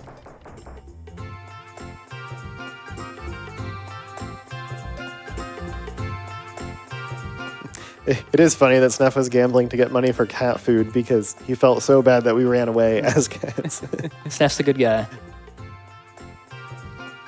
Yeah, if you don't run directly out, he'll actually chase you and he'll like hurt his back if he actually gets close to you. All right, so we stole the handle, so now there can be no more cheating happening. And now we're gonna go decide to challenge Fargo for a second time for a fair shot. Oh, where am I going? Yeah, I was wondering. What did I do here? You need to go back in Yeah, through the the side door. through the cat. Oh yeah, I was like, wait, what am I doing? I was getting ready for the menu, and I just straight up forgot. There's a door just for you. Yeah, Yeah, just thinking about the song too much. yeah, no. Normally we would have to go up to the top to get the monster frame, and I was like, something feels off here. Sorry, I was entranced by the cat song. We were talking about the monster's mouth, right? Yes. Yes. Okay, well, that is now in the lead. Okay, right. so I'll put that on right after this. Actually, I'll maybe combine it with this menu. Yeah, Yeah. it's close enough. Get a little more infrared. We don't get that often. Yeah. So unfortunately, as much as I kind of hyped up Sneff, he's not good enough to be in the run. So we don't go out our way to recruit him. He's not a great character. Yeah. So here, we're gonna go re-challenge Fargo and get him to try to let us back into the Grand Slam. We really need it. Get a little bit of a lore drop or a backstory on Nikki and the connection he has to Fargo.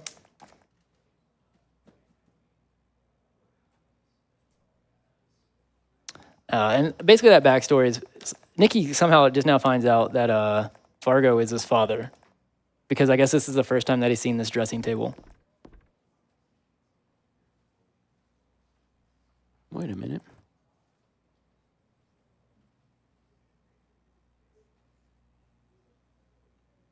It is very quiet here. Yeah. I don't know why I played no music.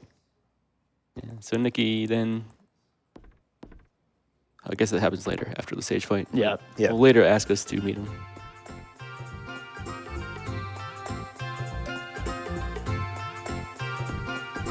All right, so now we get to go do our fair shot at the minigame with Fargo. Yeah, but Fargo actually has no reason to even let us do this. Like, we already gambled away everything we had. I don't know what we actually put up at this time. Yeah. Like, he already has our boat, technically. I guess in his eyes, he knows he can't lose, so Doesn't matter. Yeah. yeah. Although Fargo does have worse luck than I do. It's the first time that he does not cheat, and he immediately loses. Yeah. Like the carpet that says Vegas. Yeah. All right, I'm going to go ahead and start looking at this menu. If y'all have anything you want to cover, Izala or Ash. One like kind of random, cool, fun thing to point out about this is if you've been looking at the dialogue at all, you notice that like each character or most of the characters kind of have their own like accent, and it's just like a fun little trivia topic. It turns out that like the developers actually programmed kind of a system in there, because there are certain situations where characters have like specific dialogue. Like if a certain character is in the party at a specific point, then they have like kind of custom text. But if none of those characters are in, there's kind of like this generic text that it will just match their like associated accent with. But for now, this is the music that we were going to try to let play a little bit.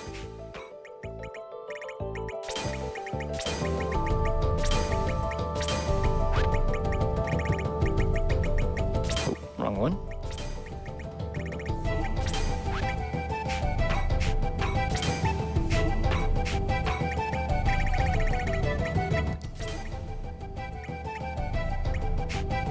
Zoom. Yeah, as we mentioned earlier, Chrono Cross eats inputs in the menus like crazy. And blue, eagle eye. Yeah, it's kind of like an art to do these menus sometimes, because Where is the strengthen? Why not? Did you forget to unequip? Oh, wait, no. Sorry, turn red. Oh. Mixed up his menu with the other one. Turn white. yeah, you see now we got so many elements Panacea. between like stuff we've bought and drops and everything. It's just a big mess of a menu. So Yep. there is a way to organize it by element type and recovery or attack, but I mean, we do try to do that as much as possible. But there's still a lot of Yep. scrolling around. Yeah. Especially if you accidentally put something on in the wrong way. Like when it goes back in to the menu, it is not sorted. So Yeah. That's why we don't have blindfolded menus. yeah, yeah. So we're supposed to follow the sage here in and out each door that he goes, but turns out you don't have to. You just have to transition the screen back and forth. I forget how many times. I just usually go until it, but it's like 3 or 4 times, and then the sage will be just waiting here. All right, we do say it's nothing here because that is technically faster. All right, and now we're gonna kind of follow a similar pattern to the last fight, where we're gonna try to get Sprig up to the Lagoonate, their Doppelgang into the Lagoonate. I'm gonna throw a 2-3 here, and then we'll decide what kind of start we get based off of that. 2, we missed, so I'm gonna wait 2-3. Okay, well I tried to cover it, and the game didn't give it to me anyways. And then you crit. Nice Yeah. crit. All right, so I'm gonna do 1-1. 1. So okay, so 1, 2, 3, 4, 5. This should be 6. Yeah, it's kind of interesting once you get Sprig, because you have to get her up to level 5 to do the Doppelgang. So there's different openings you can do. Some are more risky than others, doing a full 2-3. If you miss, obviously that you're gonna have to spend stamina other places to get that back and then try again. But if you do like a simple, 1-1 or 1-2-2, you got a better chance of getting that, but that also gives the enemy a chance to attack us in that process.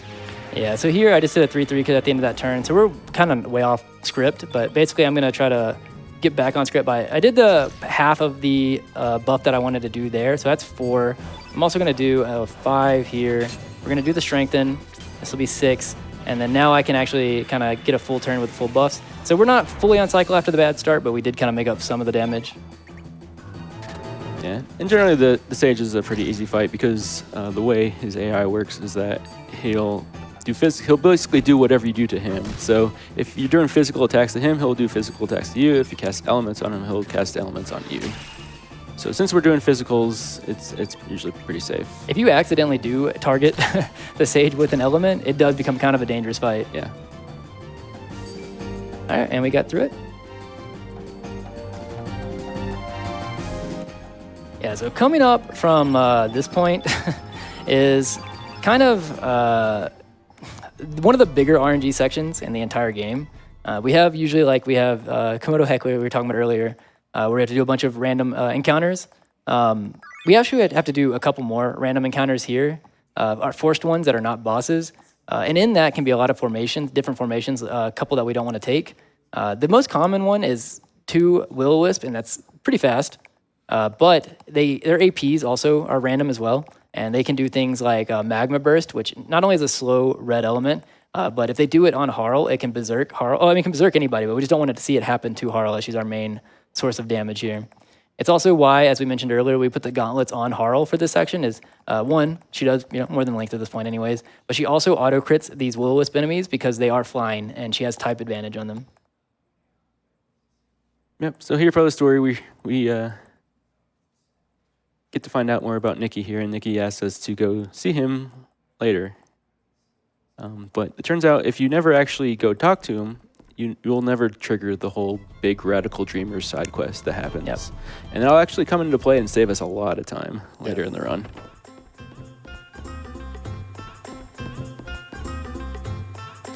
Also, coming up, that was kind of our last fight it was our last fight as the Lagoon. We're actually about to get a upgrade to the Doppelgang ability for Sprig, and it's actually kind of what keeps Sprig as our main carry for a little bit longer. It does add a little bit of the extra randomness because we have to fight an extra will-o-wisp encounter. But yeah, this whole section is kind of something that you have to focus on because the encounters can be, pretty bad. You're trying to mitigate as much as you can here. And then at the end of it is Garai. And Garai is a very hard-hitting boss. Yeah, Garai is definitely one of the hardest bosses to learn and not die on. Yep. Probably the most dangerous one in the speedrun as far as strats go. A lot of times if we're low on strength or something, it'll just be a little slow, some extra turns. But in Garai's case, he can just kill you. Yeah. Yeah, Garai hits hard. I think a lot of the time, like when you're learning the run, usually you have Garai as a hard enemy and then also Miguel as a hard enemy. And even though Miguel can kind of hit hard, like as you kind of get better and better at the run, Miguel becomes a lot more consistent. Whereas Garai can just make the right choices on the wrong people, and you have to either run from the fight or in a PB attempt, you can kind of force it, but if you miss, then you just die. So obviously we have to kind of play a little bit more careful in a marathon. You also can't save right before Garai, so you have to go through the whole RNG section again. Yep, that's why you got to be really careful. It's just rough. The big thing that we want to see is when we get to Garai, how you can still have a really bad fight after you get the diminish off, but ideally you're trying to get the doppelgang off, and then before Garai's second turn, you have diminish on the field so that he does less damage. Yeah, we kind of talked about Magnify a little bit, but Diminish is pretty much the exact opposite of it. Instead of doubling the magic or element damage, it halves it. Yeah, and Diminish and Magnify, we're going to have an explanation as to like why the way that it works is really important later, but Diminish and Magnify kind of work in a weird way in terms of like interacting with each other. So here we found out that there's a evil sword, the Master Room, that's blocking our way to the Dead Sea. So we have to find a way to fix that. Also, we're actually about to be introduced to Garai. If you want to see like a very unfair fight, we're going to see it in this flashback here.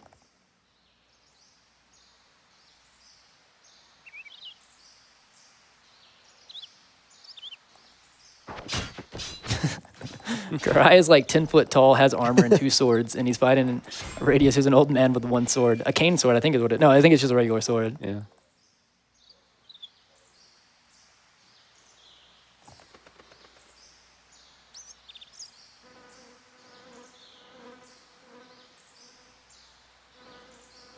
Alrighty. While we are reminiscing on Garai, I just want to shout out our exclusive RPG Limit Break Tantrum merch collection, which is currently live. You can shop the RPG Limit Break collection featuring shirts, blankets, tote bag, and much more. And what's even better, Tantrum merch will donate up to $5 per item sold to the National Alliance on Mental Illness and its mission. You can grab your gear now at tantrummerch.com/RPG Limit Break. Yeah, I got a Chrono Trigger shirt that they have on there. It's very nice. It's very cool.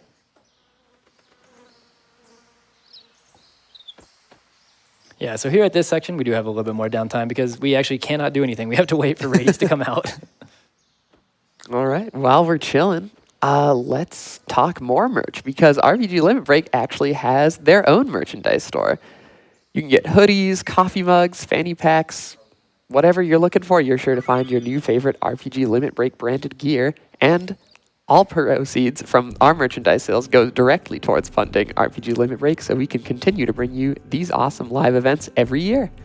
To visit our online store, please visit www.store.rpglimitbreak.com. All right, and there we see the first menacing enemy. That's why we have to fight it. We cannot avoid it. To get through the door here, it actually requires you beat it. So ideally, we're looking for the most common formation, which is just 2 Will-O-Wisp. And I believe with 3 gauntlets, Harl should be able to just 2-2 these enemies if we only have the 2. Nice. Good and Not nice. Not Harl, please. Here it comes. All right. Okay. I think that was the left one, or I mean the right one. There's an extra bit of trickiness here because we don't want the Magma Burst to hit, well, Harl especially, because she's our main source of damage here. But the other big problem we kind of need to be aware of is that we can't let Sprig get the killing blow on these things. And the reason for that is the way we gain new doppelgangs on Sprig is by having Sprig not transformed and getting the final blow. And it's not so much like a problem just from picking those up, but it does mess up the muscle memory for how we're going to target what we doppelgang into. Correct, yeah. And so, Be careful. yeah, if normally we have White Knight or Lagoonate or whoever we need to doppelgang into, if you don't have to wait for it to kind of fully pop up on the list, you just go straight down to the bottom on the left. That is no longer the case if you start learning things. It has happened to people before. It has. I've had to do Gurai with Lagoonate. Yeah. So that normally would be the only one that we have to do technically. But for the speedrun's sake, it actually is faster to learn this doppelgang down here, the White Knight, and you'll see why soon. Yeah, the White Knight is a unique enemy that's only here, and you have to unfreeze him by bringing this lamp down here. Yep. So we have to fight it and finish the fight right next to the White Knight. Yep.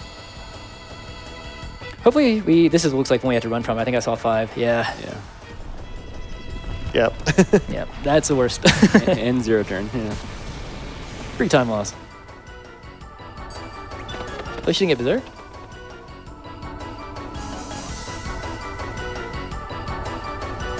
Yeah. Fortunately, we don't have to drag the lamp all the way back down here. It's still here, so we Yep. can just do the fight again.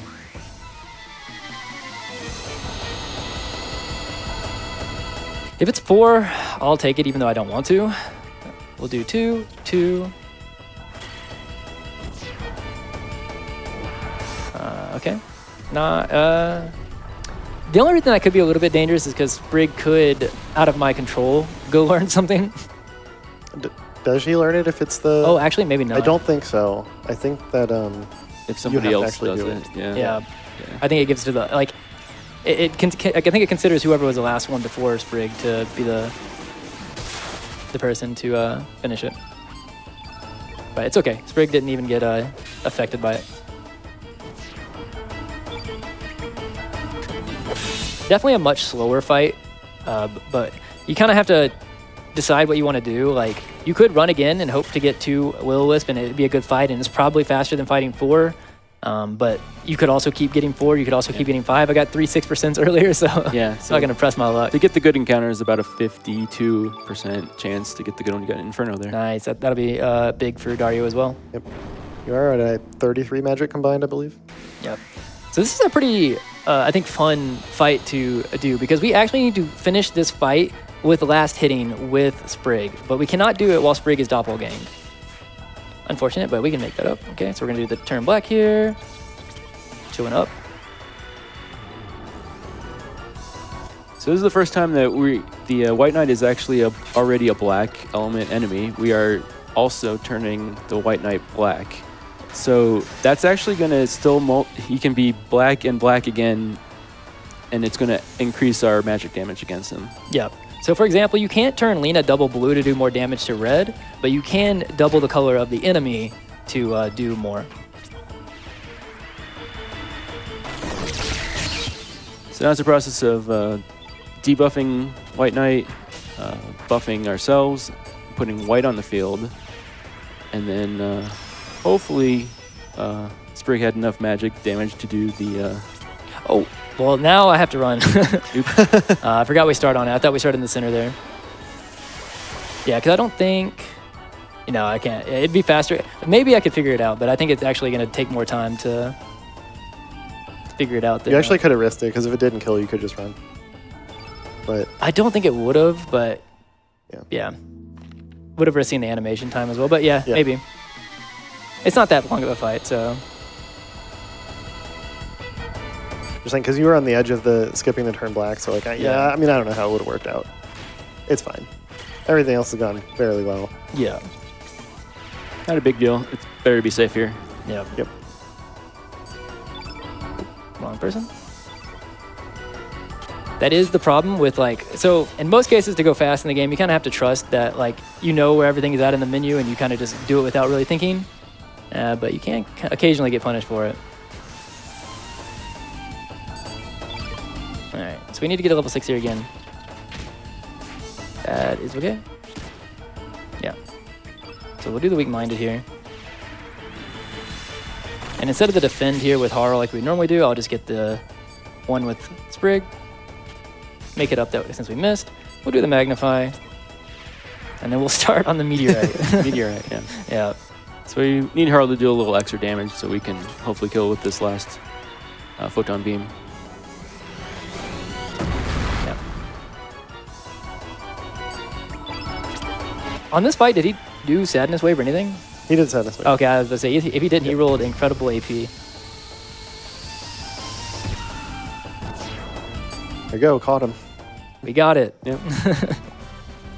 Yeah, so it might not seem worth it that we spent like, well, a little extra time this time because of bad luck and that menu error, but it takes like what, 3 minutes to about 3 minutes, 2-3 minutes to get him.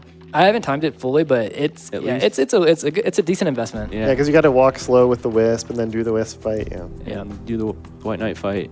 You'd think it might not be worth it, but it really is. People have tried to route it out, and it's using Laguna on these other fights is just so much slower. Yeah, there's a couple that like you can kind of get by, and you're like, oh, this might be worth. And then things like Grobik later, or some of the Grobik's the big one. Grobik's the big one. Yeah. They can like in a single fight can be minutes difference. Yeah.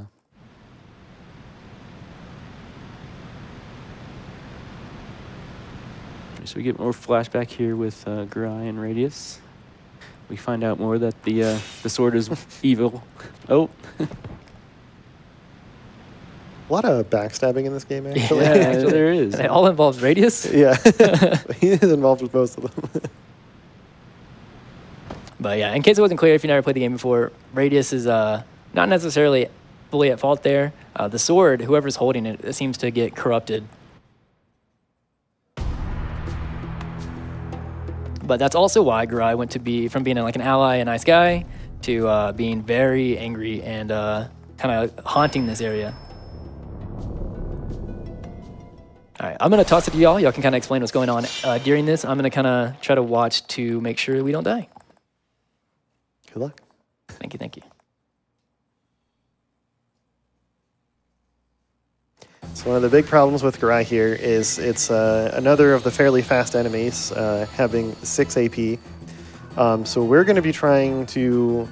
and he also does a lot of elements that do like high amounts of damage. So one of the first things we're going to try to do is get White Knight out as soon as possible, because that's our normal Sprig strategy. But we're also looking to get off a usage of Diminish before he starts kicking out those really high damaging elements. And it's compounded too, because now with the Sprig transformation, we've got a full black party, and he's a white innate, casting white elements on us.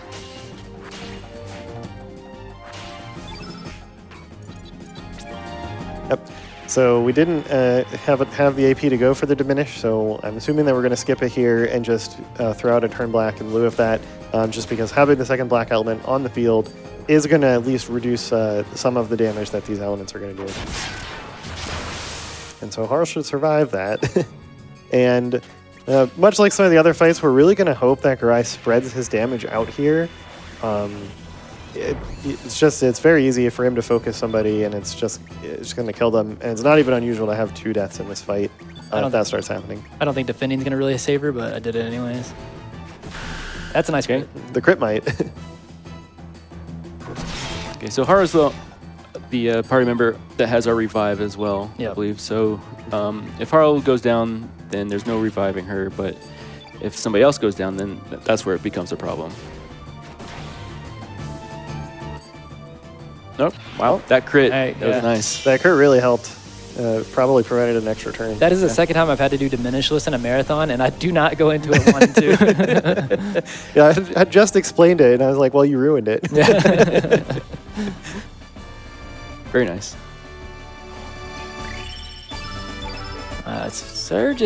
Lynx is still at 26. Yeah, I mean, he's missed a couple now. Yeah. it's not the worst thing in the world, but for where he was at, we would have liked to see him continue to grow. Luckily, we have 3 gauntlets. Yeah. The extra gauntlet is a huge help, mitigating some of the low strength gain, but there is a point where it kind of doesn't matter anymore because we're going to get another item and we will only be able to equip 2 gauntlets anyway. Yep. But luckily, we get to leave the aisle now. That's a big gap cleared, big hurdle cleared. Yeah. Yeah, it wasn't too bad overall. Yep. Not worth complaining about anyway. Yeah. All right. Well, unfortunately, Okay, never mind. I don't know that depth perception's weird here. I'm gonna kind of lower it to where I can kind of actually fully, like, let's go down here. Can you cut down? Oh, it doesn't. Is it gonna make me reset the room? I've not been like cornered. Okay, I'm ready to go around. All right. Well, that's a first. Yeah, it's very difficult, especially those guys don't have shadows. Yep. So it's difficult to tell exactly where they are on the path to get around them and what specific spots on the path you have room to do it. Yeah, and there's specific spots, like we'll see later, like with fish ants and stuff like that, where we kind of know that like you can kind of fit by an enemy, but especially with like pre-rendered backgrounds and stuff like that, sometimes it can look like you're good and you're not. So it's kind of like you have to, if it's a new spot that you're trying to dodge something at, you're kind of taking a little bit of a risk, unless it's like very open. There's also a reason why, that's also why I keep Sprig in front here. We're gonna put Lynx in front afterwards, but like I do this with all the places that we need to dodge enemies at. Not that Sprig has a smaller hitbox, but because all the characters have the same hitbox, it kind of gives me a better, like I guess, estimation about what I can actually fit through. And now that we've cleared the Isle of the Damned, we're able to go back to where we were blocked off before and enter the Dead Sea. Yeah, I think this area, I've mentioned it several times before, but this area and Chronopolis are like my favorite places in the entire game. I definitely agree with that. They're very cool. Also, coming up, we kind of have slightly touched on AP here. I'm not going to go into the math behind it, but we're going to kind of be using some strats that go a little bit more into advanced AP stuff, where normally, for like years, we've assumed and we know that Highwayman can have a base AP of 7.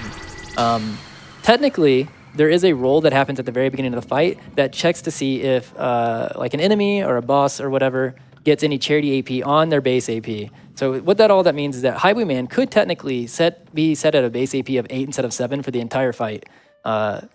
Because of how the fight works out, there's a couple of fights where I risk going for to see if it's actually at 8, or at least checking to see if I get 8 on the turn that I need it on, so that I can actually get full damage and skip a turn that we would normally see. And this is one of them. Yep. We normally route the fights based off of the minimum we know they could possibly roll. But basically there's actually like a fairly good chance that you get more than that minimum amount. And sometimes it's worth risking, sometimes it's really not. Yeah. So we'll even see if that even pops up. I need to get a good start. So we're gonna do a 2-3 with Sprig like we have been doing. If we do get the good start, then I'm gonna go for the 7 before going for the 3-3 on White Knight.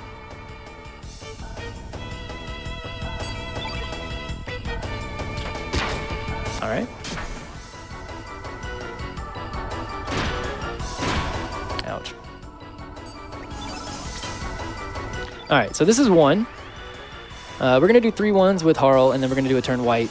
That will put us at 5. Then we're gonna do 1 Strengthen, which will be the 7 that technically we could get punished for and see. If we don't, then we're probably skipping Rampage.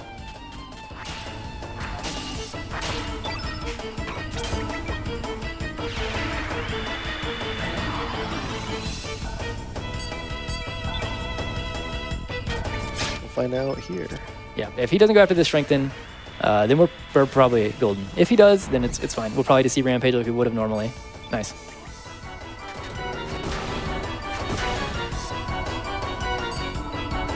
Highwayman has a lot of HP pool here, so.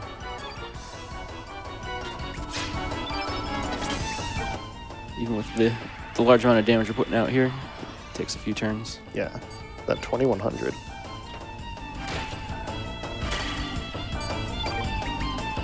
One thing I like to point out on this is the Japanese name for this enemy is Kevin. Yeah. All right, so this is normal. It could affect anybody. It hit everybody.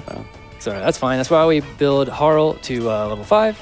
I actually could have swung there with Harl. Actually would have been better, but it's fine. Well, instead of doing that, we're just going to do a 2-3 with Lynx. Doesn't need to hit. This is just to refresh the White Knight. Yeah, see our percentages are way down because of that status effect. Good fight.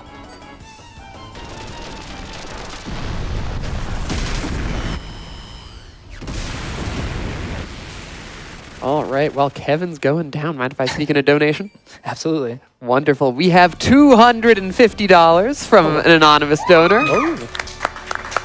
Always happy to support a cause I really care for, especially because my own head doesn't always work quite right. And executive function is a challenge. That said, I'm enjoying all the runs, especially working third shift. And a tip, check your employers if they will do donation matching up to a point. Mine does, and in my mind, more money for Nami, more better. Thank you so much. Your donation and your support mean the world to all of us. Thank you. Yeah, thank you. Yeah, so once again, broken record, but this music is great. Yeah, this section is not too long. It's just the rest of it's gonna be walk along to the end. Oh, that was close. Yeah. I kind of assumed I could get by there, but that was a little bit closer than I thought. He kept walking. The like world map collisions are kind of generous. Yeah.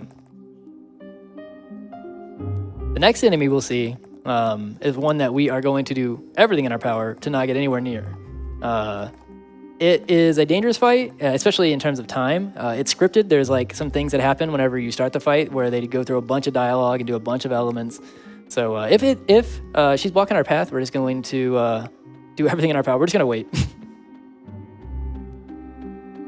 Yeah, you do not want to run into one of these enemies. And of course, it's right in the way. She could be nice and just take like run into the wall and go behind, like straight, and just get out of the path. We just don't want her to go down that narrow path because then we have nothing to do but wait.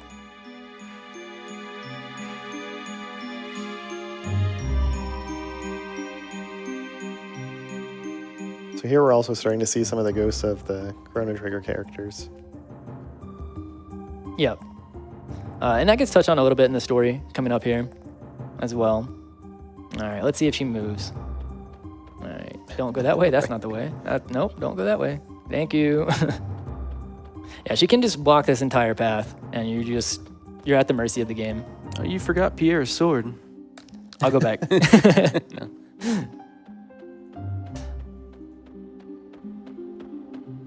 Alrighty, we have $50 from an anonymous donor and $50 from Polanterus. Thank both of you so much. Yeah, we start to see more and more of the, I guess, like, ghosts, kids, or kid versions of the Chrono characters, the Chrono crew.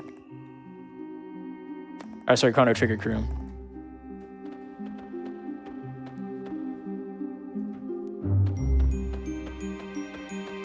Coming up is probably one of the, probably what people would consider one of the hardest fights in the game. Especially if you, if you don't understand, like, to use Diminish for one, or like you don't understand like a lot of the mechanics, this fight kind of kicks it up a notch. You don't take the hint that chest right there was a Diminish in that chest. I've seen many a person not use Diminish in this fight. Yeah, I'm pretty sure I didn't either. My first play. Then he also can do Exhaust, and that really is bad. Yeah. All right.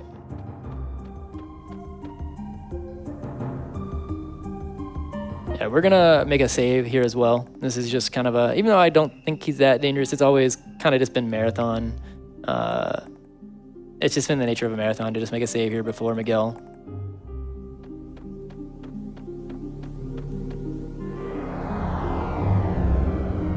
So Miguel's opening turn is going to be an anti-black on a character. Basically, the way our starts are going to work is that if he does it on Harl, it's kind of like the worst person he could target it with because she can no longer do Diminish because Diminish is a black element. If he does it on anybody else, it's kind of, as long as we don't miss, it's like it doesn't really matter what our start is. But what we really just kind of, it's like doubling that input.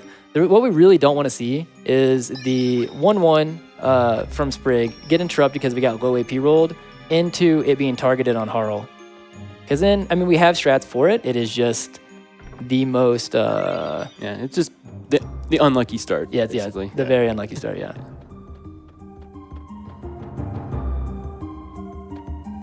You picked up that screwy dress there. Yeah. We're going to be disassembling that later. I've also seen as a rite of passage, many a runner forget to pick that up. Yeah, it's gone. Yeah.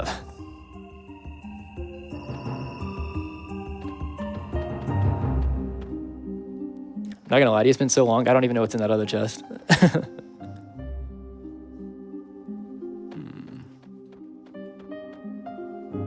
Not important. I'm thinking it's some healing, some kind of healing, but yeah, I don't know either. We do have a little bit of dialogue here where we're going to get kind of an explanation. Or does it give the explanation before or after that kind of matches the plot of Chrono Trigger? I think it's after, actually. It's after, yeah.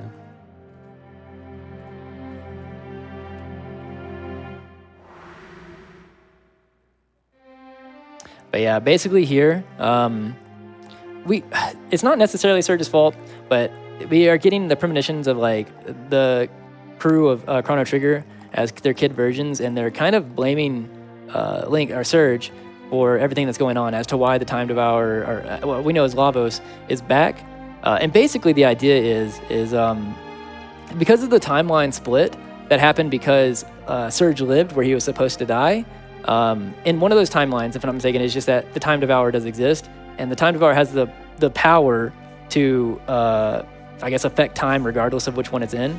And so Surge living has kind of caused a lot of catastrophe. It's kind of undone a lot of things.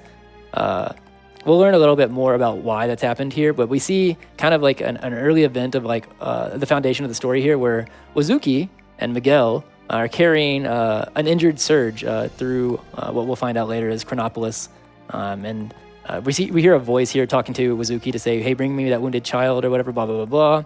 And Wazuki, who kind of doesn't have any other options, he feels, to save his son, says, I'm going to do it. Miguel, you don't have to follow me.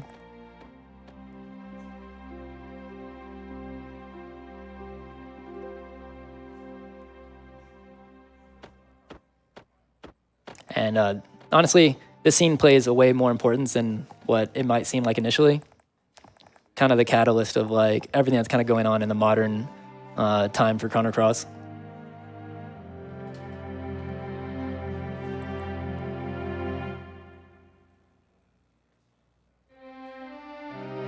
I want to know how Miguel learned to be so powerful. That's what I'm wondering. Well, he's been here a while. Yeah.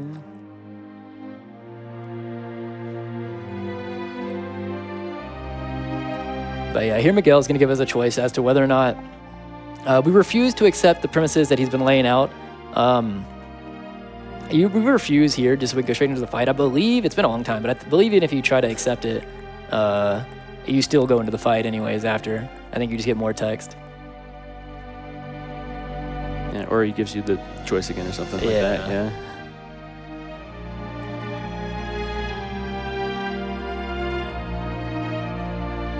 All right, so should be starting pretty soon.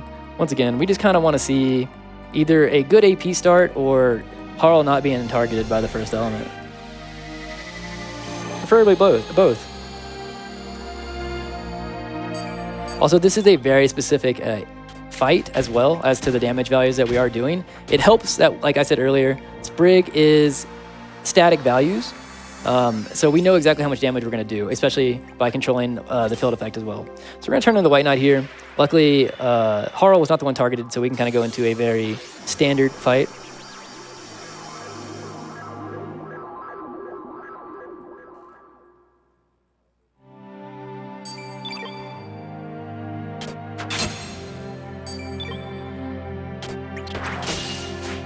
It's okay. Actually, I'll just go ahead and do it here. I was about to say, if he doesn't go there, then I know his base AP is 7. Yep, so Miguel's now buffing up here, and he's going to use a very powerful attack called the Holy Dragon Sword, which, if we don't cast Diminish, it will Murder somebody. kill somebody. Yeah. There's no way around that. This is actually a fight we also don't want to see a crit in. Yeah. I mean, we can work around it, but because I said everything is, like I said, everything is kind of laid out. We would like it to be as standard as possible. So keep in mind that's half damage. Yeah. All right, so we're actually going to use links here. We're going to do 2, 2. I'm actually going to do a 3-2 here, but I'm going to try to... Oh, actually, let's explain after. Okay. Yeah. So I do a 3-2 there because if you get an early crit, you don't want to do a 2 and a 3 crit after because that's too much damage. So we're going to do... One second. Yep, so the whole purpose of this is, again, so we don't... He does not get a turn when he's in critical health right here. Yeah, that should be enough. Yep. I kind of went for a risk there. Which, yeah, we're good. Yeah. Nicely done. So I was trying to kind of explain there, but basically, something I've been doing through the entirety of the run is, so before you actually see the miss or hit pop up on the screen, you can actually watch the percentages change in the bottom, in the box down there. So you can kind of know if you can stand push something or not stand push. I don't even know if we explained stand pushing yet. But basically, there's a window where you can kind of put in your buffered attack because you can buffer 2 attacks together.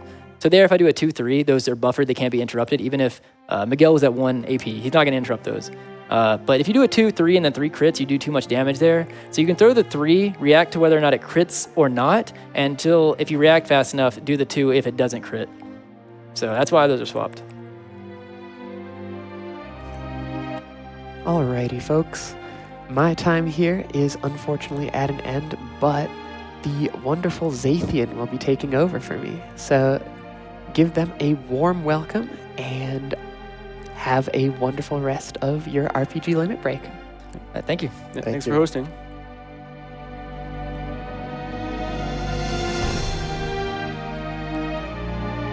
And I also think it's so cool, this fight, like the music continues through the fight, Yeah. to the after the fight. It really adds to the atmosphere they were going for here. Yeah.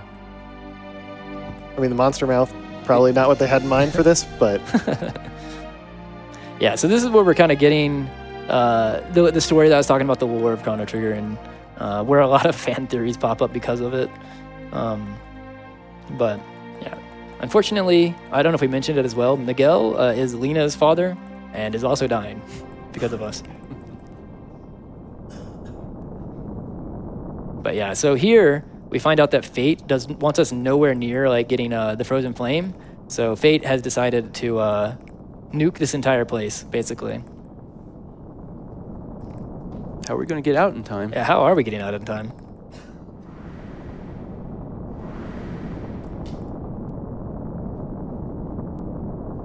Also, I'm assuming this text is from Fate. It doesn't specify. But Fate's kind of an interesting character. We'll touch on Fate as we get a little bit closer, but we'll find out that Fate is not necessarily like a one-dimensional enemy. 4-dimensional. Yeah, that's true.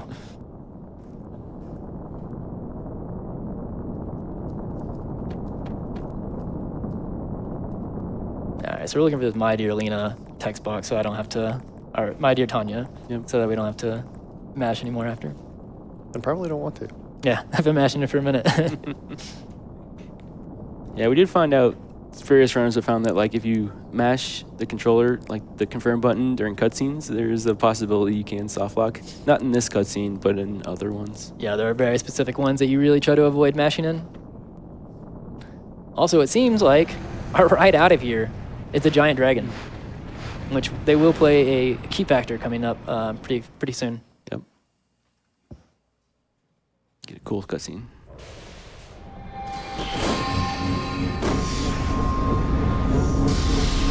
Well, we watched this cool FMV. Is it a good time to cut in real quick? Yeah. Alrighty, well, I'm introducing myself. My name is Zathian. I'm going to be hosting the back half of this run. I wanted to mention that we just got a $25 donation from our good friend Sumdiener. It says that Chrono Cross is such a gorgeous game. Hope everyone out there is enjoying it as much as I am. Best of luck, SuperHandi. And I also wanted to thank Star Annis for her lovely hosting for just before mine. Thanks, Diener.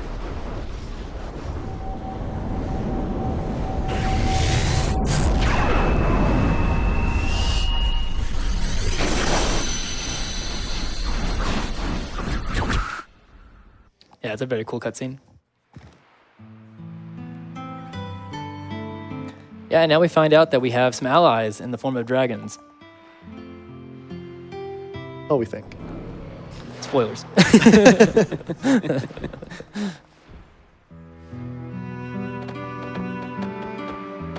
So normally right here is where we would, like, if you watch any of my streams about doing like the world record grind or PB attempts or like that, normally this is probably where you kind of expecting us to do fish dance and go and get the chest from El Nido. But marathon-wise, we're going to move it back to where most people do it at. Because if you do fail it on a PB attempt or whatever, world record attempt here, your run is usually dead anyways because of how slow it is.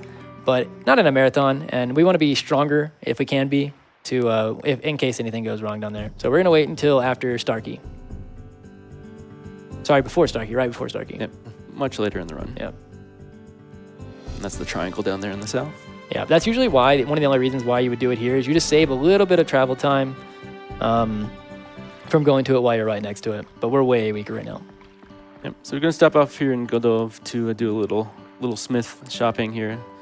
It's been a while since we've done this, so we want to forge a new weapon for Lynx. So we're disassembling that screwy dress and a couple other pieces we've had in our inventory for a while, and we're selling that golden tiara that we got from the White Knight fight, which sells for a lot of money, so we won't have any more gold problems for the rest of the run. And we're going to forge the Stone Swallow. So the Stone Swallow is basically 2 steps up from what we had on Lynx or Surge earlier with the Iron Swallow or Steel Swallow. It's also very important because even though we have all the gauntlets and stuff on Lynx here, a lot of the times you can kind of get by this section with not doing the Stone Swallow, but there is a key fight towards the end that if you don't have it, you immediately notice. Because we put it on for the type advantage where we're ideally going to crit machine. And there's an enemy that we will do way less damage if we don't have the Stone Swallow on. Yeah, so that's the main reason we get it on top of the damage. Yep. And the impact of defeating Miguel here is that now we can use the amulet to travel back and forth between the 2 different worlds. Yeah, we actually have a menu here that I need to do. I'm going to put all the gauntlets on here.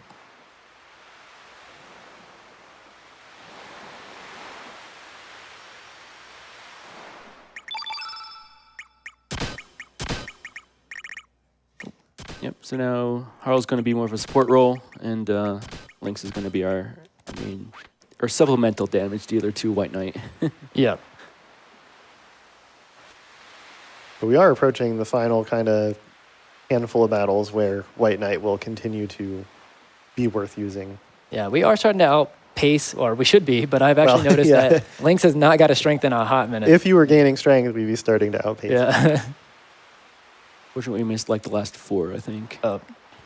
We were on a really good pace leaving Fort Dragonia, and then not so much anymore, which is kind of Chrono Cross in a nutshell. You kind of have to swing with the the RNG. Yeah, thankfully we got that extra gauntlet, so it's going to make up for 2 of that. Yep. So it's essentially we got like a 28-ish Lynx instead of 26. But eventually, like you said, we're going to get the power seal. Mm-hmm. It's going to replace that, so we won't have that advantage anymore. Yeah. So, I mean, the good thing about having the 3 gauntlets is we don't get the power seal until like basically towards the back half of the dragon section. And in that dragon section, we have a lot of chances of getting a lot of mini stars and strength as well. So even though we're kind of low right now, we could be carried by the gauntlet. And by the time we get the power seal, if we are, not unlucky, we could kind of catch back up.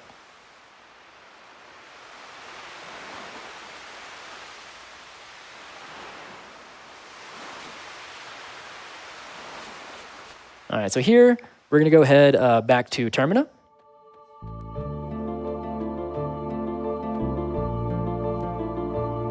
So this will be our last time going through Fossil Valley here. They force you to go through the first time when you enter the worlds again. So after you do that the first time, you can actually just run right through on the world map.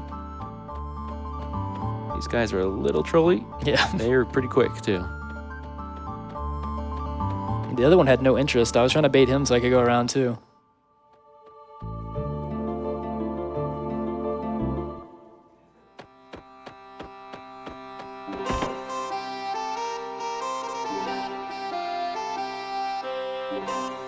So now we're back in Termina in another world where we find things have changed here in Termina, including the music. Yeah, including the music. Also here we get a little bit of a additional context to what happened after we left Fort Dragonia through the lens of Karsh and Zoa. They're going to give us a choice here as to which one we want. For the speedrun, we always take Karsh. He isn't actually too useful. Like, we use him in a couple of places because we have to. He's kind of strong. The only problem is, and we haven't really touched on it, is not every character in the game has a 1.0 stamina recovery rate, which if they have a 1.0 stamina recovery rate, every one action that we take, they will recover, whatever their stamina recovery rate is. So like 1.0 is kind of the baseline of what we expect for like a character to be quote unquote good in the speedrun. And unfortunately, Karsh is 0.9. So that might not seem like that big of a difference, but you can't use partial growth or like partial stamina. Right. So like if he's underneath anything but 1.0, you're missing out on a whole extra turn, or a whole extra attack, I should say. Yeah, and it adds up a lot over a number of turns. Yeah. So it definitely hurts all those characters that do not have that stamina growth. Yeah, but that's actually, on the other side of that, is actually part of the reason why Glenn is so good, is Glenn is not only strong, but he has a 1.1. So he gets a lot of stamina back. Yep, Glenn, Marcy, Lena. Yep.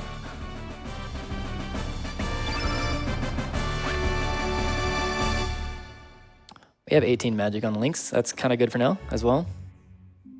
It doesn't really matter in most places, but there is going to be a key fight where it does matter.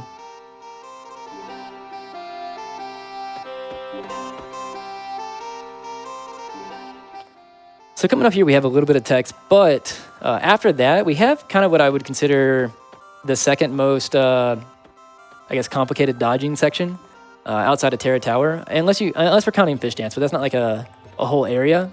But the sewers are very tight in a lot of places, and there's enemies that kind of turn randomly whenever they want to. So we got to kind of pick where we want to get by them as well. We're also meeting a different Norris here, who's actually mistaking us for Lynx due to our appearance. Yeah, I forget exactly what he says, but if you bring like the other Norris here, you get some nice dialogue. Yeah, I forget what it is too. It's been a while since I've seen it. Yeah, casually, there's a bunch of things that you can do by bringing like the other world character to talk to themselves. I believe there's also one for Fargo. Yep. Nice thing is we get the easy entrance into Viper Manor this time. Don't even need to do guard skip. Nice guard skip. Yeah. Yeah. 2 for 2.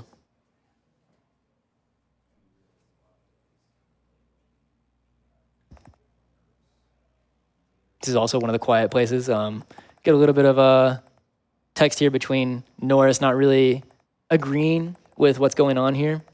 And then we get a little bit of an insight, or not like a little bit of a, what's the word I'm looking for, taste of another primary character there in the back.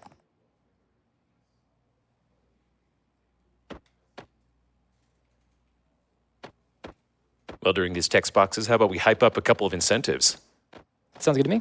I think we've got something like a half hour left to name our last two characters, right? For Fargo and Marcy? Yeah, it's pretty close. All right. Well, Fargo's first name is Mr. Baby at $20. So $25 is going to get you the name for Fargo instead. Marcy's got $50 towards Slappy, but you again can contribute. Slappy's kind of an iconic Marcy name as well. Yep. So if you really want to disappoint SuperHandi, And we've got a couple hours left to meet that Save Kid incentive. We're only at $499 at 2,500. So if we're going to make that happen, people are going to have to start supporting NAMI, the National Alliance on Mental Illness. And remember, every single donation, every dollar you send in is going to a good cause. Yeah, that's going to be probably close to the 6-hour mark. That's going to need to be met. Yeah. About right before we go or make the decision to go into the final area. So a couple hours, yeah. Yeah.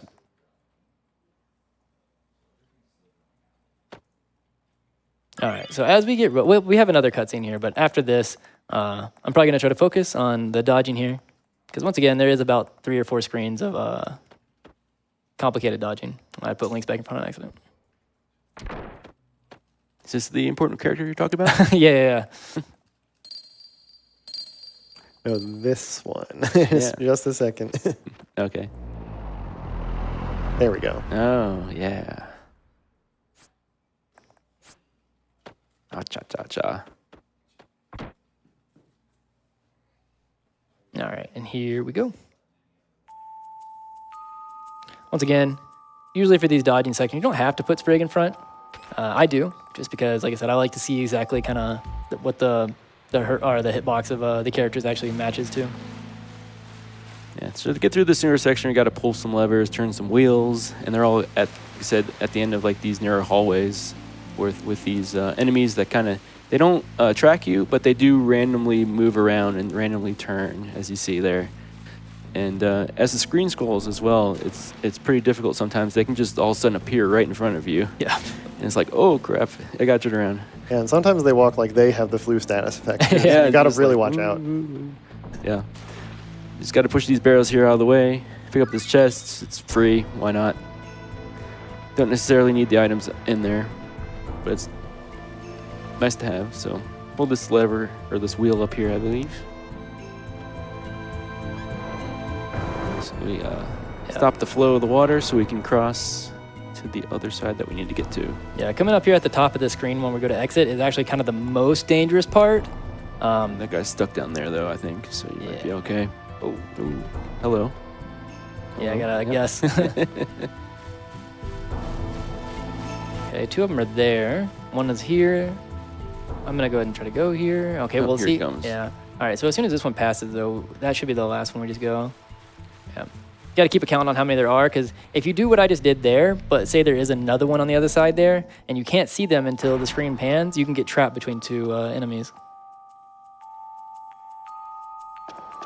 Yep, so we got to go back down the way we came the first time and then cross the water now that it's blocked off.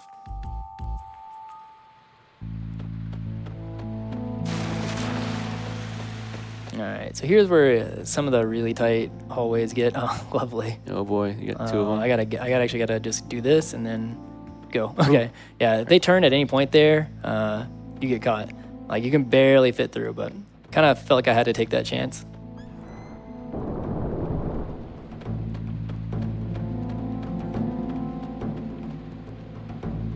Yep.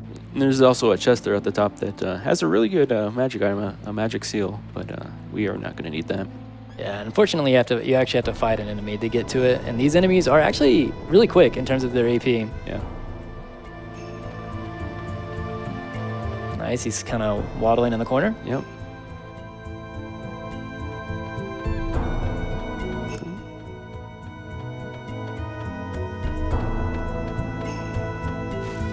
One more really kind of can be sometimes questionable dodge.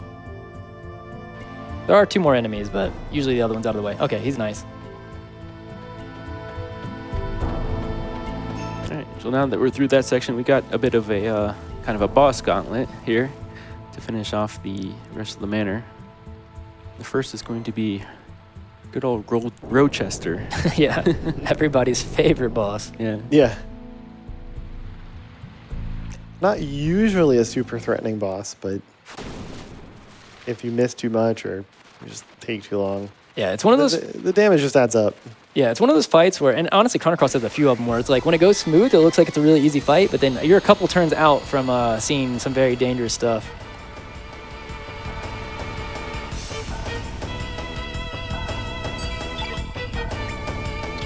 Okay.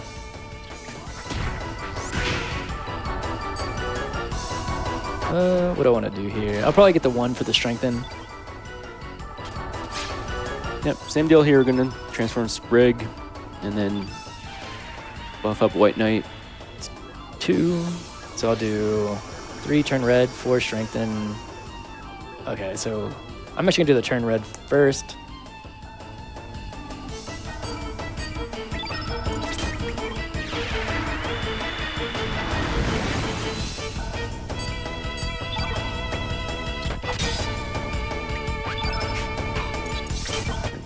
Yep.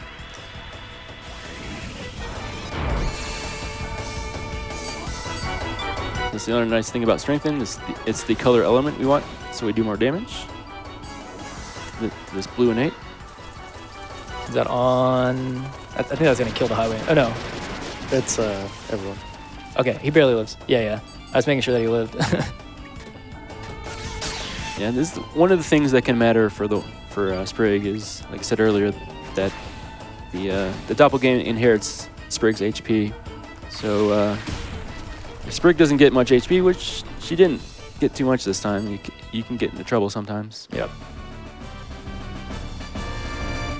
All right, we'd like to see Link start to get some strength here. Guys. That's good. Yep. We're going to need those, especially coming up. Yeah, so I'm going to go for a strat here, a little bit more complicated to explain, but it does also kind of go for an AP risk, that kind of like what we did on Highwayman.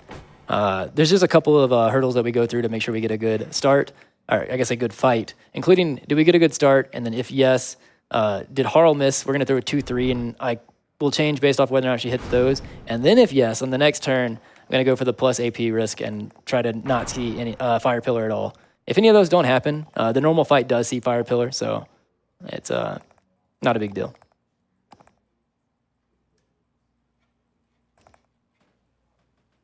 Yep, so we rescue Fargo here. Or he takes the key from us and opens the door. Ziki specifically. Ziki. Yeah. All right, we're going to put Sprig back in front here. The only reason I put Links there in front is because it does make that cutscene slightly faster.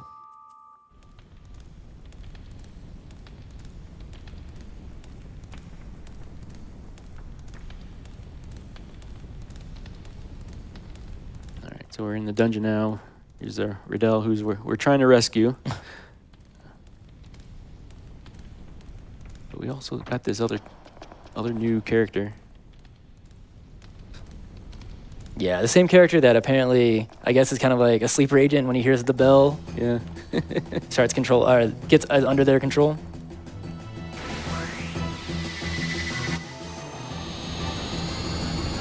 All right, we're gonna do a 2-3 opener again here. Yeah, this fight's not too dangerous. You end up just getting more turns if things don't go well. Yeah, he does just have a lot of health. Yeah. Actually, if he doesn't go here, I'm changing to a different strat. A lot of on-the-fly decision making in this game. Yeah. If you're trying to like really optimize things. Okay, he did go. Okay.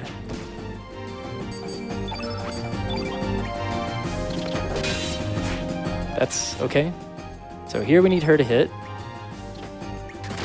She did.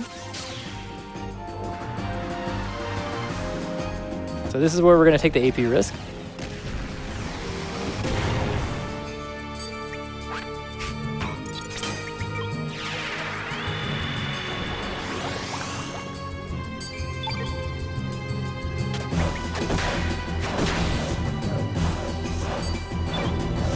Actually, I have to take 2 AP. Forgot that he missed earlier. Oh yeah. So it's still fine. It'll end up being the same here. He could go right here. All right, so we would have got it. It is possible that he rolls up to like 12, so he could roll 10 or higher here, but I wouldn't be surprised if he went here. Okay, well, he gave it fully to us. Nice.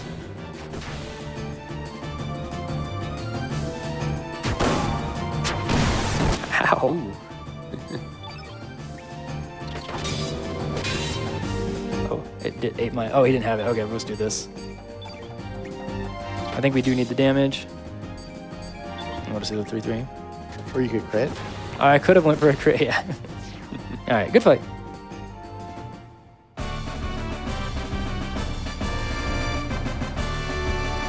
All right, so unfortunately, Sprig only has one more. Well, she'll be in a couple more fights, but she only has one more fight that she is the main carry in.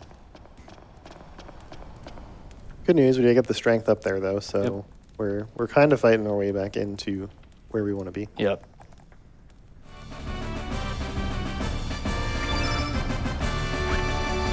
Now, if Hell's Cook joined your party, Yeah. probably you definitely use him. Yep. Yeah, so coming up in this next fight, actually, we get to use, usually long animations are not worth it, but this is one of the few fights we actually get to see a really cool element from Harl.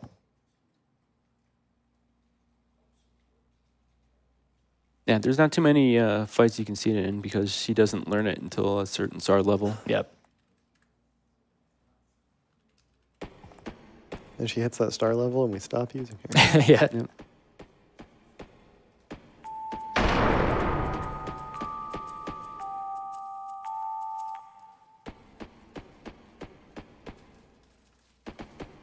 Also, yeah, so this is like our last series of a gauntlet of fights before we kind of go do things to initiate the Dario side quest, actually.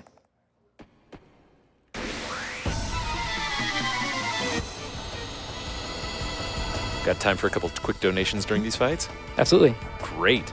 We got a $15 from Looney with no comment, as well as $50 with no comment from Sanjan. But I was spying on him a little bit and noticed that a lot of this money is going toward the Save Kid incentive.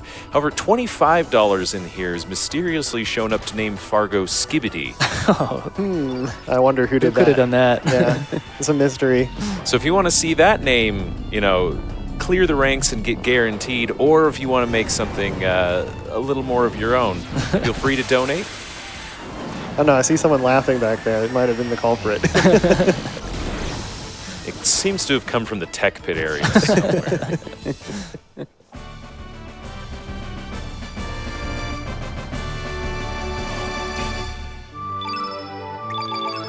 Wow. Stamina ring, too. I got the stamina ring, both the iron helmets. And now you can use Karsh. Yeah, technically. All right, so the Grobik fight, Grobik has a lot of HP, has by far the most HP we've had for any boss fight so far, and that's kind of the real problem with this fight. It just takes so long to get through that HP pool, and he gets a lot of turns, so... It actually also is right on the barrier of where we kill normally with having all of the buffs that we need on. And so whenever you miss or something bad really happens, the fight kind of snowballs a lot because you now you're doing it's not just one extra turn. You go a couple extra because you're doing half damage. Yeah, plus Yeah. he uses heal all. Yeah, and unfortunately, when he does the heal, is also right when the buffs wear off. So Yep. it just that's the real compounding factor. Yeah. But yeah, this will be the last fight we use both White Knight and Harl. Or Sprig and Harl.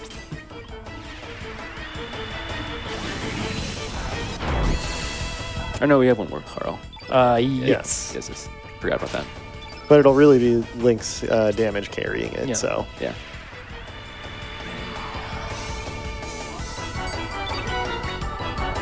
So same deal here, buffing up White Knight. Since Grobik is a innate black, we need to get turn white out. So we're doing more damage. Probably gonna also be turning Link's white here to get more white on the field as well as supplemental damage.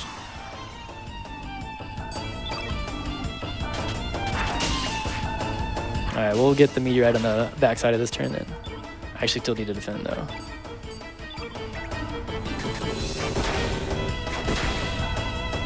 So getting a crit in this fight is quite nice, as you can kind of guarantee that you're not going to get into the bad area that we're talking about towards the end.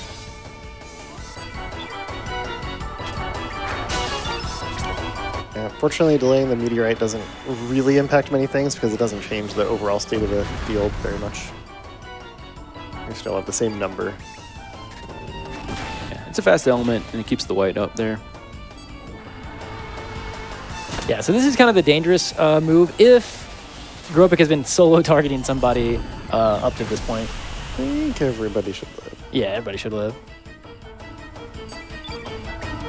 Lynx is suffering a little bit, but as long as he doesn't get attacked here, should be fine. We might kill here. Never mind. And see that? Yeah, it wore off right there. Unfortunate. Well, hopefully you get it this turn. Oh, Okay. that's actually kind of bad. That's fine. So what we're going to do here, we're going to do 1-1, revive, 3. I'm going to do a 3 with links and then 3-3 with a... Yeah, the one thing that prevents that from being like a complete disaster is you kind of get the stamina recovery from the revive and the field effect thing. It's beneficial, so we'll get through. Yeah. Luckily we didn't see the heal wall. It was kind of close because, like I said, we were starting to do 3s without any buffs anymore. Yeah.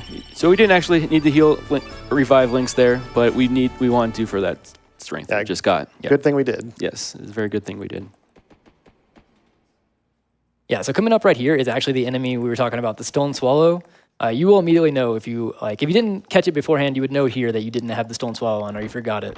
Because this is where we expect to auto-crit with our 3s because of the type advantage of the weapon we're using. Yeah, you will lose a lot of time on this fight if you don't have it equipped here. Yeah, because you don't just do this fight once. Right. You have to do it twice in a row. Yeah.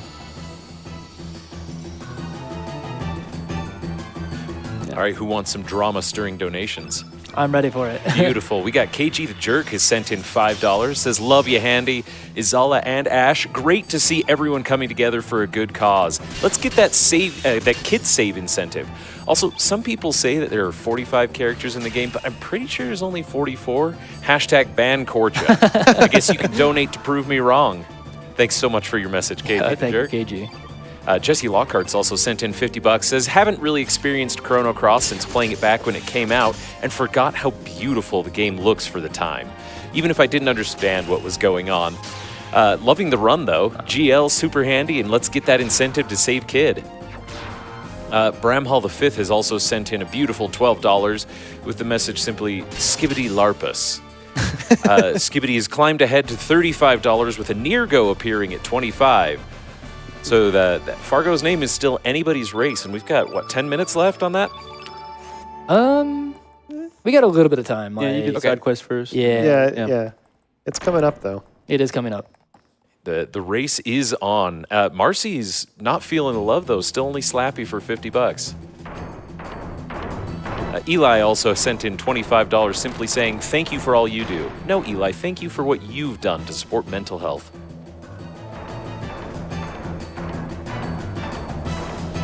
Another $20 just came in from Wesley saying, for Skibbity! Oh, no. Sanjay, The memes have started. All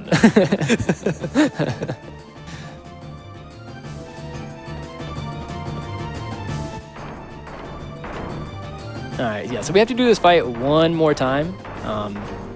This Giat is very hard-headed. We actually don't even really kill it here. Yeah. Spoilers, but... But it's the same fight, just twice in a row. Which is why if you don't have the Stone Swallow and you have a bad fight, it's just another bad fight. Yeah, you don't really get to menu. Yep.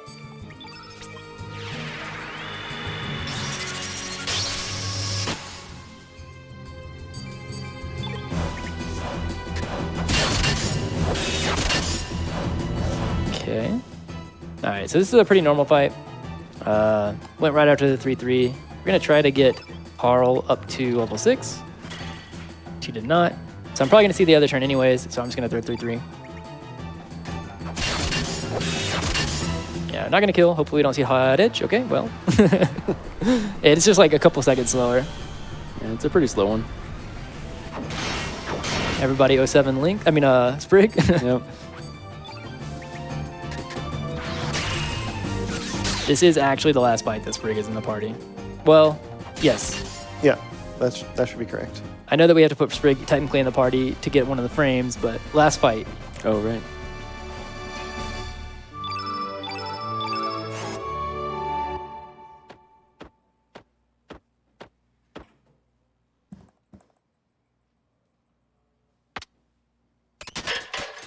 All right, and so from here, we are going to actually start the initiating everything that needs to be done for the Dario side quest.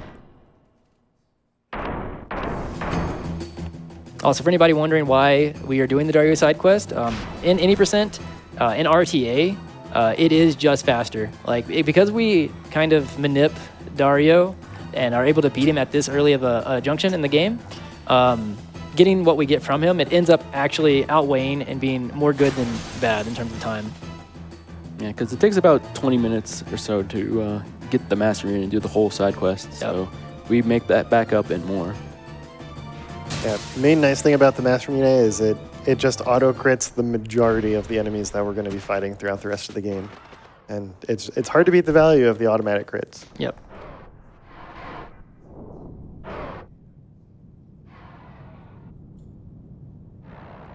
Do have another menu coming up, and then so we don't just get to go straight to Dario. There is another fight that we have to do in front of that, where we're gonna actually have to fight, I guess, the final version of Salt and Pepper. Yeah, Salt and Pepper Deluxe. Yeah.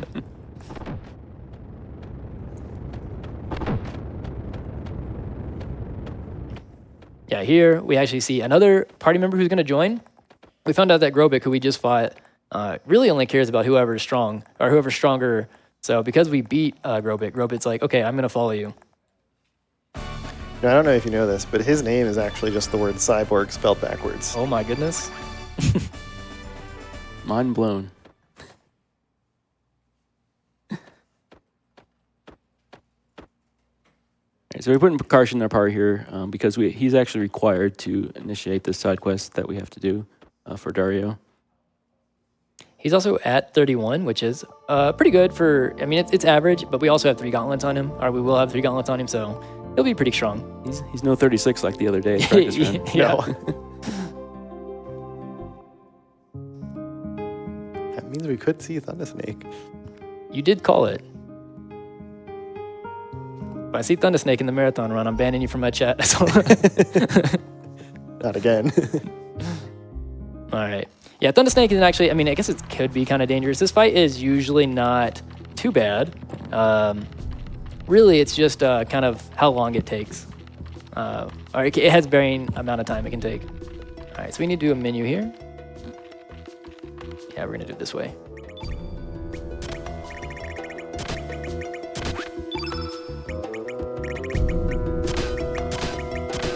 R1. I guess. Yeah, why not? Yeah, why not?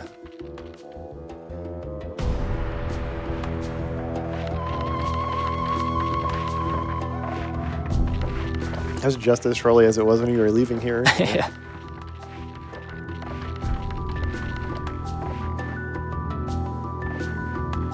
All right, so we need to use a Grad Keepsake here again. Oh, one too many. And I believe this is the last time we'll actually be on the Isle at all. Yep, that's correct.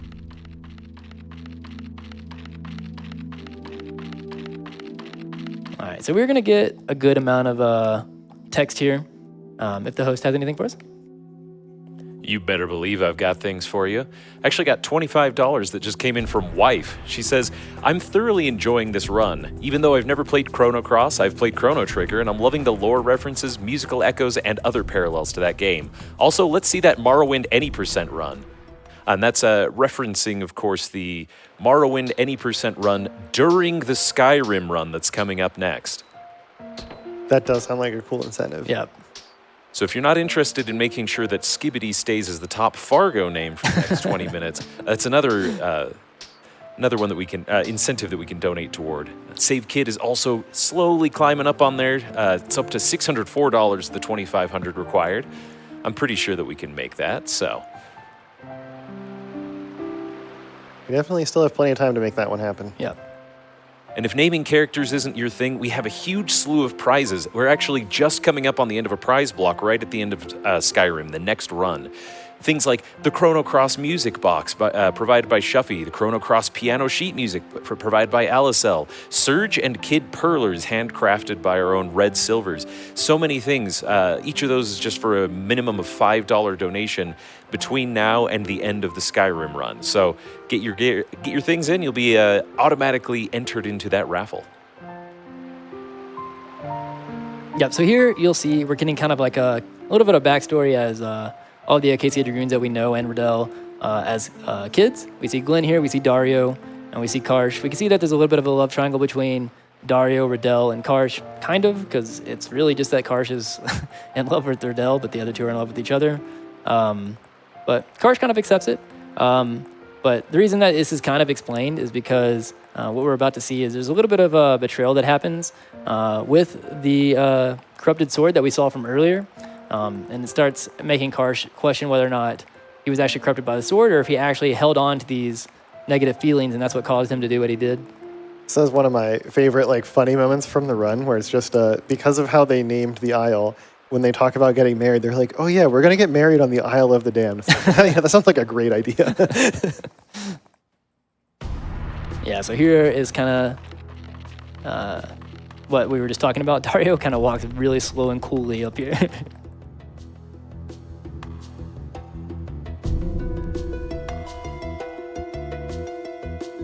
But this is actually why you need Karsh in the party to initiate this, is because Karsh plays a very key role in the backstory of Dario.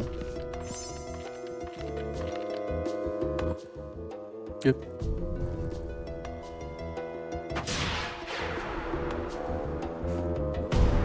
I didn't miss anything. Nope. So I did mention that this fight is fairly safe, and like it's fairly like it's only about the time loss really. But I have had a run where Lynx just kind of got bodied turn 1 and I had to run. Or sorry, Karsh got bodied turn 1 before I got to do anything and had to run. So every time I say something like that, Chrono Cross is like, well, let me let me correct you on that. I mean, hopefully your controller won't die in this fight this time either. True, yeah.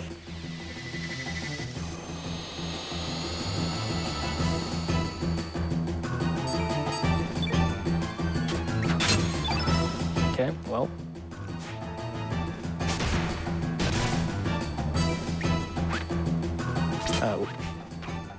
Yeah, so thankfully Karsh is the opposite innate color as Salt and Pepper, so he's going to be doing all the damage for us here. Also, a little bit unfortunate. Like, a 1 roll is unfortunate regardless, but it's a little bit more unfortunate that it was Pepper there. Pepper has a higher AP, and Pepper's going to be alive longer, so... Yep, so we're using Arrow Blaster here to get more green on the field, so we're going to be doing more damage.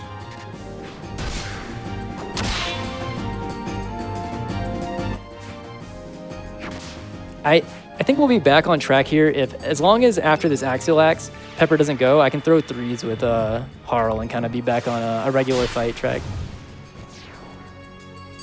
Okay. If we hit him, it'll be even nicer. All right. He's afraid.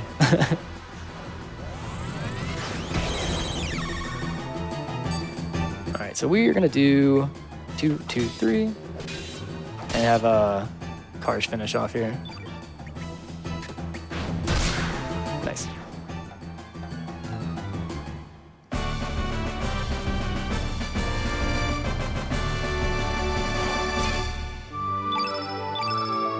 Also, this is actually not a star fight. That's why we don't really expect to see a stat up come up there.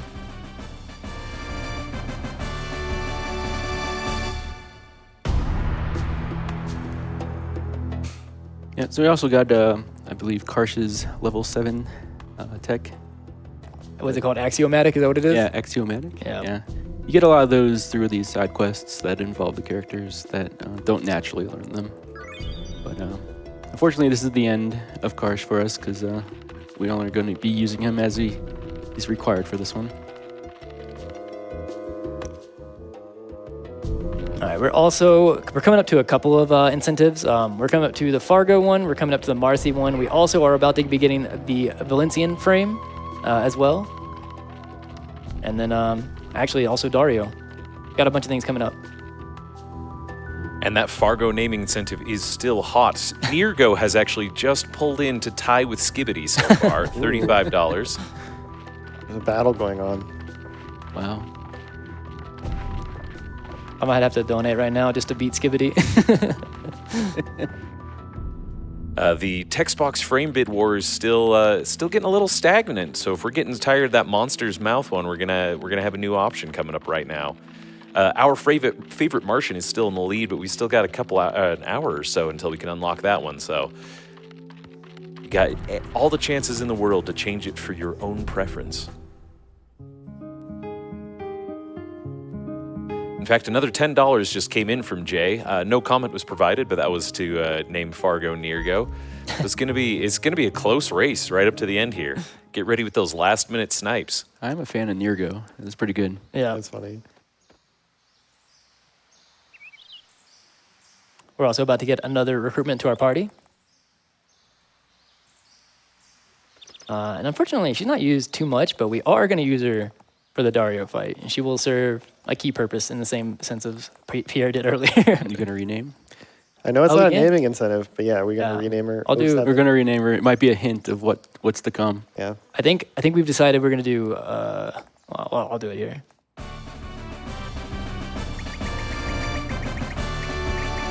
Where is it? We'll just do this. Actually, I'll do it like this. Yeah. Yeah. All the Pierre fans out there are gonna know it's coming.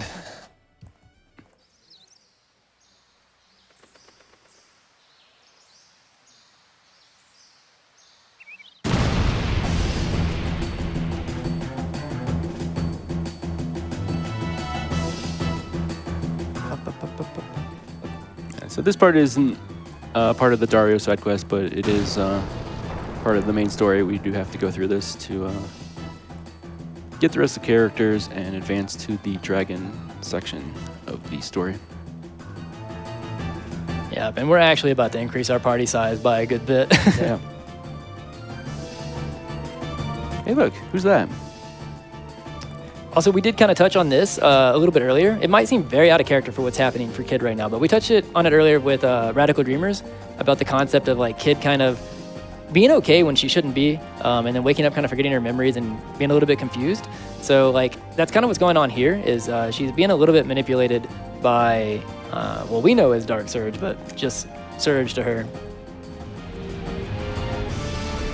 Hey, look, there's Polly.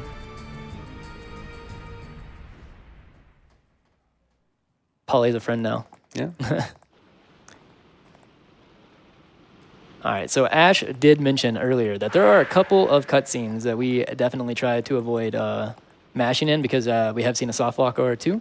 So definitely gonna be paying attention here to not be mashing through it.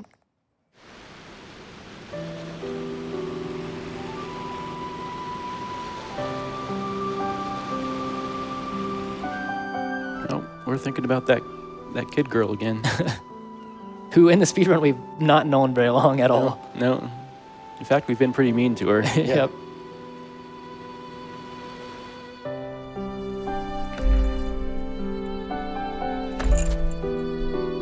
But you guys can change that with the donations. True.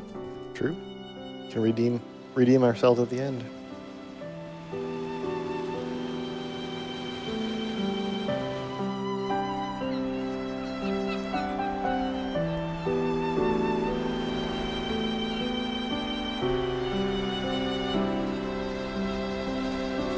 Get to see this cutscene again.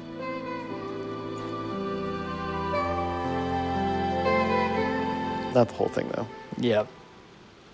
All right, we're good. So the way that soft lock can happen is you'll be sitting there waiting here after the cutscene happens, and Link's just kind of standing there, and Harlow's text box never pops up, so you're just stuck there.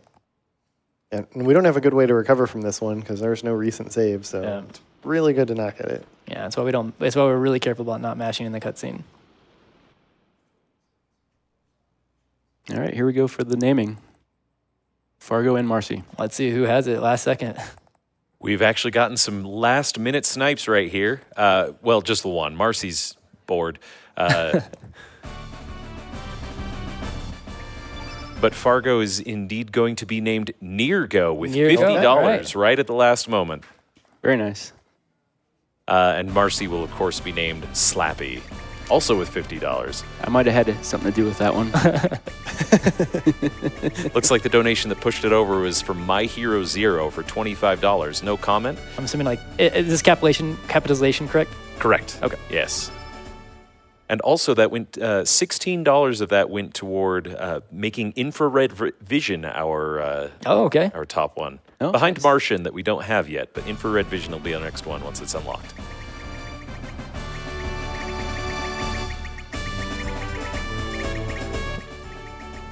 Yeah, Slappy. Slappy returns. She returns. Most of us will see why. Some of us will only hear why. Yeah. All right, so here normally we put Riddell and Marcy in the party, but to get the frame that we're trying to get to coming up, we actually need to put Sprig and Grobig. Just briefly. Yeah, so the only way you can get this frame is you can't have humans Yep. in the party in Marbule.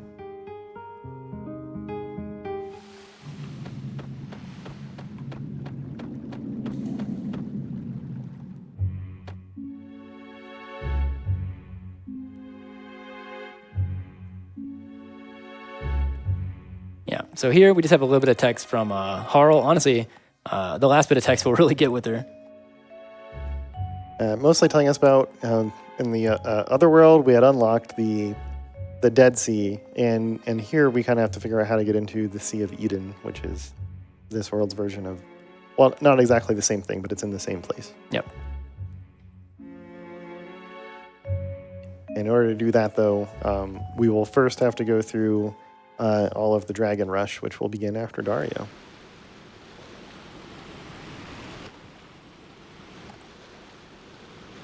I believe this is where we actually lose Harl from the party anyway, even if we weren't going to remove her. Yep. We start seeing some of the contemplation that Harl's going through. We don't exactly know fully why, but we can tell that she definitely actually does have a lot of care for the main character, Surge. And we don't actually know why she's super sad right now. If you get Starkey early there, you get a nice scene with Starkey and Harl. About why you have, or why your eyes are wet or whatever. Yep. All right, so this guy's going to give us the Valensian frame since we don't have any humans in our party. Oh yeah, also, let's go ahead and change to Actually, speaking of which, the Valencian cloth frame has just jumped ahead with All right. $25. An anonymous donor sent in $50 with no comment, 25 toward that, and 25 toward Saving Kid. So we're still making progress on that incentive.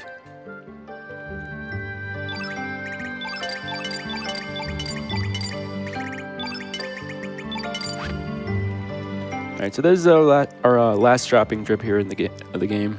We bought everything we need, so should be set. Also going to do one extra thing that you never forget. Yeah, never Yeah, forget. nobody. Nobody's ever forgotten this before. Not one person. No.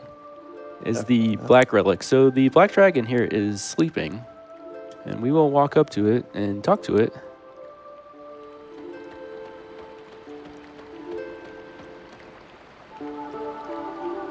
And he's still sleeping, but we get the black relic. Yeah, it just gives it to us. So the reason we don't have to fight the black dragon is because we never initiated the Magical Dreamers side quest earlier in the run. So if you never do that, all you do to get the black relic is go and talk to the black dragon. Funnily enough, you actually finish the game with one less star level because of that, because you never get the star level from the black dragon. I think I saw Marcy at 22. Wow. Oh, Yep. that's good.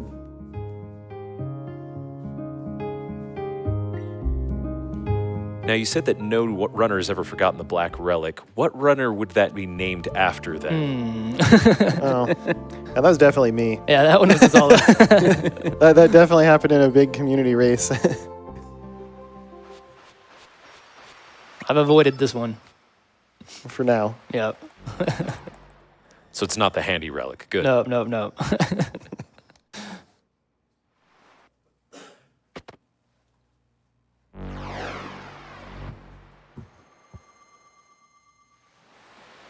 All right, so the rest here is just going to be a big menu here to prep for Dario, right? Yep. We're just taking a last second look at the menu before I go to do it. We'll do it as long as we go do it before we actually go onto the screen with Dario. Make a save before it, Dizzle. Yep. Yep, right after.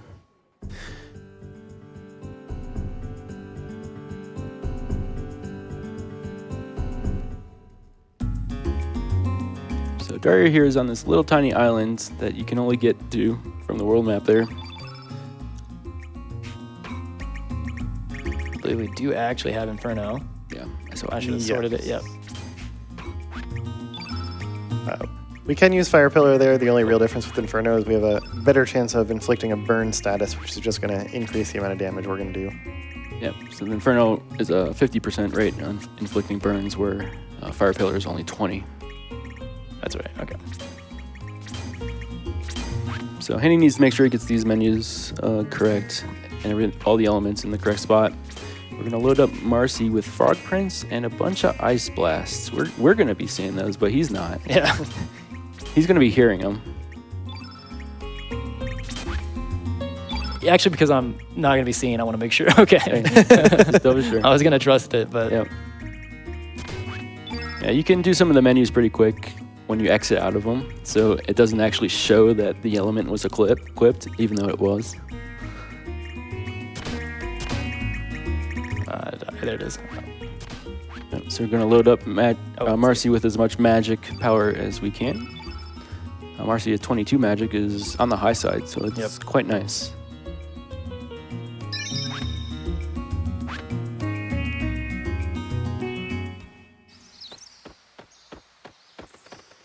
All right, we also do have a little bit of dialogue here. I'm probably going to hand the controller off real quick so I can actually set up getting blindfolded here as well. Whichever one of y'all want it. I'll take it. Okay. This is now officially a co-op run. Yeah. And I just want to remind us that we donated $1,000 to be able to unlock this blindfolded Dario incentive. So excellent work. Yep, thank you. Yeah. I can hear you. There is a lot of effort put into preparing this, so... Yeah, we might take a little extra time here to make sure we got everything set up, but hopefully we're gonna have it so Handy here can only hear the game and not us, so we can talk and commentate the fight.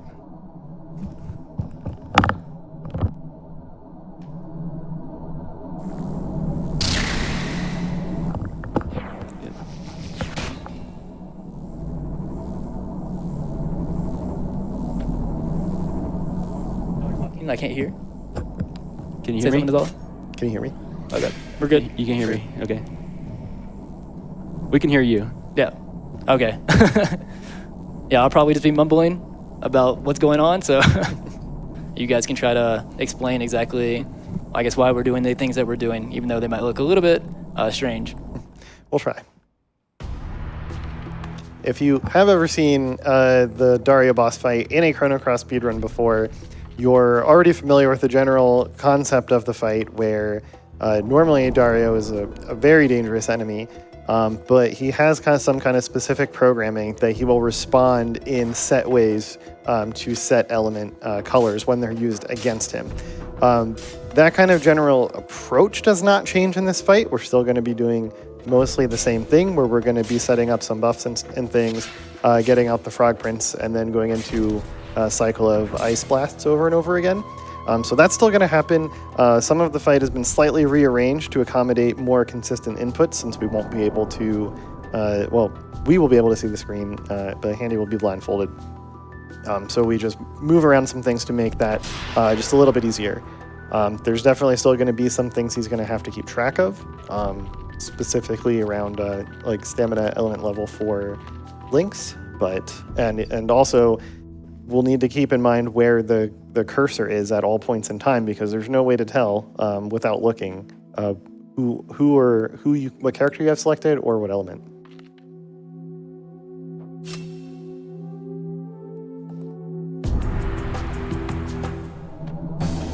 Yeah, so Handy's going to have to basically use audio cues and count hits and misses, so he knows where he is as far as element levels, as well as he's going to be doing some extra menuing, like you said, to make sure that he's in the right spot, because going into those where he doesn't know where he enters the element menu, so he's going to have to go some back and forths to make sure he is where he expects. Yep. Some of it will probably look a little weird, but it's probably the result of some of the normalization that's gone on. So here the fight's going to start pretty normal, the way that it always does, and we're just going to be building up some element levels on everyone, and then it will be Riddell's turn. Yep, so eventually. casting these Inferno here, so 50% chance to land burns, which will cause Dario to take more damage from the Frog Prince that we're going to use and the Ice Blast. He counters with Numble, which is a blue element always when you cast a red element on him. So that's actually going to help us. He did land the burns. Nice. That'll be a big help. And you'll probably see why Slappy is named as such. Yeah. The sound is very distinct. So this is why Riddell's name is what it is. Yes. Say goodbye to Riddell. 07. Headshot. All right, so now he only has 2 party members, and he's going to make sure he gets his levels up, and he's going to be buffing Marcy here with Genis. He's going to set her up for casting the Frog Prince and some Ice Blast later on. He's casting Magnify to magnify all the element damage. And he's turning Dario red, which will cause him to take more damage from blue elements. So right there, he just got a stamina refresh because both party members were in the way negative stamina, and then Dario also countered with the blue element. So now it's going to help him build up the full blue field so he can cast Frog Prince. He's making sure Marcy has max level 7 so she can cast the Frog Prince. He's going to use the final Cure Plus to have the full blue field. I can go and Frog Prince. Yep. So you see now that both Lynx and Slappy here, Marcy, are in the way negative. So we're looking for him to get a full stamina refresh, which will give them both 7 stamina. And we got it. So he's going to build up a couple levels here on Lynx because he doesn't know who's going to be targeted by this next attack. He's going to defend it out. He's going to randomly pick one of these targets. So he did not know who just got killed there. The only way he tells is by the sound effect of the weapon hitting. So he knew that Lynx was the survivor, so he went over to revive Slappy here. So she's going to build up some levels to prepare for the last phase of the fight.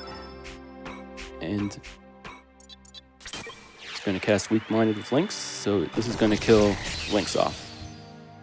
If you haven't seen this before at all, this is going to look pretty scary going forward, but it is all under control. 07 to Lynx. Yep.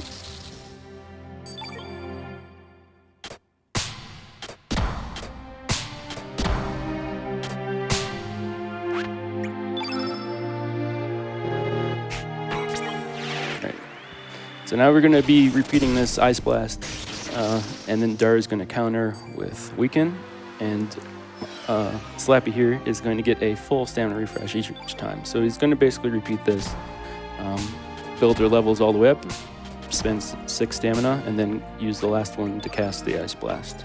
So if he accidentally mashes one too many, It's over. It's over. Yeah, Dario's going to take a turn, and Marcy's going to be dead.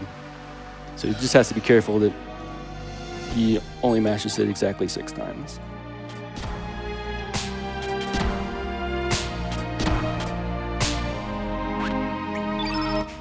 And it may not even take that many more with the magic that we have and landing the burns. Landing the burns plus that, it might be this or one more. Yeah. Yeah. It was this one.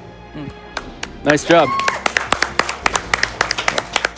Absolutely incredible work. Crowd, can I get some hype out there? Thank you. Yeah. Thank you to everybody that donated for that. Seriously. We're really excited to show that one off. So Yeah, a lot of work went into that. That's a Yeah, lot of work. they were showing me all the work they put in that, and it was a lot. It's Yeah. really cool. Yeah, because to make that consistent, I think we saw that was only one path, branching path that could have went through. There's a bunch of other ways that the stamina could have refreshed differently.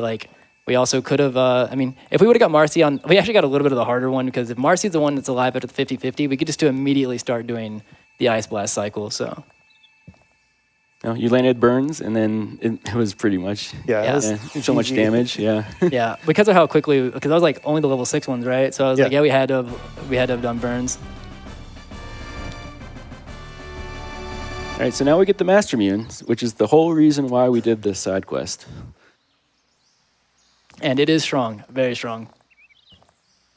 But after this, we actually get to start the dragon section. So in this section, if you, because we haven't really explained in the story here, the dragons, at least so far, are not really enemies, but they're testing us, and they want us to defeat them like in their trials. And so the way that you do this, you can actually do this in like a different order than what we do as well. But we do this in the order of the Earth Dragon, the Water Dragon, the Green Dragon, the Fire Dragon, and then the White Dragon, Sky Dragon. And that's just because of how so it's kind of routed out with like how mini stars and like stars kind of work out, just to kind of give us the most opportunity at having the highest strength that we can at the end of it. Yeah, plus the world we start out in, it's like the Earth Dragon's like right here. Yeah. So. And kind of explain what the mini star is here. So we had talked about towards the beginning of the run that Chrono Cross doesn't really require any grinding, and instead certain fights are usually boss fights are designated as star fights, and those are the fights that we have a chance of gaining our stat ups at. As it turns out, the way that it actually works is that right now the game already knows whether or not we will get those stat ups at the next star fight. We just don't have that information until that star fight happens. But the way that the mini star things work is at each set star level, there's a certain number of fights that you can do to effectively get like a preview of what the next star level up would be. And so the way that that'll be relevant here is after we do 2 or 3 encounters, we will actually get a chance of getting a stat up on a normal non-star encounter. And if we see Surge or Lynx get the stat up there for strength, that actually guarantees that when we fight the Earth Dragon, we're going to get another one because it's already been rolled for that next star level. So essentially it's like a 2-for-1. Yeah. Right? Yeah. So it's very nice to see those. Yeah. So we're only going to get 3 of those in the whole run, 3 chances of that. And if you get, ideally we get at least 2 out of 3. Yeah. And then, That's what but you if we want. get all 3, that would be great, especially since we're a little bit behind on strength. Yeah. It's really nice to get them when you're a little bit behind because it does go a long way towards catching up to the kind of average we'd like to be at. Okay.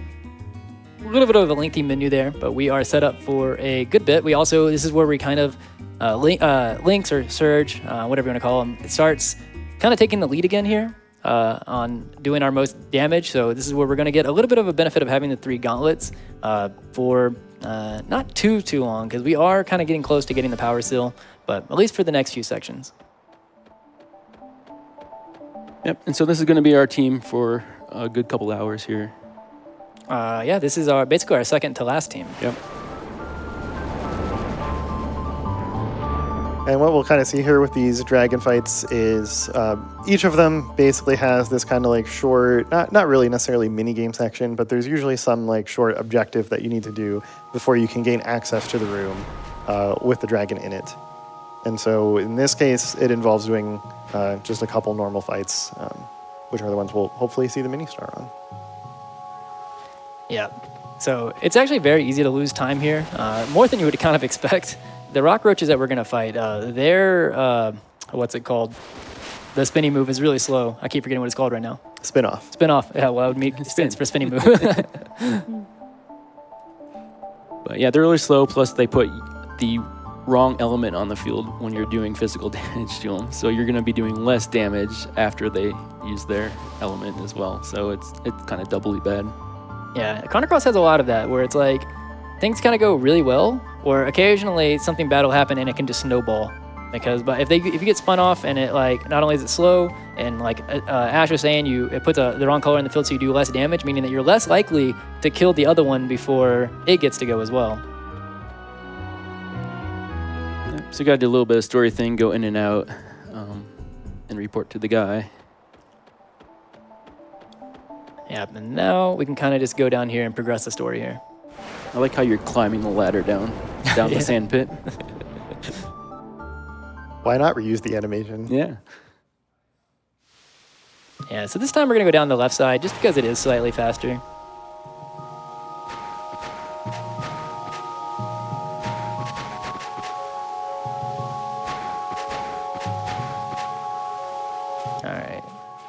Gonna get some explosives from our friend here.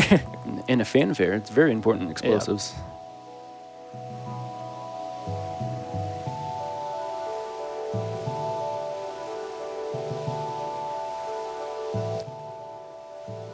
Yeah, so basically the reason we need this is to clog the holes that we need to, the sand pit holes that we need to here. We're gonna use the explosives to kind of like blow up the like rock roaches into it. Yeah, this Or, first one. you know, gently nudge them. Yeah, gently nudge them, whichever one.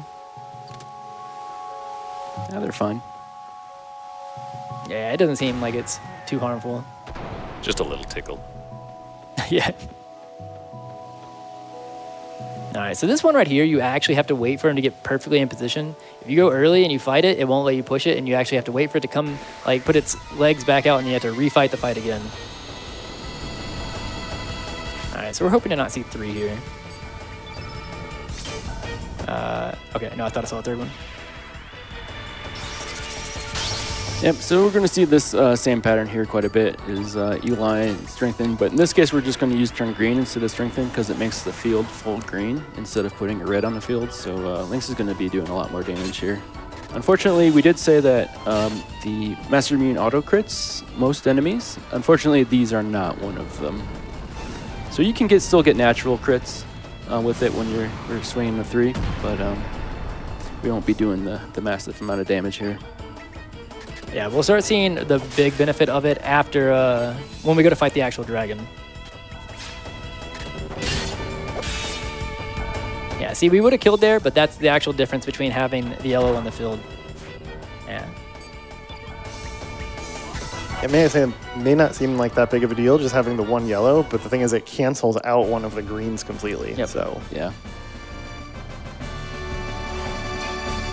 Oh, wait, yeah, mini star? Nice, very nice. nice. So we'll definitely be at 31 afterwards, which actually does put us back on track for Yep. rough average.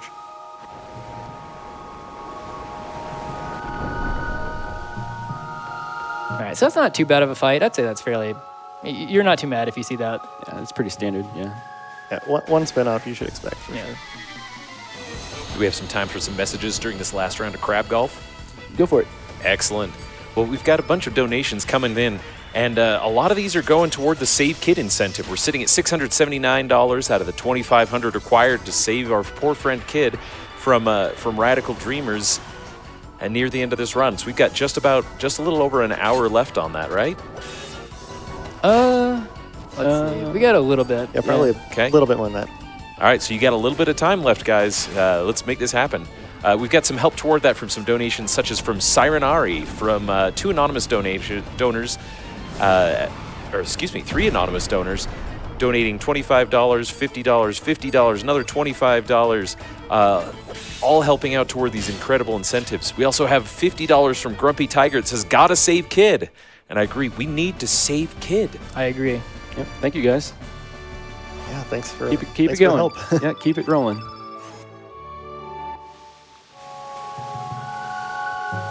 All right, so we got this last guy we're going to push, and then we'll be able to jump in the hole in the middle, and it's going to blast us up onto the platform.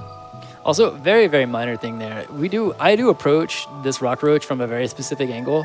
It is very easy to be like in a slightly off angle where it won't let you push after you do the fight. Yeah, I always did as well. Always hit it from the same spot. Yeah. All right, now onward to our first dragon. Where you tell them you're seeking nothing. Yeah. Hopefully not.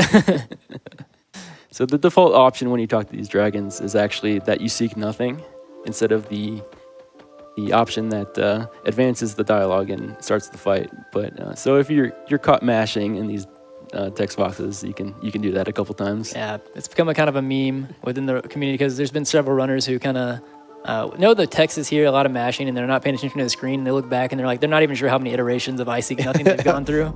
It's easier than you think to just get caught in the cycle of it and not notice. Yeah.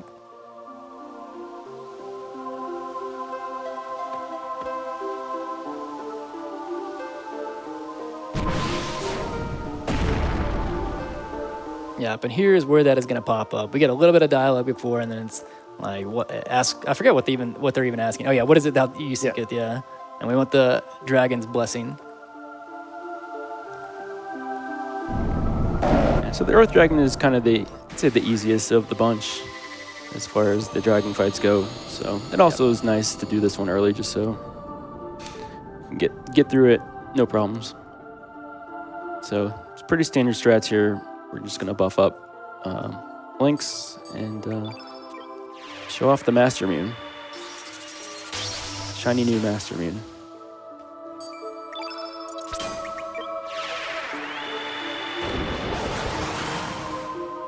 Okay, we weren't attacked. That would have split path on what we were going to do here. So now we're going to do the 3s. Wow. Really high start. It's got to be a max roll, I think. I don't know that I can kill on this turn, even if I did a 3, backup 3, 3, 3. But maybe. I'm going to try it. But I'll do this.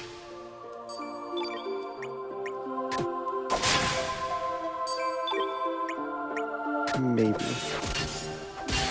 Be kind of close. It's I didn't think so. It's close. Yeah.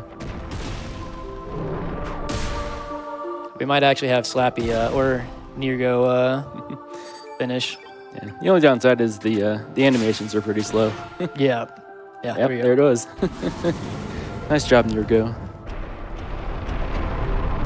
So all the dragons have these really long and dragged out death animations where they magically flip over at the end of the battle sometimes.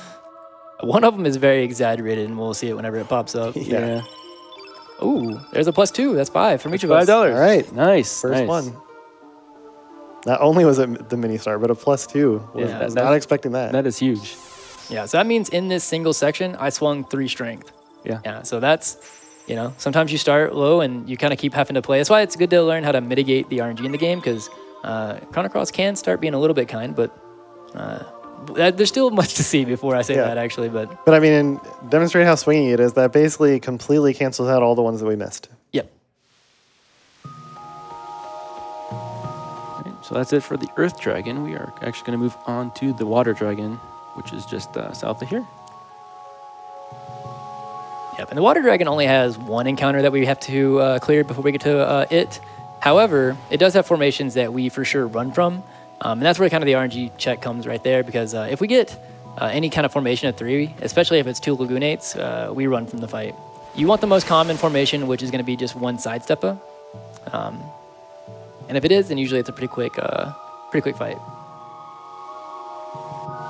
Yeah, it's a significant difference, especially at like medium to low strength values between the single and the 2 and the 3 enemy fights. Yeah, because Lagunates also, I think, have a pretty low AP, so you don't want to take those fights, because then you get just for kicks a lot. Yeah, they're really slow.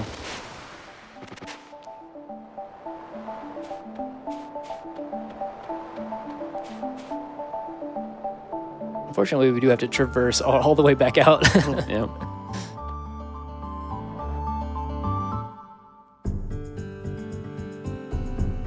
Is this an okay time to cut in for a moment? For sure. Yep. Excellent.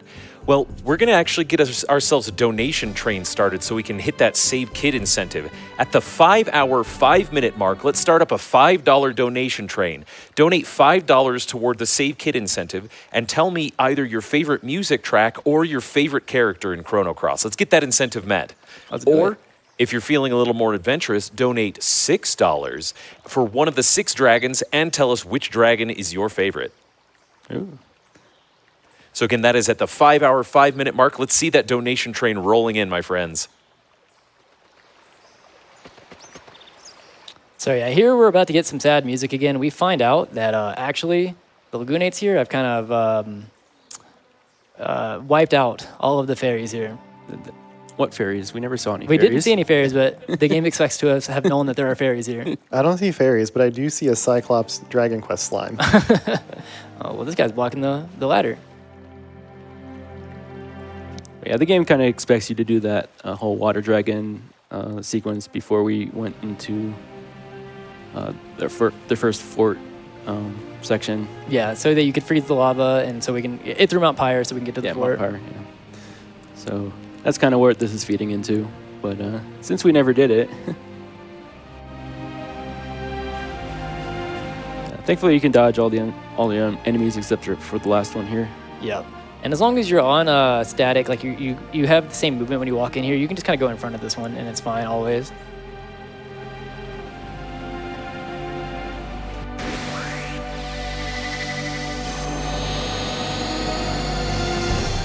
I did not see if that was... It looked like just one. Yep. So that's the most common one, about a 52% chance to have this single.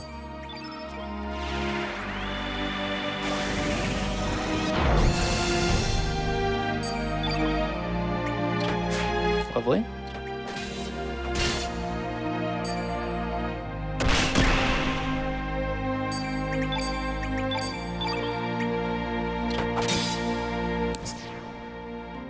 Nice and easy. The Water Dragon is actually one of those fights that can be and should be pretty easy for the most part, but it is also one of the fights that if it does go a couple extra turns past than what we want, it does turn into a little bit of a dangerous fight. Yeah, it takes a lot of misses Yep. to get that far, and that's mainly because we're not going to use Eagle Eye in the attempt to go faster, so we do have a higher chance of missing.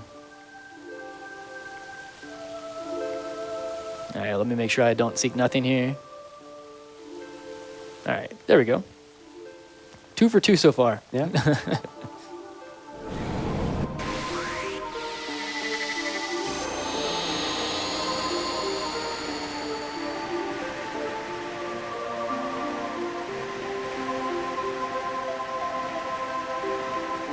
All right, so here we're gonna do the same thing we kind of just did on the sidestep fight.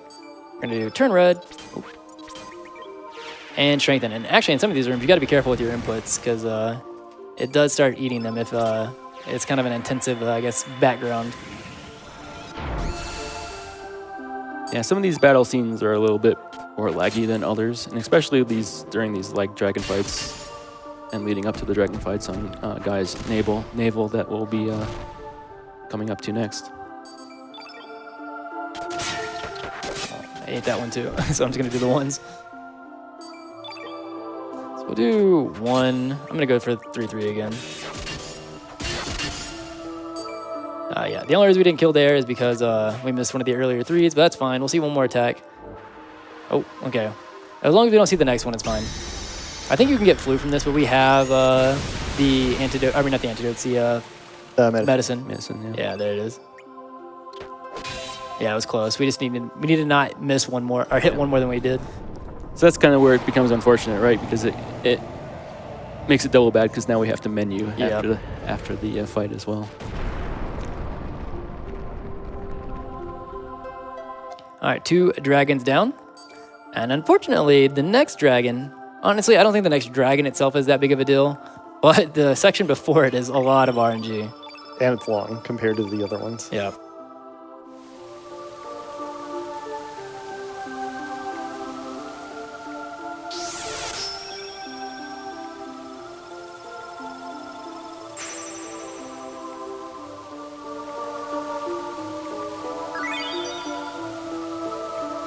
Gotta remember the menu. I mean, there's no way I can forget because I'm gonna be walking in. Yeah. You'll notice. That should be the real incentive. Walk around the game with the flu. Yeah, the whole time. Yeah. My $10 per extra encounter is gonna skyrocket if I'm having to walk around with the flu. What sort of donation do we need to make turn this into flu percent? Yeah. Fortunately, you can't inflict it on yourself, so you'll have to find an enemy. Oh yeah, sure, yeah.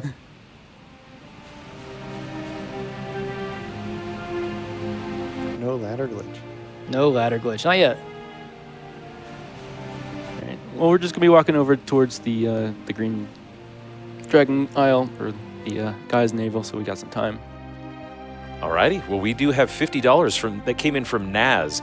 Wanted to say, this has been a great run with good commentary and an amazing blindfolded Dario fight. Good luck closing out on the run, Handy. Thank you. Agreed, that was an absolutely amazing blindfolded fight.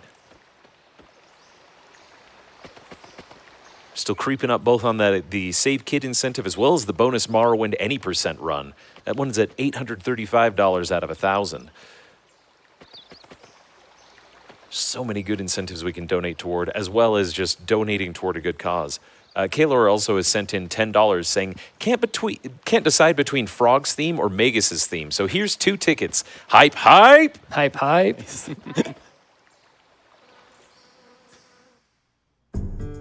And we got some nice soundtracks that you can donate for. It's like, was it $5 or $10 minimum, I believe? Yeah, we have those prizes that are ending at the end of the Skyrim block. $10 minimum donation for the Chrono Cross concert Blu-ray donated by Izala, and $5 for a Chrono Cross music box for $5. And that's just a minimum of $5 anytime between the Legends of Mana remastered run and the end of the next run, which is the Skyrim run. So here, before we get actually to the Green Dragon Isle or Gaia's Navel, we have to do a little bit of a plot progression, if you want to call it that. We actually have to do a couple of almost meaningless fights. Hopefully here we don't see any Biba friends. If you don't kill the Biba before it takes its first turn, it will call in an extra Biba. And we're going to do this twice. Yeah, so you're actually meant to come here way earlier when the Save Kids side quest option is when you select that.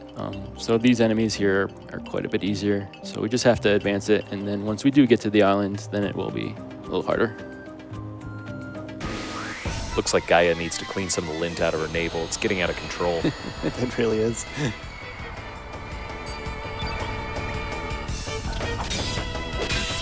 Nice.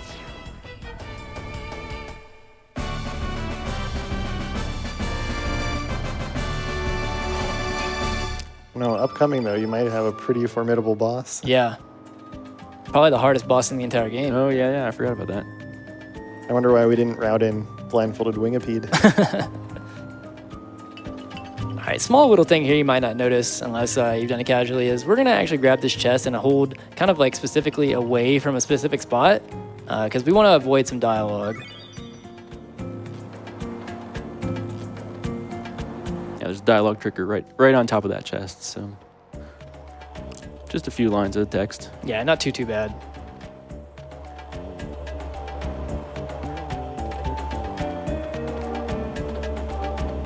All right, so we think this is a spot. We're gonna try to use the Biba flute here.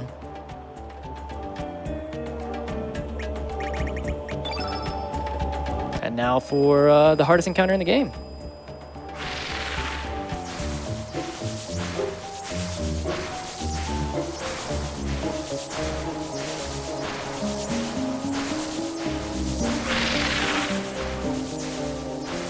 He looks angry. Yeah, I'm gonna focus on this one.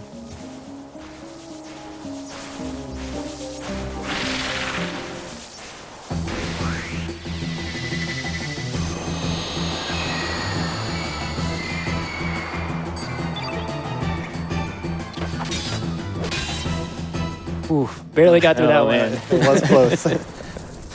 It's shocked. It's like the only fight at the end there is like that weird freeze. Yeah. And then They thought Wingipede was special enough for it. yeah. All right, so coming up, actually, we talked on why like this was a pretty RNG heavy section, but not necessarily why. And really, it just kind of comes down to the same reason that the Will-O-Wisp section or the Komodo section earlier was as well, where anytime we have to do any extra regular encounters, it just adds a whole bunch of RNG. And we have to actually get Tyranno to pop up, we have to actually do 6 encounters. It is 6, yeah. Yeah, 6 encounters, yeah. And then afterwards, the RNG doesn't really stop there. When we actually go to fight Tyranno, we'll touch on it a little bit as we get closer to it. There is a pilfer that we need to do, and we need to steal something specific from it.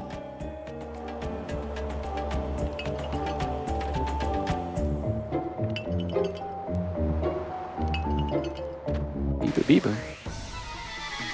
Yeah, so we gotta defeat this Biba again. It's basically the same fight again, but we will get the fruit, so we can now travel to the islands. Ooh, okay, luckily it didn't low roll. So that's why we watch the accuracy, because we don't want to do 2-2 without actually, fully paying attention, because then we wouldn't have killed with a single 2, and there's a high chance that the Biba rolled, 0 through or 1 through 4 rather than 1 or 2. So pause there, and then we do the 2-2 to buffer it together.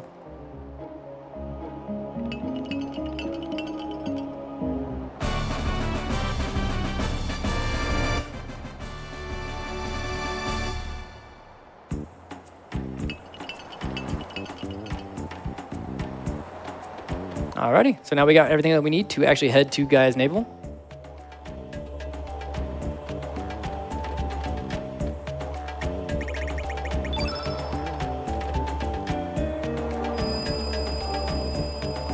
Luckily this time we don't actually have to fight the Wingipede. The Wingipede is going to give us a ride.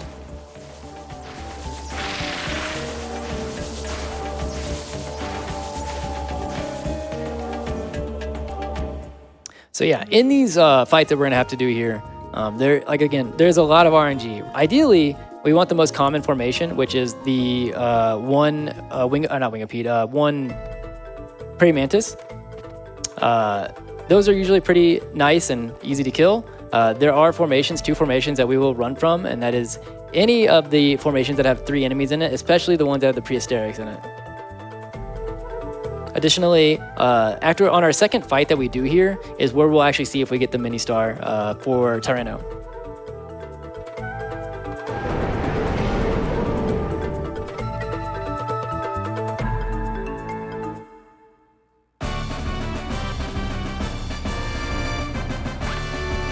Are you sure you don't want Leah in your party? Maybe. All right, we're gonna see how close this one is. If he's in the back, okay, he's right here, so I'm gonna go ahead and fight him.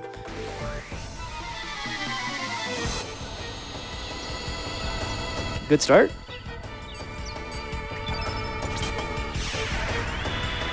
Yeah, like I said, we want to see these singles. They're pretty quick to get through.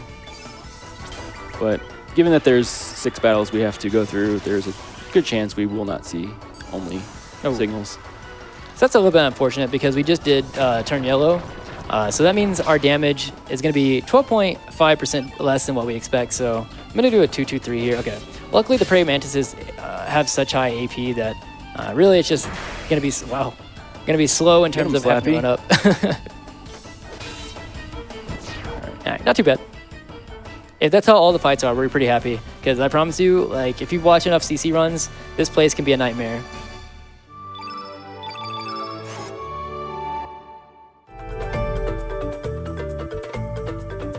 We're also not going to heal the poison just yet because very likely we see more. Yeah, you're going to get it again. Yeah, for sure.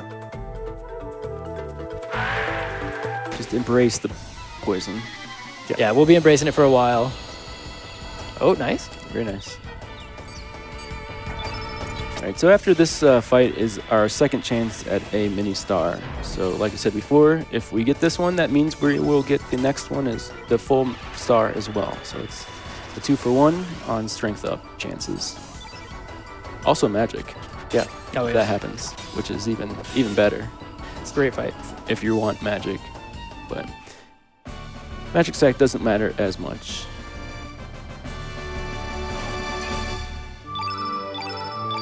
All right, so we didn't get it. That's fine. We are actually coming up to the end of the section where the extra gauntlet even means anything. So we're no longer going to be at effective 34 here anymore. As soon as where we normally get the power seal, is this 2 or 3? Okay, it's 2. Pretty good encounter so far, though. Yeah, as soon as we get the power seal, it's basically routed in. So we no longer kind of consider ourselves ahead from the extra gauntlet. Mind if I cut in a moment? Go for it. Oh, great. We actually got $20 from Sakti. Says, for my husband during one of the games that means the most to him. I love you. Very special donation there. And then we also have $7 from an anonymous donor. No comment, but we appreciate everything that's come through. And then we have just a little under 2.5 minutes left before our hype train leaves the station. That's $5 minimum, $5 donation train. Send that in. Again, tell me your favorite music track or favorite character from Chrono Cross. One of the 44 or hashtag BanCorcha 45 characters in the game. plenty of good tracks to choose from. Oh, yeah. So we don't actually need this chest, but we're grabbing it to spawn this enemy. Unfortunately, it's 2. You'd like to see 1, but... This is the classic RPG, the boss becomes a normal enemy later. Yep.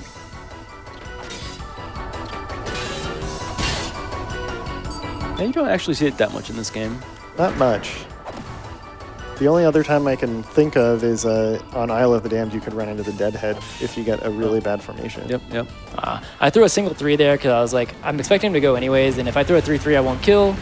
So I was going to try to just play for really, really high AP. So we're just going to do 2-2 here, and then we'll do 2-2-3, and that should be enough.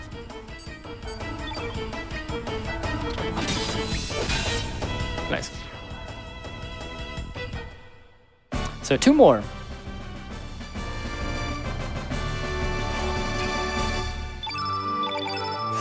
Double Inferno. I think those are the common, aren't they? Yeah, I think Those so. guys. Yeah.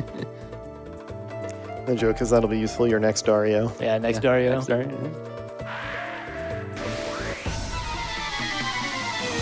All right, let's continue the singles. Nice. Wow. That's pretty lucky.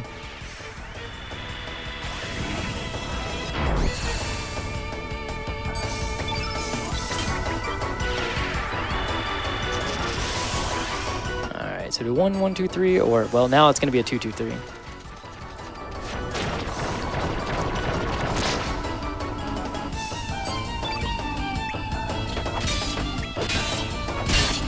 Nice. All right, one more.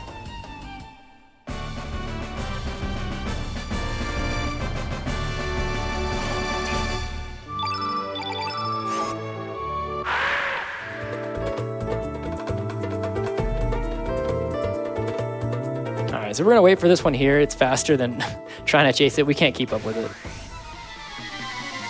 All right. So far, 0 runaways. Wow, really good formations. No runaways is really good. Is that better than the world record run? Oh, definitely. Actually, I think it is. Yeah. My I just didn't have good luck here. I just had better than what I had been getting.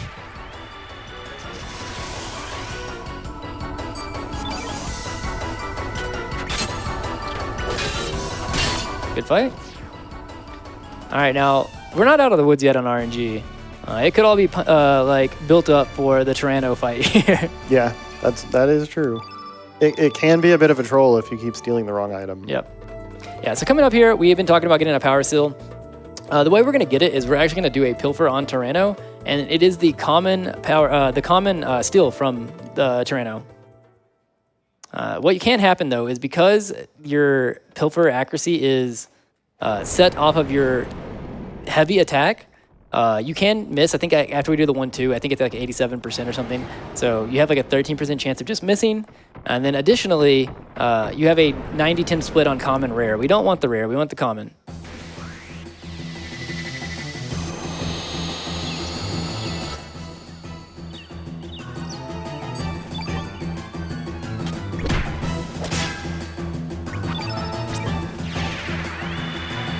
Yeah, so this is like our only real good chance to actually get a power seal.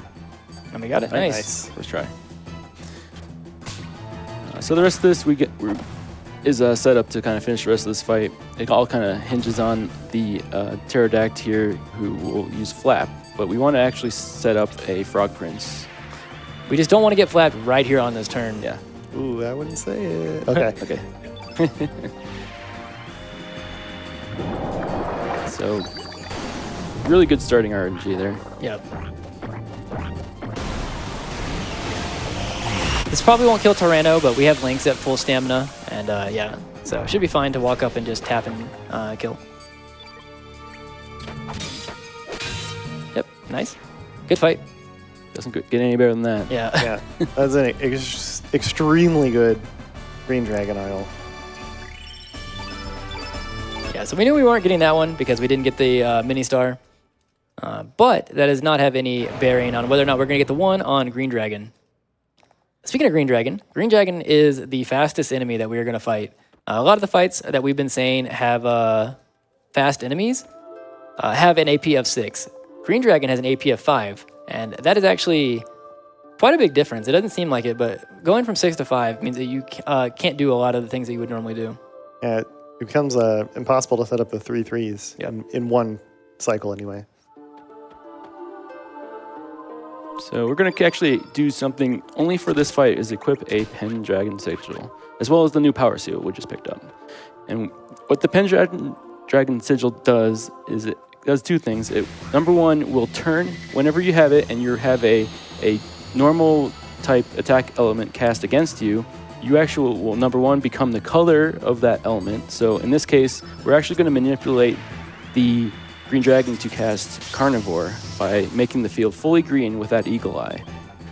So we're going to do a little bit of supplemental damage here until he casts the Carnivore. And so what this is going to do, you're going to see Lynx now be turned green, but the other thing that it's going to do is it's actually transferring some of the element power to his attack as well.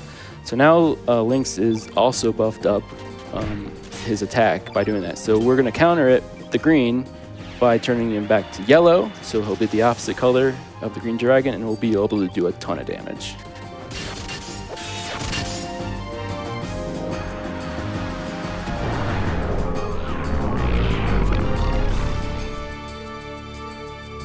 All right, here we just don't want to see like darkness or something. Okay, yeah, nice.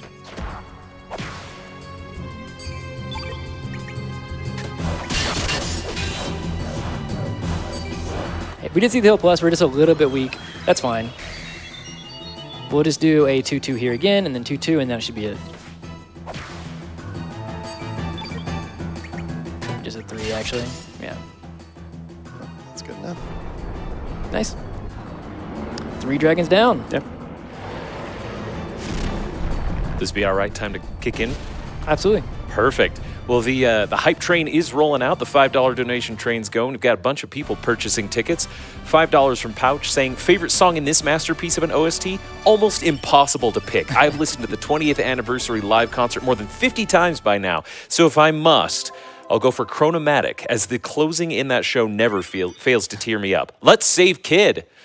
We got $5 from a generous anonymous donator. It says, Mojo is a cutie pie, less than 3. Agreed.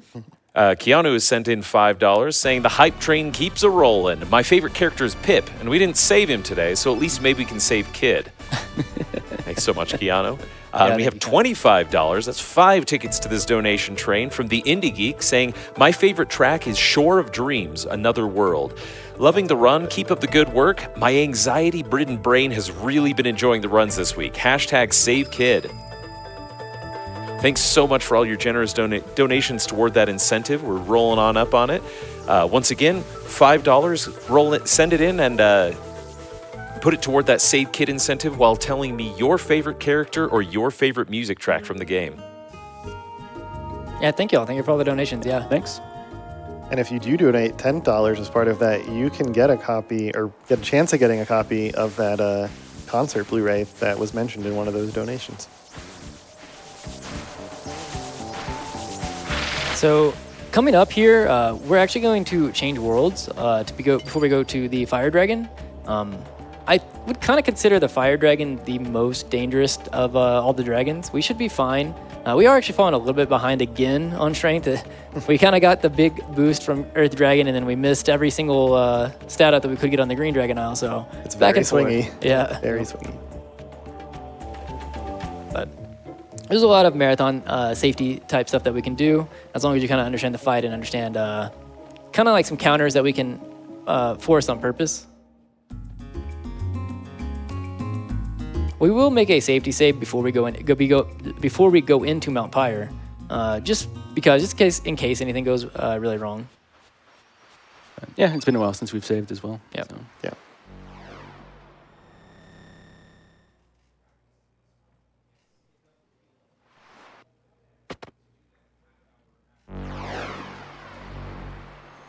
Yeah. So our last 2 dragons actually will be in this world.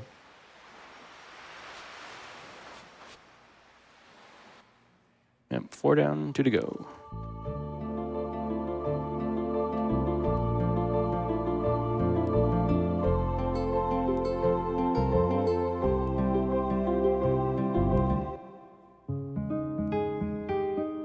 Fire Dragon's the one that doesn't really have, well, I guess the remaining 2 dragons don't really have much of a task that you have to do before fighting them.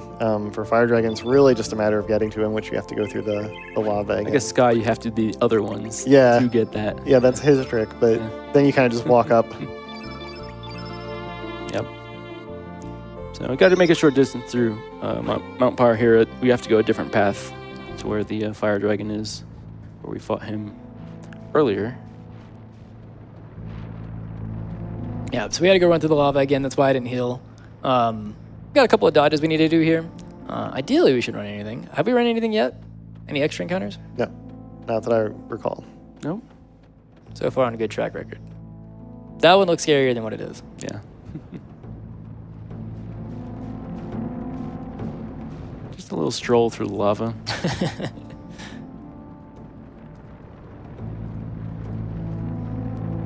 This is a room where an extra encounter can definitely happen. These dogs kind of turn wherever and whenever, and they're faster than us. Yeah, they kind of like bounce off the walls like pinballs. Yeah, nicely. They kind of all went down there, so I didn't have to play any shenanigans trying to get in the door. And they can sometimes hang out in the door, which is really annoying. Oh, it's at the top. Yep, so we're done with that Pendragon Sigil now. Equip the full strength set on Lynx and heal up.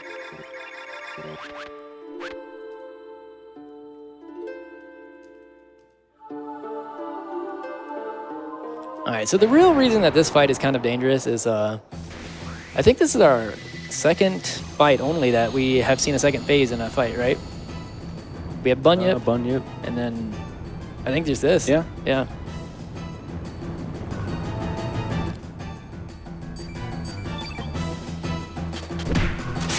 Yeah, so this is kind of the gimmick of this fight is you fight the little dragon that you fought earlier. It's the same guy, right? Yeah, It's yeah. a little cute dragon just swinging his trident.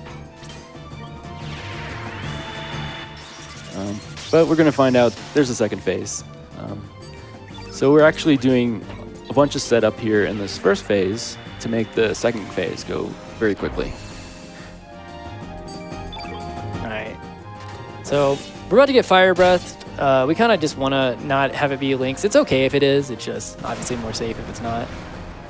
All right. All right, so we got Lynx buffed up. Now we're going to get the field blue.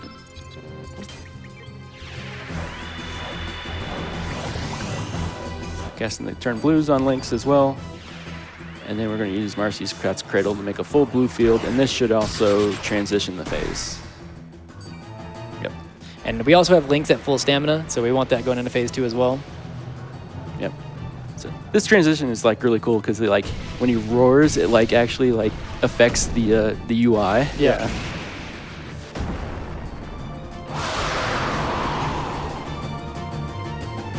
Oh, okay. So this Wow, is the it's zero danger. turn. Yeah, Yeah. this is the danger. Is that you Okay. can get 0 turn because normally bosses can't 0 turn you, but because phase 2 bosses are kind of a different entity, he's been rolling in the background. He just happened to hit us. All right. Goodbye, so, Slappy. So we're gonna do 3, 3. Defend at 7, 8. I'm gonna throw another 3 here. So the next one's just a physical attack, Yeah. but the next one's going to be another Fire Breath. Right? Yeah. So yeah. Ooh. Okay, didn't like that, but all right. So we're gonna do 2, 2, 2, and then we're gonna pillage. We don't actually care what we're getting here. This is just to reset the AP and get a single target attack on Fargo here.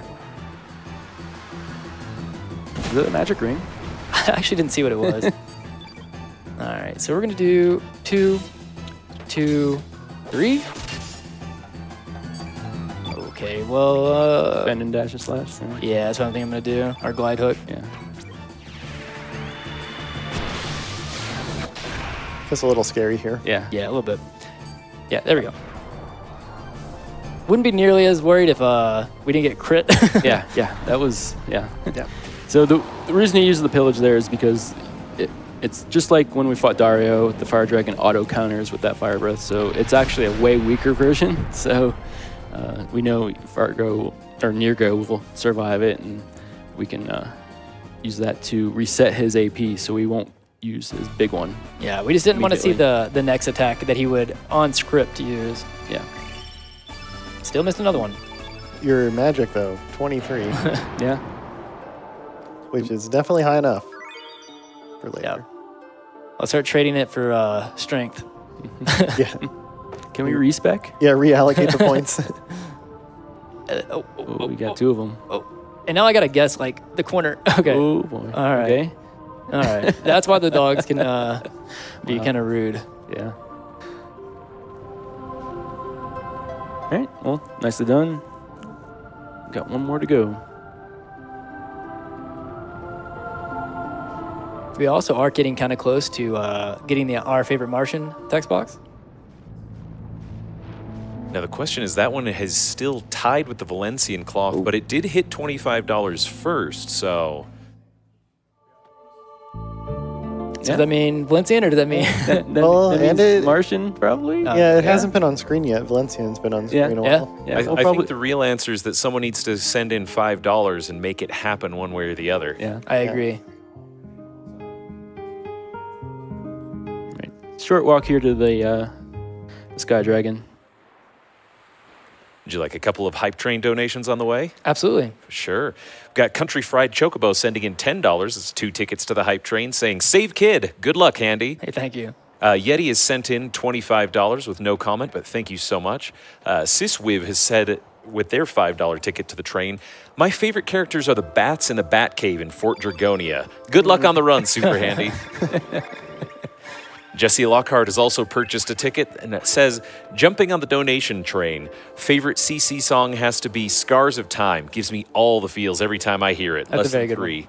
Favorite character's got to be the carrot-bopping, drum-beating bunny girl, Janice. Keep those donos coming and save Kid, everyone. And we're still looking at somewhere in the neighborhood of a half hour to be able to raise the money to be able to save Kid. So please keep sending in those 5, 10, whatever donations you can give us. Tell us again your favorite music track, your favorite character, or just send in whatever message that you'd like me to read on stream.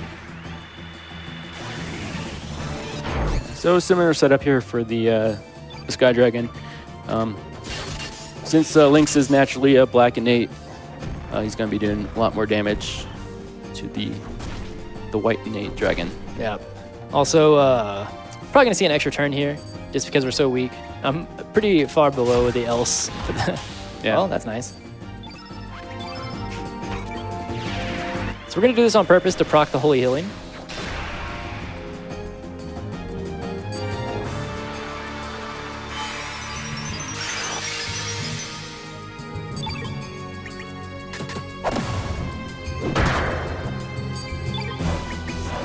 And let's see if we kill here. Well, we missed a 99%, so no, we weren't. That's the first one, isn't Yeah, it? that's not too bad. Yeah. You kind of expect to see them, or at least one. Probably expect to see kind of 2, actually. 7, so I gotta throw 3s. Hit 1, hit 1, hit 1. Yeah. That's enough. All right, we are through all of the dragons.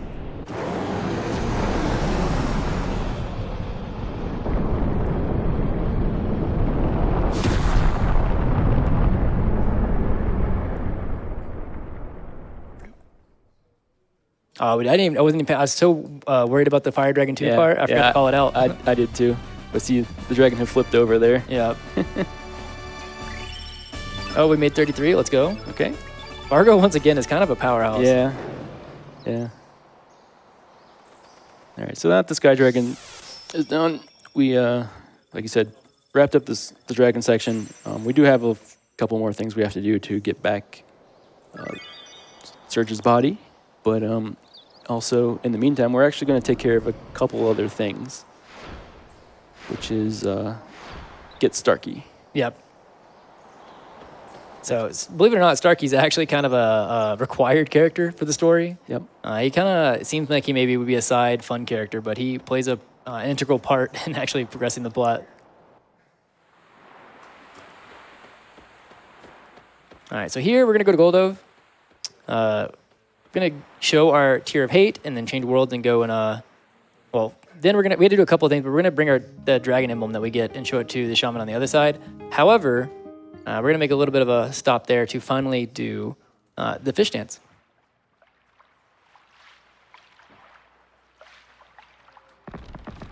Yep. So we finally go. This is actually the first time you come here to this world's Goldov, and you'll see Orla here battling the soldiers.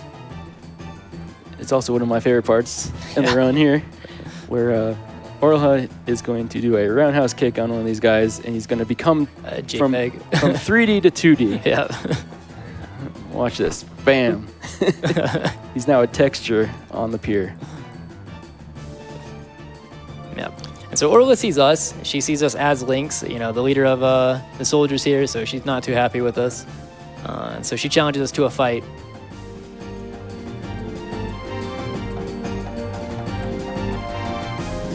But yeah, since you were meant to fight her way earlier, she's pretty easy. Yeah. Usually she gets one turn, and that's about it.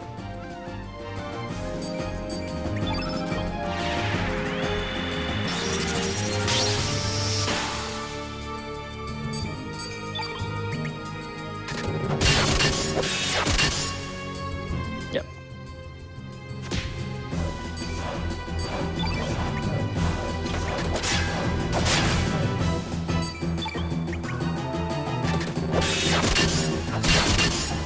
And that's the Orla fight.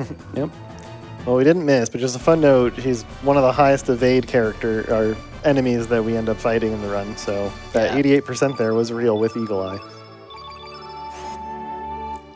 I have missed there twice, actually, and I think she does multi-punch is what she does next. Yeah.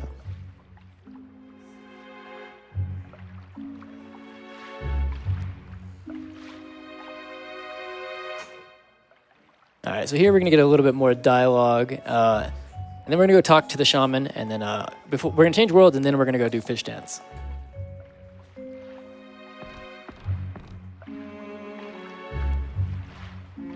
Yeah, so if you got anything, not much is happening here. Beautiful. Well, I do have a bunch of stuff coming in. This hype train is still going strong. Got $25 from CZ. No comment, but thank you so much for the donation. Got $20 from Echo saying, RPGLB ends the day before my birthday this year, but I'm happy to send in my birthday dono a little early this year. Never played Chrono Cross myself, but I love the Earth Dragon. It's just so cute. Cute's definitely one word for it, but thank you so much. $5 from Yako saying, my favorite character is Norris, but Stocky is a close second, so here's $5 for his text box. And with that, our favorite Martian has pulled into a clear lead with $35, so once we've unlocked that. All right. Right on time, actually. We're about to be heading right there. That moves the question, too. Excellent. Also got $10 from friend Boogie Poppy over in the audience. Zathian, we were just talking about this the other night, so I wanted to tell you that my favorite Chrono Cross track is Xanarkand from Final Fantasy X. A worthy way to spend $2 on the donation train. Once again, that's $5. Send it in, just a $5 donation. Let me know your favorite character, your favorite music track from Chrono Cross or adjacent properties. I didn't see the cursor go down twice there, so I thought I selected the wrong thing.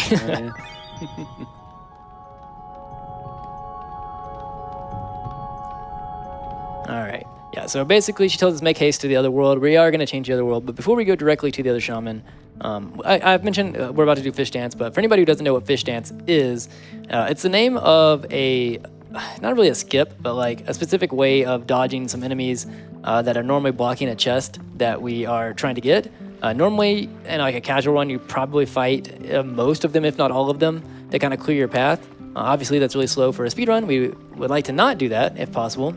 The problem is if you don't want to wait there forever, usually you can kind of take a more of an aggressive approach and kind of stand in the center and dodge the enemies, which is what I'm going to try to do. And with Chrono Cross, we said that you could run away from literally every encounter, basically.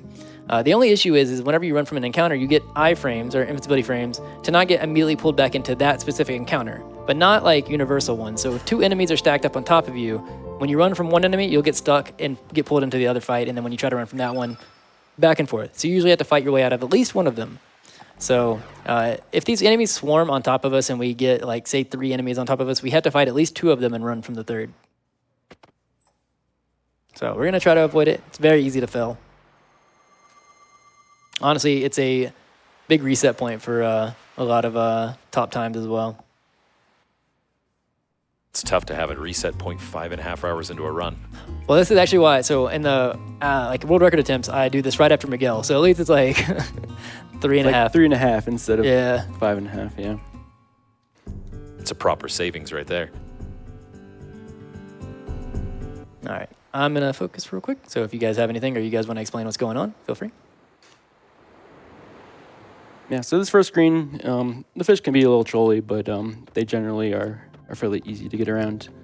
The thing you have to look out for mainly when you're going around this section are the shadows. So you got to watch the shadows on the fish. That's the easiest way to tell where they are on the path.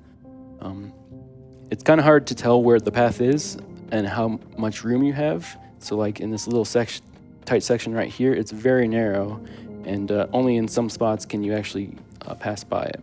So he's going to stand here in the middle and hopefully force the fish to move quicker so he has a faster chance to get into where the chest is. They're forcing me out from the center. Yep. All right, so now we're back in the center here. We're trying to avoid everything that we can. We want the fish to get out. Trying to get a better pattern. Unfortunately, the slow fish is blocking the way. That one doesn't get sped up from the... Okay, there we go. And then, they all turned in. Okay, this is fine. That's fine. Okay, nice. Nice.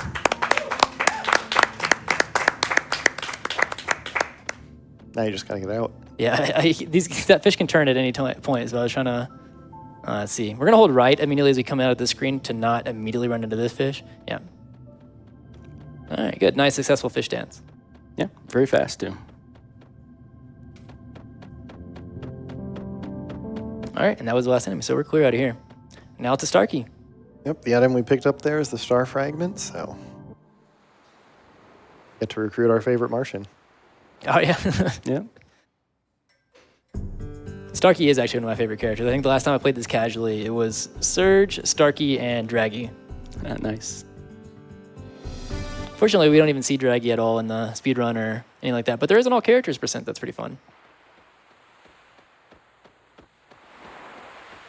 It's just a casual 10-hour run. Just casually. Could be worse. Yeah, if you couldn't use like Continue Plus or something like that, yeah. Who's that? What a small little guy.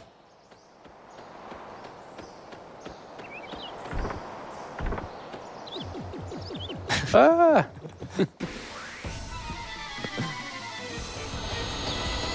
So here's Starkey. He's pretty easy at our levels. You're actually also meant to come here pretty way earlier to fight him, but he does have a really high HP pool. So Yeah, he does take a little bit of time to... even though he's pretty easy, he takes a lot of time to get through his HP.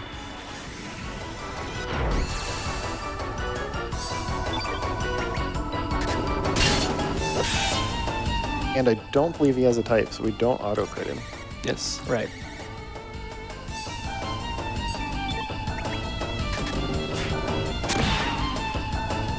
Alright, so we're gonna do this turn. We're not gonna kill here. We're gonna see radiation. Radiation.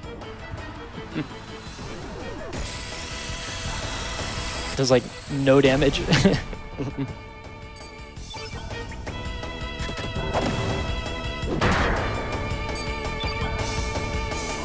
Can we kill here at our strength? I don't think so. Yeah. Yeah, it ran out. If you crit, maybe.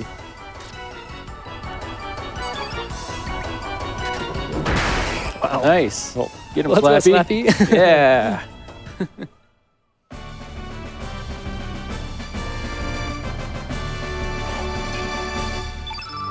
Nice. So we got the mini star here. That might actually look like it's a boss fight, but that is actually the mini star for Dark Surge coming up. Yep. So we got 2 out of the 3 of the mini stars, which is all you can really ask for. Yep. And Starkey wasn't too bad to catch. Nice. I've seen many a runner, including myself, chasing Starkey for like a whole minute. All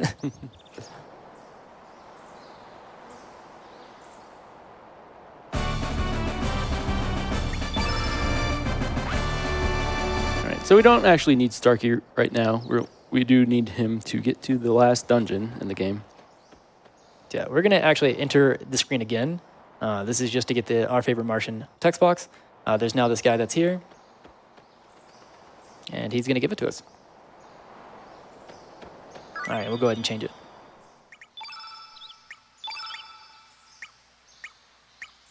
Oh, there it is.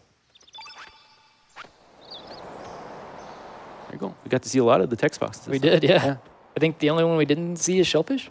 Yeah. I think so, yeah. Yeah, Shellfish is still just sitting there with $0. If you want to change that, I you think need to send in people at must least be allergic. 36. Yeah. Yeah. All right, so now that that's all done, we're going to head back to Goldove. This was a little bit of a detour. We're going to show the Dragon Emblem, as the shaman had asked initially here. And this is all to kind of lead us towards, well, we're getting towards the very end of Disc 1.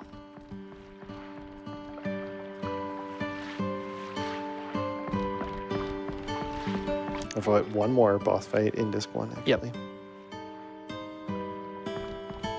One more fight at all. If dodge. Yeah, yeah. It's a good time for a couple of donations. Absolutely. All right, Tim and Paul have sent in $25. No comment. Thank you very much. That's also going toward the Save Kid incentive. We've got probably a little over 20 minutes before that's got to be met or closed. So let's keep these donations coming in. Yeah. Yeah, Maybe a little more. Yeah, it'll go right before we go into the final dungeon. So we probably got about 40 minutes or so. Yeah, I'd say Okay. about 40. All right, we've got a little bit more of a time buffer, so let's meet that incentive. We really want to save Kid. Also got $5 from Keanu saying simply, $5 fish dance. Making it look easy, Handy. Lots of time of failing it. Yeah. A lot of practice. Yeah. Moonblaze Wolf has also sent in $50 from the Tech Pit saying, I will never forget the first time I heard Scars of Time on the Chrono Cross Musical Selection promo CD. Getting stuff like that in stores or magazines was such a fun way to get hyped for new games in that era, and this was one of my favorites. Thank you so much, Moonblaze Wolf.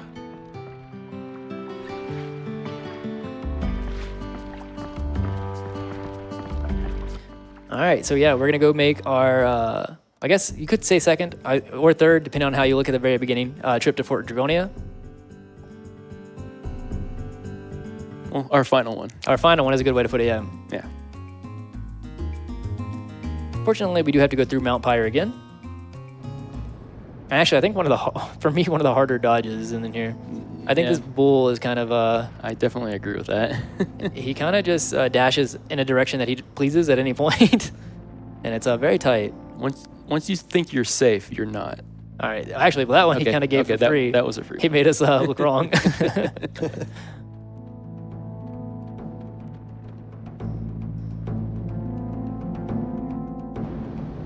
All right, just a little bit more dodging here.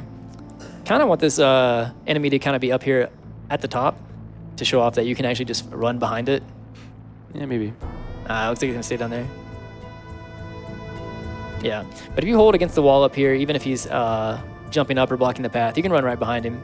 It was a very long time until I knew that. Really? Yeah. Yeah, I remember when I figured that out, and I was surprised that you could do that. Okay. A little bit safe, but that dog dashes at random intervals as well.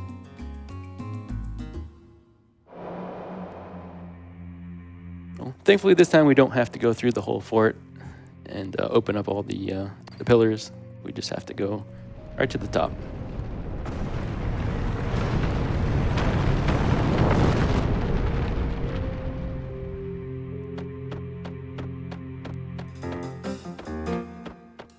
It is nice to hear Fort Dragonia's music again, though. Yep. I'm going to go ahead and heal. Very easy to forget to do.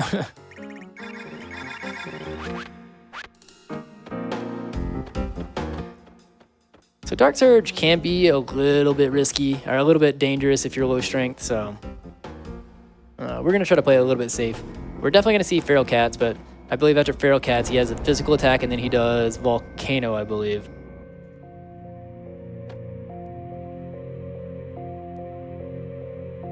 So if I get the chance, I'm probably going to strengthen regardless.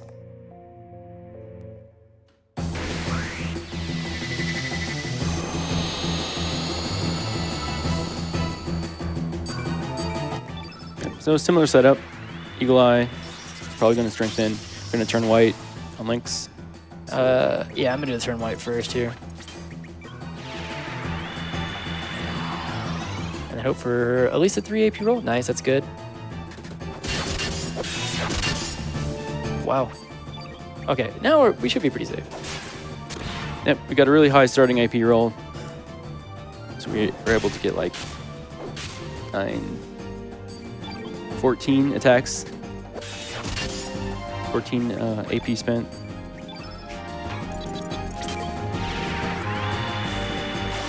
So yeah, that makes us, we're 1 cycle ahead now on the damage. So it makes us fight very safe. Yeah, we're gonna get feral cats, but that should be it. Also, kind of a visual throwback to the Radical Gamers run earlier. Yep.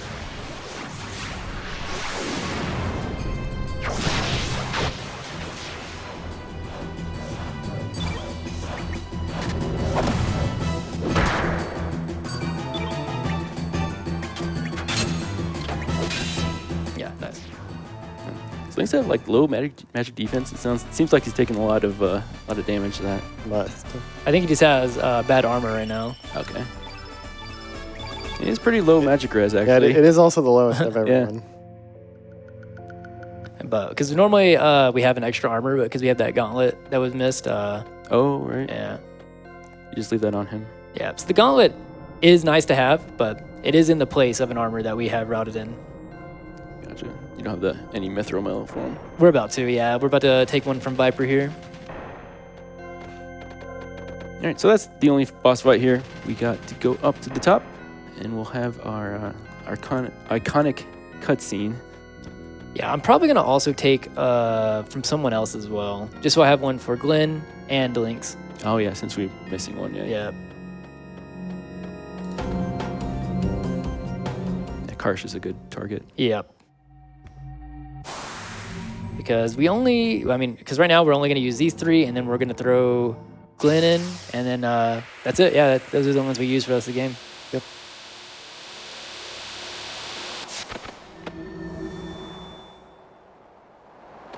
Avoided the elevator of doom, Yep. where you go back down because you're mashing. Mashing too much. Yep.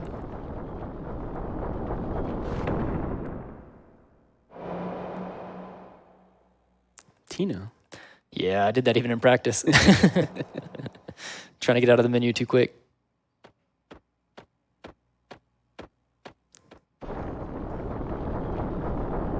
All right, this will be the last cutscene of Disc 1. So it's like halfway point, right? Yeah, a halfway point. Yeah.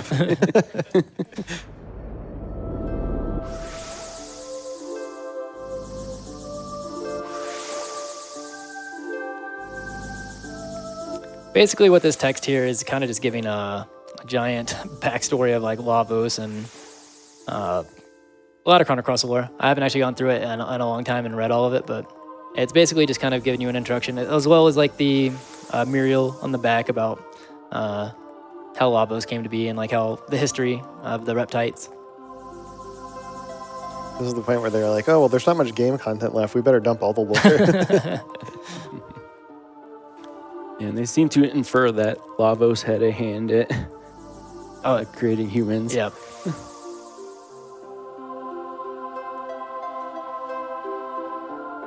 I don't think we can necessarily trust that 100% because I believe that all of this is from the point of view of the Reptites Oh, okay. and the dragons. I think is like kind of the implication. Yeah.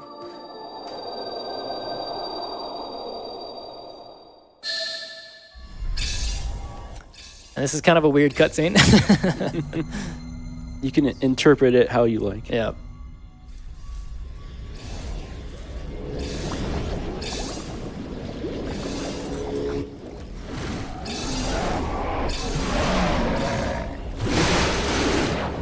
Looks kind of painful. Yeah, it does actually.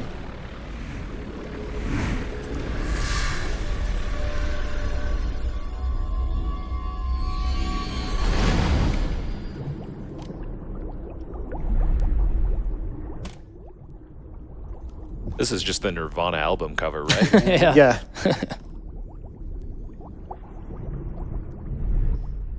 This is how they grow up fast. Immediately. This is just a Pokemon evolution. For Surge, yeah. Yeah.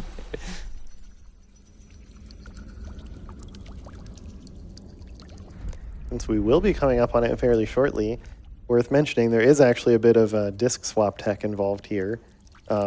It's honestly pretty minor time save overall, but it's kind of cool that you can do it. It just involves opening the disk drive early at a specific point and getting the disk swapped out. And so as soon as the game says insert disk 2, you can just close the lid of the PS2 and it'll resume almost immediately. I don't know how many seconds it actually saves. But Yeah, I mean, it makes it nice because you don't have to really be panicking to try to hurry up and not lose time from a disk swap. All right, got one more menu coming up here. And while we're in that menu, it looks like it's about time to change the text box frame again. Oh, okay. We got $50 from our friend Hactical. It says, let's see that shellfish frame. And Scars of Time right. is my favorite Chrono Cross song, too. A lot of hype for Scars of Time in here. Thanks, Hack. yeah, it's so good. Scars of Time is very good. And we're still slowly running out of time to meet that Save Kid incentive. Got a little bit under 40 minutes left, probably. And about $1,600 left to make it happen. So everybody in chat, you know what to do. Let's get the donations rolling in. $5 at least to let you tell me what your favorite song or favorite character in Chrono Cross is. Yeah. Sorry, I was talking to myself about the menu. Yep, so we're going to set ourselves up here for pretty much the rest of the game here. Might have one more miner equip here once we get Glenn back, but that'll be it. What, did we get Shellfish in there? Oh, yeah, let me do that real quick. And magically, Surge's clothes appeared as well after that cutscene. Who doesn't keep a spare bandana? Yeah, I mean, honestly, after everything I saw in that cutscene, his clothes reappearing is my last question. And that's very fair. Did I put the sawmill? I did not. Or the mithril plate, yeah. Text frame while you're here. Yeah. Oh, Not there. yeah. We said shellfish, right? Shellfish. Yep. It's somewhere in here. We have a lot now. Are you sure? Do we not? Did you ever unlock it? Uh-oh. Oh boy. Arnian? I thought we grabbed it. Do we have a route detour? Is it in this world? Are you in Homeworld? Yeah. We're in Homeworld, yeah. Yeah, okay. Yeah, we can probably grab it. Yeah, we can grab it. We'll go grab it. How did we miss? That was our very first one.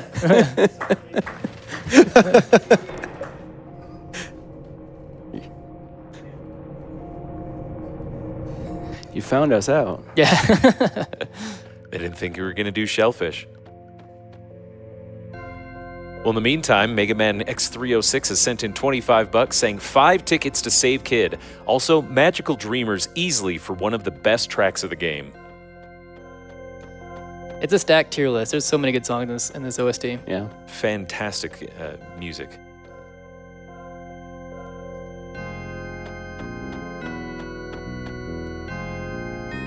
All right, during this grand adventure, we're about to make our way back to the village. And be like, Why not? You gotta buy those level 1 elements again. yeah. And you get your body back and you go home. Yeah, exactly. And that's the story. And you just have a hankering for some shellfish. All right. So, yeah, Arnie Village is right here. Not too far out of the way. So we're learning you can't grab it again, but I don't know.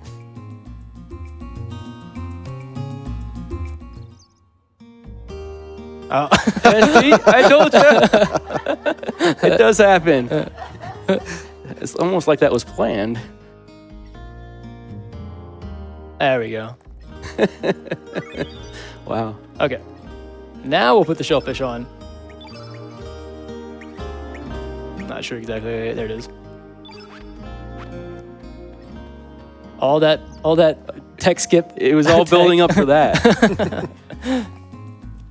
We just got $200 from Duck. Thank you. They say, we must save Kid. Thanks for the great marathon and amazing run of Chrono Cross. Thank you. Thank you so much for your generous donation, Duck. Let's see this happen. This means we're up over $1,000, over $1,100 on the way to saving Kid. Yeah, we're closing in on it. This is the last dungeon before it.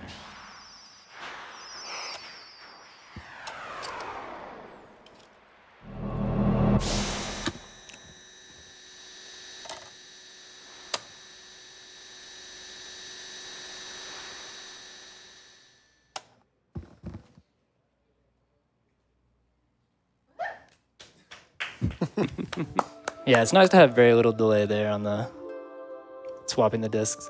Yeah, way back in the day, I went through a whole bunch of tests trying to figure out how fast you could do it and what was reasonable. And it's like when I found that out, it's like, all right, this is good. This is good enough. We don't have to push it any further.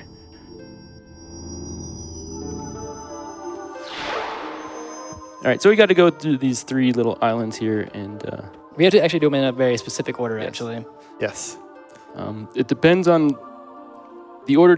Will depend on which boss you spawn here, and we only one of the bosses will drop the element that we need, which is Vigora, which is an extremely kind of overpowered element that basically gives you free stamina. Yeah, Vigora would probably be routed in so many more places if we didn't get it so late. Yeah, it's very, very good. Also, let me check real quick. Yeah, we're at 35. Yeah, Vita Unis coming up here can be...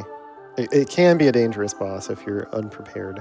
It's also a very weird boss. I don't have like a whole lot of time to go into the specifics of it, but we're going to be kind of attacking in the cadence that we are on purpose, because this boss kind of takes accumulated damage in between the spaces that you leave for attacks. So if I've done a 2-2 and say I did like 400 damage, the next time I do a 1 with Marcy and it would do 13 damage, he actually takes 413 damage altogether. Everything except the last phase. The last phase acts like normal.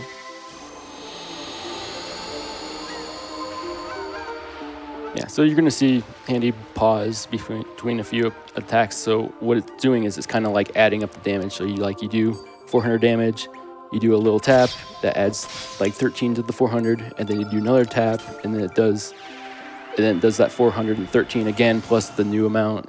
So it's going to allow us to accumulate the damage through the phases really quickly. So there's 3 phases to this that we have to get through. So he's waiting between each attack so it accumulates more damage while buffing up Surge here, so we can get ready for the next phase as well. It's a little bit early because we're at the top part of this. So yeah, Cure Plus is what we're looking for. Yep, Cure Plus means the phase changed.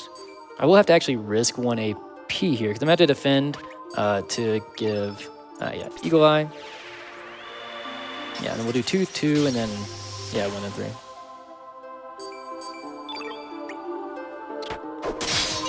So he's waiting there to accumulate the damage again. So we can do the same thing with Nirgo here. All right, and we we're should back see on a cycle. green field. And now this is the phase that acts like normal and why we're not going to pause anymore.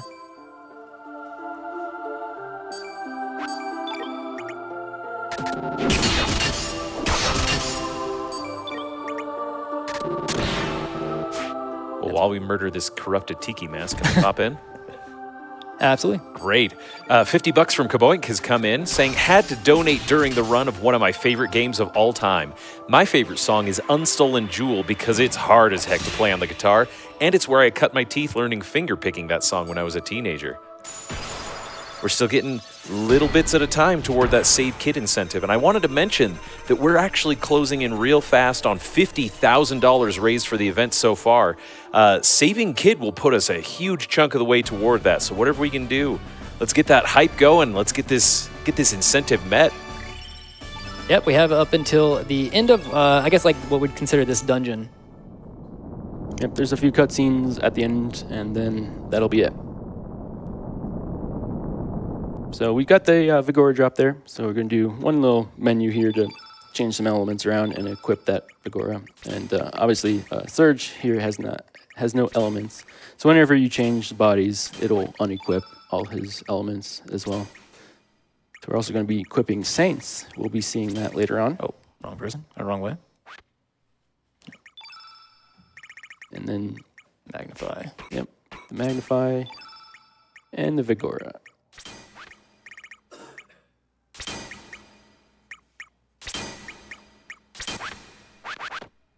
I don't know if we'll actually get to use that Diminish that's on just in case.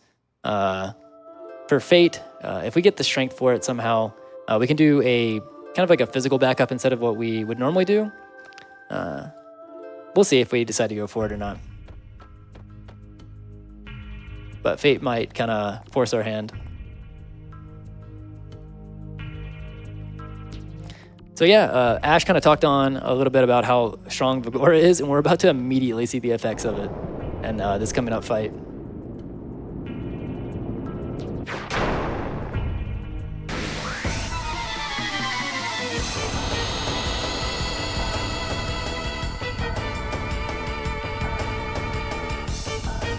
Yep, so we're going to do the similar type of thing here. Set up Surge to do damage, and then after the enemy here, the Pulse Police goes, we will then use Vigora.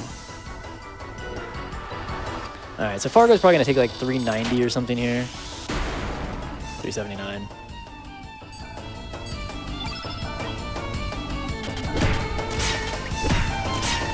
Yep, so use Vigora.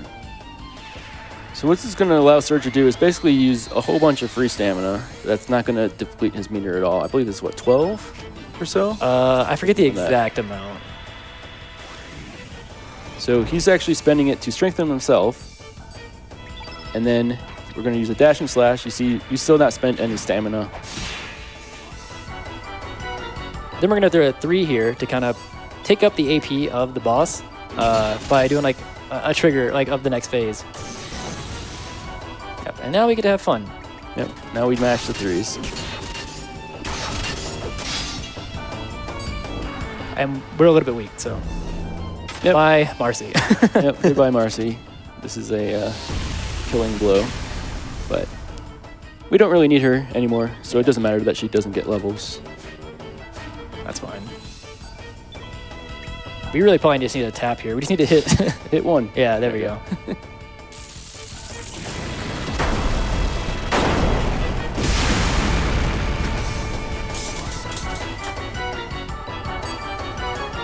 All right, and yeah, so I mentioned earlier at the Dead Sea that the Dead Sea and Chronopolis are kind of my favorite areas in the game. I think the atmosphere here is just very nice. All right, so we did make 37. I could technically go for the backup if we get low rolled on Fate. 23 magic. Yeah, we have good magic. So ideally, we just don't have to do it. We're still creeping up on that Save Kid incentive. We've reached $1,209 raised for charity. Let's go. Let's keep it going. My Hero Zero sends in $10 and says, my favorite Chrono Cross song and one of the best video game songs of all time is The Girl Who Stole the Stars. Yeah, That that's is a really good one. Yep. We also received a $25 anonymous donation with no comment, but thank you so much for your generosity.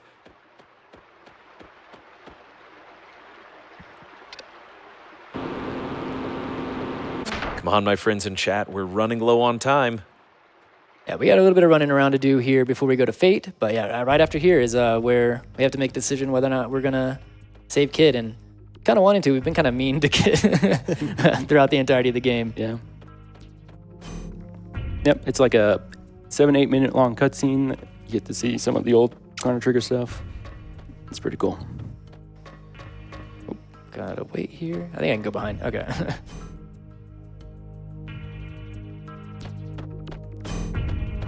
It's a really bad security system. Yeah.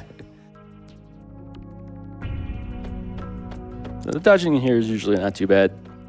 Enemies are pretty slow. Yep.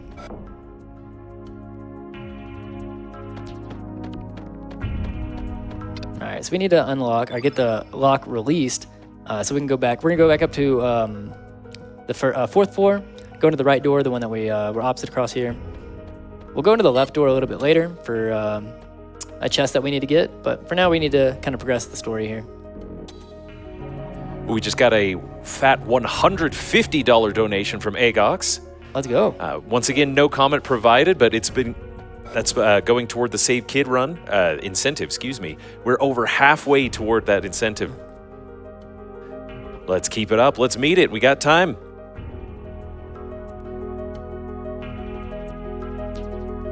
I kind of forget exactly what all is said here, but basically it talks about the time crash that happens and how Chronopolis is here. I believe it also talks about the Dead Sea in itself, right? Yeah, and how basically all the game is all like man-made islands. Yeah. Yep. Yeah. There is one of the dialogues here. It might be one of the optional ones, but talks about the plot of Radical Dreamers actually, and Oh, right. they kind of document it as like a parallel world to the one Chrono Cross takes place in. And this is also where you learn that the save points are what are driving people to do things. Yeah, the save points were actually created by Fate as a way to manipulate what was going on, and same with the elements. Actually, that's why it's elements and not magic. Yep. Yeah, the save points happen like in-game lore. I think it's pretty cool.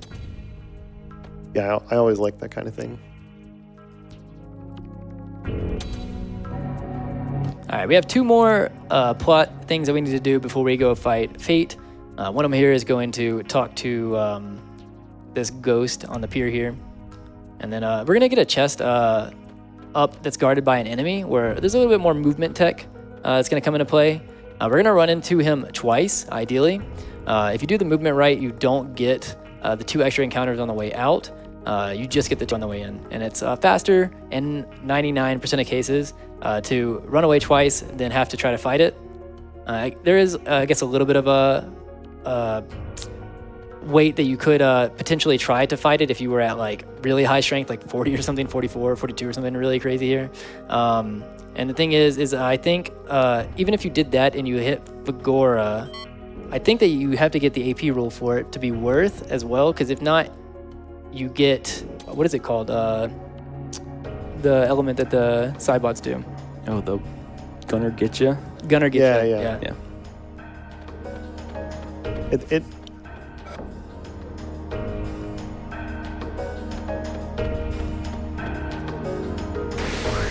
Yep, so you see that the enemy there then turned just about 45 degrees, so that's kind of the first step of it. Oh, Well, I defended once and I got Go real ballistic. ballistic. Yeah, Okay. They doubled the input. Okay, that's fine. Okay, so we're gonna run it from this one more time. Yep, so you're seeing the enemy now turn another 45 degrees, Yep. so that will open the path to the chest. We've just received $250 from Let's BD go. Jeffy P. Yes, thank you. Thank you so much, Jeffy. They say, Scala's theme, The Girl Who Stole the Stars, amazing tracks in both games. Save that kid! Got $1,609 toward the $2,500. Let's make it happen, chat. Yep. We still got, so the Fate fight is, we got a little bit of time, so if we want to try to keep trying to hit that, I just went to the 3rd floor, so I'm adding more time. just stalling for the incentive. Sandbagging. Yep.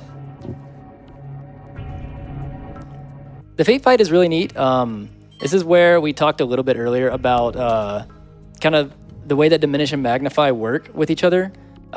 You would think that if you did a Diminish and then you did a Magnify after, that they would either have the Magnify overwrite the Diminish, or you would have them cancel out. Neither are the case. Both work on a first-come, first-served basis for the entirety of the fight.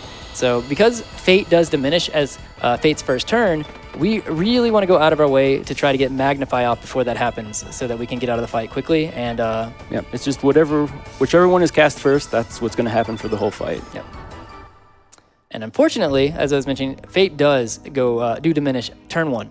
So what we need to happen here is, as we mentioned, Fate cannot roll a 0 because she's a boss, but can roll as low as 1.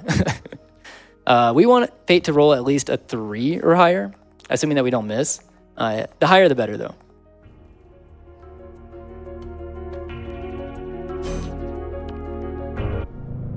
We're doing a backup save or safety save. Before Fate? Yeah. Okay.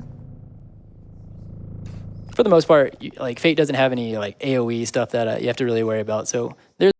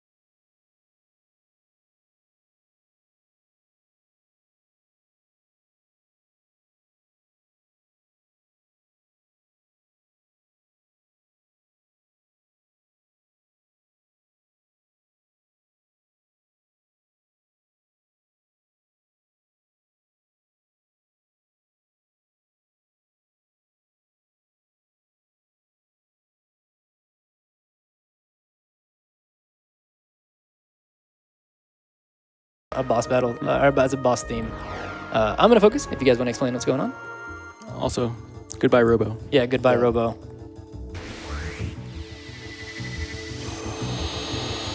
First of all, as Handy mentioned right before this, we're going to try to get the Magnify off as quick as we can because Fate will cast Diminish on her first turn. Yep. So Fargo needs to connect on these first 2 hits and then cast it.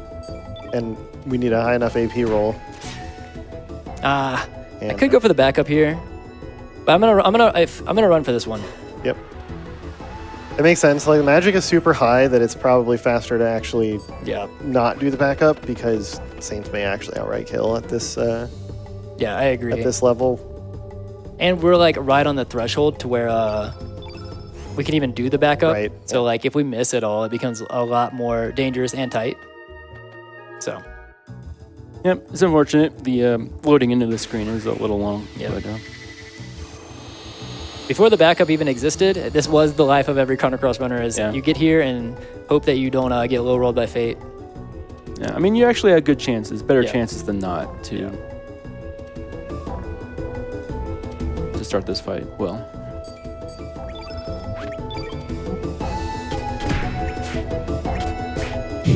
Please. Well, this is pushing. Okay. Okay. Okay, yeah. So after getting the Magnify off, we're going to go through kind of our normal sequence. Well, normal strategy, I guess, of getting some buffs up on Surge as well as a turn black on Fate for the elemental bonus damage. And then we're going to be trying to get the field effect to be completely white, and we're going to use the white summon, which is Saints, for the only time in the run. Yep, so there's a lot of setup on this phase to get to that point. We're going to cast Genius on Surge, power him up. And also we need to get both Marcy and Fargo up to level 2. And with enough stamina. And we should be good. One of the disadvantages to throwing the turn black in there is it makes this Gravitone a little bit more dangerous since there's going to be extra field effect damage, but we have enough HP. We've got some incredible hype rolling in. Got a moment? Yeah, I think I could take something Great. right here. We have $250 from an anonymous donor. Awesome. We have $100 from an anonymous donor. And we have $100 from I Like Cake saying, hype! Hype? That puts us over $2,000 toward the Save Kid incentive. let's We go. have Oh. less than $500 remaining. Chat, let's make it happen. We're We running are low on almost time. there. All right, so Saints is a really good summon in that not only does it do a ton of damage, as you'll see, it will also fully heal and restore all the stamina to the other party members. This might as Izala was saying, this might outright just kill. Yeah, there's a good chance at this level. Yeah. 4,100. Yep. Yeah. I figured 23 magic is a lot for Surge anyway. Yeah, we're really close to the Save Kid incentive. That's coming up if anybody wants to make sure that we save Kid. You know what to do, chat. 38. Not too bad. Yeah, not too bad. We do have a series of cutscenes coming up. I think about 10 minutes of cutscenes. Or, well, maybe not that much, but Not quite 10. yeah, not quite 10. There is a solid like 3.5 minutes. Yeah. There's like 3 or 4 cutscenes.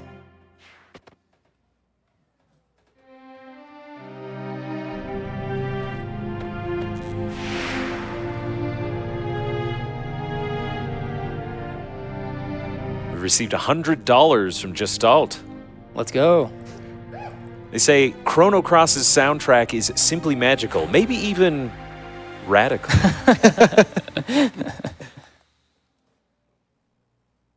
Let's do this, chat. We're running low on time. I'm seeing the number creep up, but it's got to get there.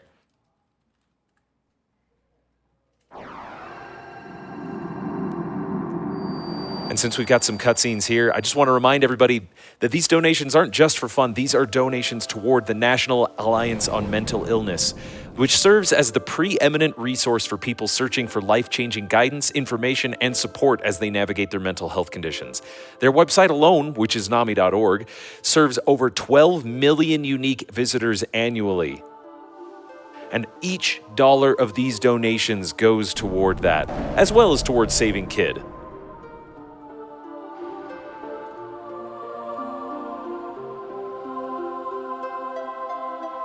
Kaylor sends in another $25 saying, I heard there was a baby goat in need of some assistance. Those things are so cute. Couldn't resist.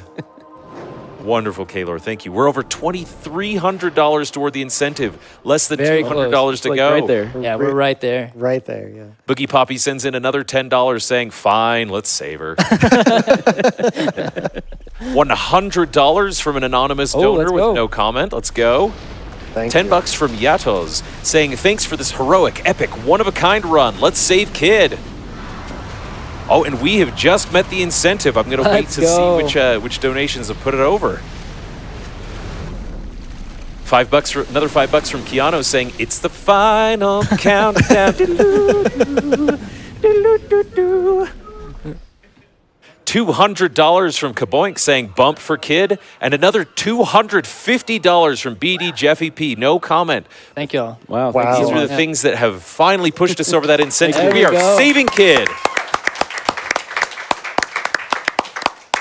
Now that we're going to save Kid, we can finally start advertising for that last $55 needed to see that Morrowind Inside Skyrim run. That'll be coming up next run. Thank you again all so much for your incredibly generous donations to allow us to do this little incentive just to help the mental health of people who need it. Thank you so much. I cannot express the gratitude that I have here. Yeah, thank y'all. Yeah, we've been sitting here kind of being a bit mean to Kid for the last 6 hours. We can at least do 8 minutes of something nice. Yep. Also, for anybody, because we've been skipping through all the text here, you're kind of wondering what's going on with the dragons here. It turns out that the dragons, surprise, surprise, weren't really our allies. They were just using us as like the enemy of my enemy is my friend. Fate kind of was blocking them from becoming the entity that they're about to become. They saw that Fate also didn't like us because we came in contact with the Frozen Flame, locked Fate out of being able to use that power. They were like, well, if Fate's after you and you are also against Fate, then we can use you to get rid of Fate. And now they're kind of the big bad now. Yep. And Harl is the 7th dragon. Yep.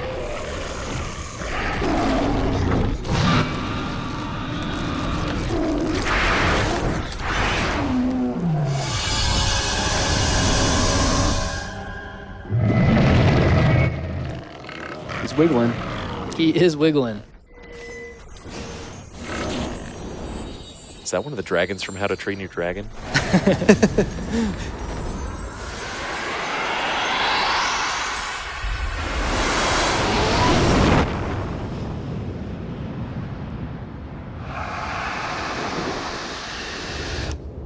It is not very cute anymore. No, not so much. Yeah, I don't know, Echo. I'm not getting cute vibes off of this. Well, while we're still in this cutscene, I just want to call it some more hype that we got, because we also received $100 from an anonymous donor, as well as another $50 from CZ. All of these things that helped get us toward that Save Kid incentive. So thank you again so much, everyone. Yeah, thanks again. Thank thank you. you.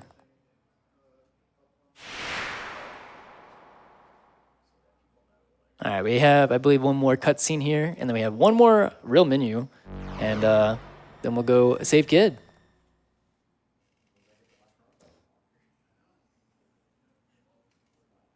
And it looks like we've also met that bonus Morrowind any % run. You guys sniped that one real quick after Wow. we saved Kid. Well done.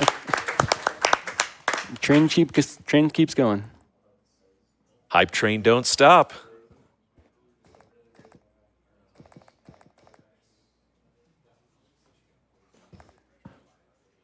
We are still a mere $1,500 away from hitting $50,000. Chat, do you think that we can hit 50K during this run? That would be amazing. Oh, yeah. Yeah. Let's get some hype for that. We do have some upcoming incentives still. We also have something from Phantasy Star 4 for completing Anger Tower, which is another $1,000 to be able to complete. That's going to put us a huge amount of the way toward the 50K. Chat, do you want to see that in a couple runs? Do you want to see 50K on this screen? Let's get it done.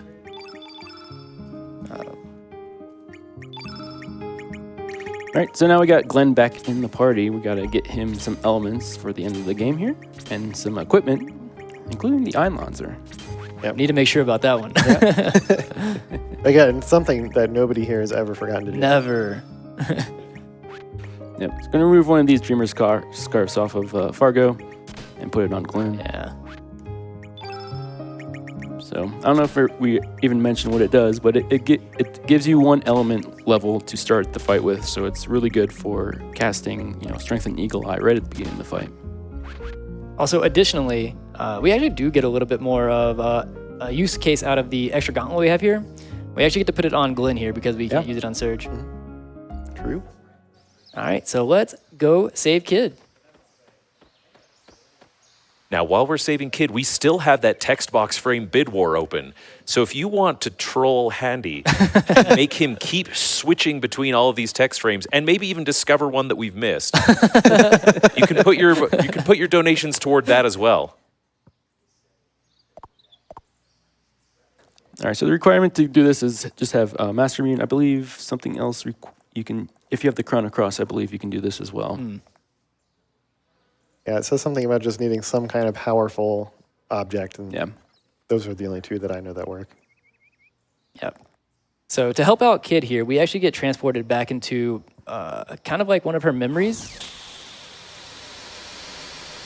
And it's going to look really familiar if you're a fan of Chrono Trigger.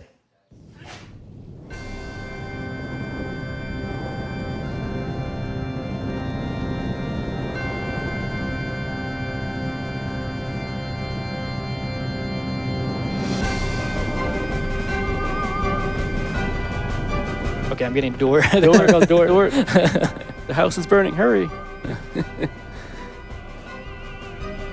So everybody recognizes this as Luca's house. And we got to try to put out the fire and save the children. So we have to grab this ice gun here to put out the fire. But we lose Starkey in the process. Yep. There are actually little children you can save around here, but it doesn't really change much. Yeah, we only care about one kid. Yeah, we only care about one. Yeah. So we leave this hallway. I believe we lose Glenn here. Yep. And I'm going to take a little bit of time here so we can look at these. Some Kid and Luca pictures here. Yeah. Ayla. Yeah. I'm also getting approached by. Yeah, you're being. Chrono is Chrono cool. is cool. All right, I'm trying to. Oh, Okay. Okay. I'll look He's at the other politely one. waiting for you to finish examining the artwork. Princess Marl, and this one's gonna push me to the door, but. And then Luca. Yeah. That makes me go through. All Is right. there a Robo on the far left? Did we look at Robo? Oh yeah, very far up. Yep. Yep. There you go. Robo. All right. Oh, he's trolling it again. Okay. Okay. All right. So we got the ice gun here. You can use this to go through.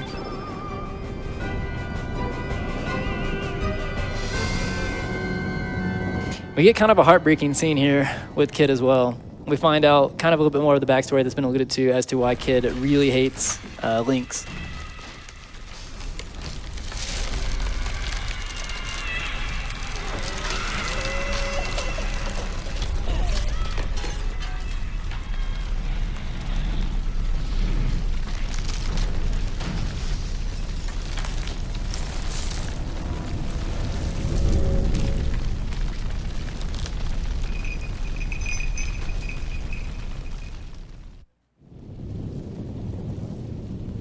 And they just teleport out.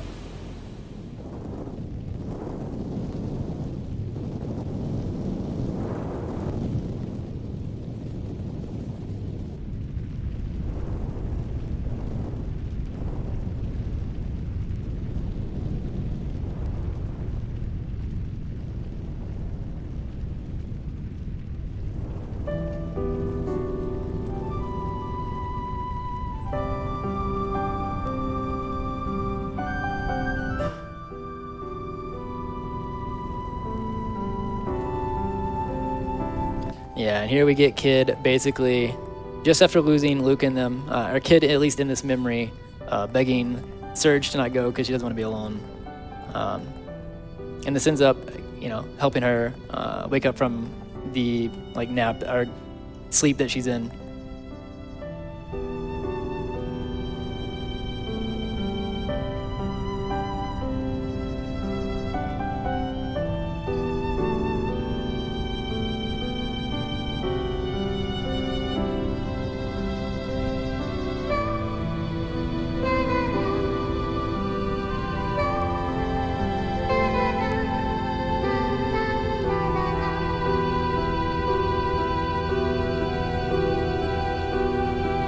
So yeah, Kid's backstory is pretty sad. Yeah, yeah.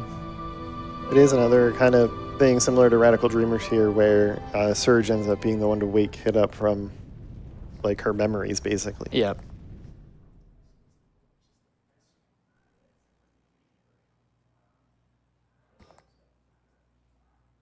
And there we go. Kid's awake now.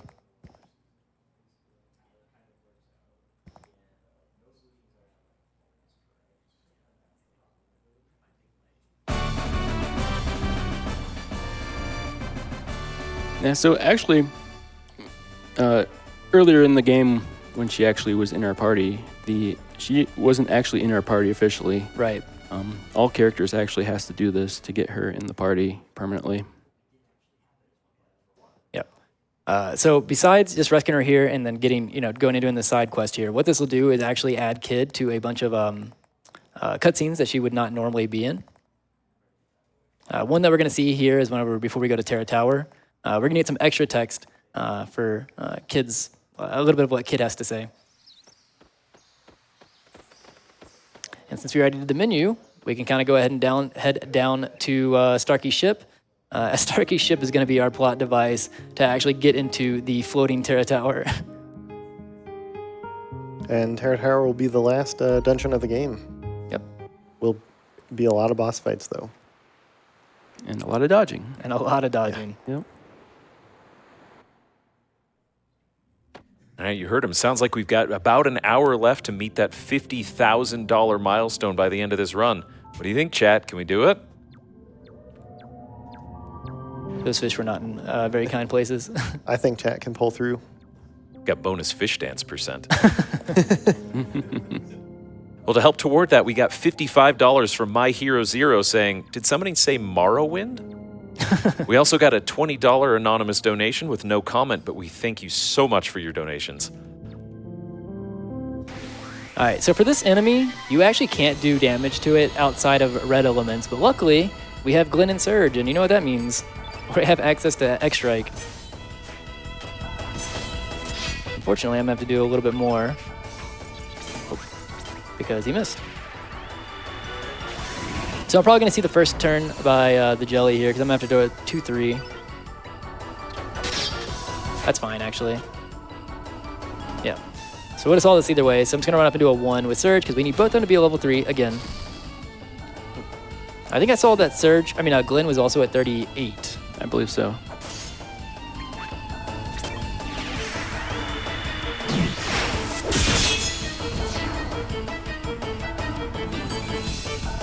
Yep. Again, you're meant to do this guy pretty early. Also, I'd like to mention the biggest single thing in my notes is highlighted in bold. It says, "Did you equip the Einlanzer?" Well, did you? I did this time. Yeah. It's kind of a fun thing to ask any Chrono Cross speedrunner what the biggest thing in their notes is, because you'll find out the thing that they're known for forgetting. Yeah.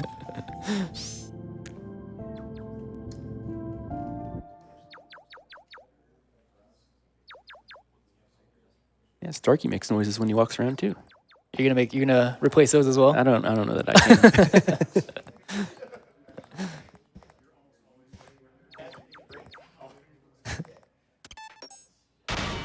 Yeah, so coming up through this section, we mentioned way earlier that Glenn is going to play a big part towards the end here. And as you saw, as we just kind of did the Royal Jelly there, there's going to be a lot of fights where we kind of build up our levels. We're going to do Strengthen on Surge, and then we're going to usually X-Strike with Glenn. For the doll fights that we're going to be doing in Terra Tower, basically, there's two things that we're trying to do. We're trying to do enough damage on the front side of the heal proc so that when we do X-Strike, it just outright kills. But we can't do too much damage, or we will actually proc the heal. So it's kind of a balancing act between Surge's strength and Glenn's strength to kind of know when you can kill. Yeah, I do like how his device is a mini Yeah. ship. Yeah. Yeah, they even call him out for that because when he puts it on the ship, they're like, "What did you do? You just put it on there." And he goes, "Negative." Yeah, so we get Kid here in this scene talking to Starkey that you wouldn't normally get.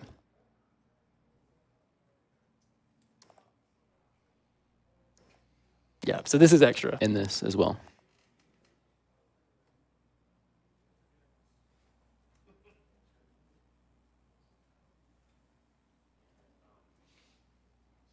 Starkey asking the deep questions. Yeah, it is. Alrighty. We also get Kid, obviously, on the boat with us. That's normally not how that goes either. Did they edit her into the CG cutscene too? They don't even put Glinner. Well, I guess they couldn't because there's so many you could have. Yeah. They could maybe put Kid or assume you got her. Yeah. But no, it's just Surge. You two take a quick nap below deck. I need to look cool. Yeah. It's for the box art, trust me.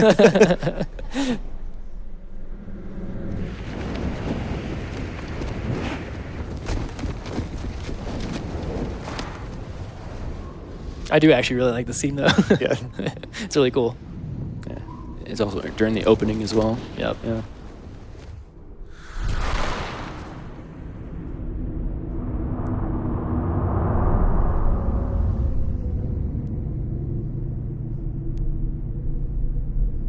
So unfortunately, even though Starkey was our plot device to get up here, Starkey is not going to be in our party. We're going to actually replace him with Fargo. Fargo's kind of also got all the grid set up, so it's nice.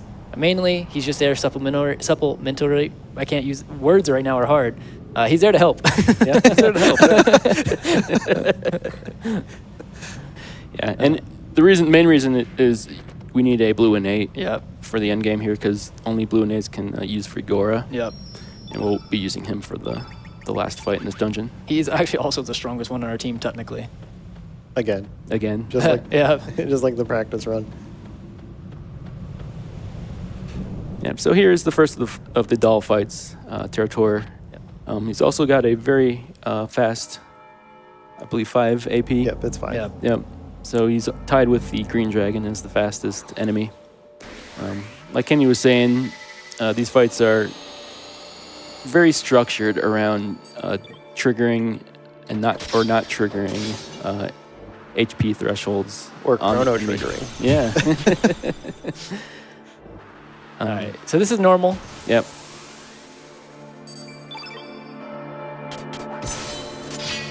And we have a lot of different strats for different strength levels that the party could be at. And it's all to minimize the number of turns that the enemy will attack us. Not that it's dangerous, more that it's saving time. Yep. All right, so that's one of them down. And this next section, before we actually get to Pyrotor, the next boss that we're going to do, there is a lot of dodging, so I'm probably going to try to focus through this next section. Yep, this is probably one of the hardest dodging sections in the game, and there are a bunch of rooms in a row, different types of enemies. You can also get unlucky, and they can turn around, or you can land on an enemy, flying through the air. All right, 3940. But it's also pretty fun It is to fun. go through.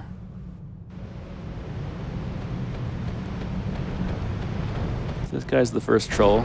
You want him to turn around before you push that down, otherwise he'll go across it and block your path. And these guys it's really hard to see the depth perception of these stairs, where they are exactly on the left or the right side. Thankfully, they don't go after you on the stairs, but sometimes you have to kind of just make a choice left or right and hope they're not there because you cannot see. I can't see where this one's at. Yep. Yep. Is he coming up? Yeah. Yeah, Okay, there he is. There he is. All Okay, right. yeah. That's a great example. Yeah.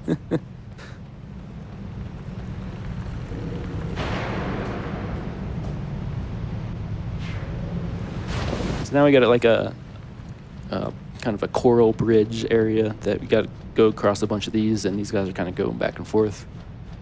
And I don't think I can hit there. Okay. Yeah. He was clipping through. generally, in a lot of these spots, you can actually sneak by on the side, but some of the areas are too thin to do that.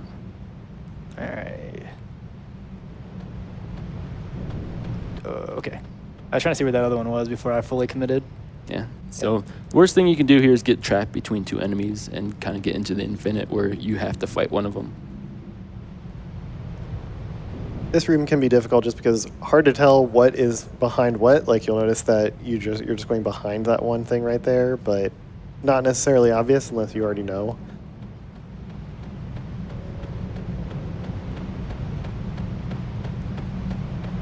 Yeah, and this is the room where going to jump on this little log bridge here, and it's actually going to make you fall. And it's actually possible to hit an enemy just below you as you fall in the middle of this fall.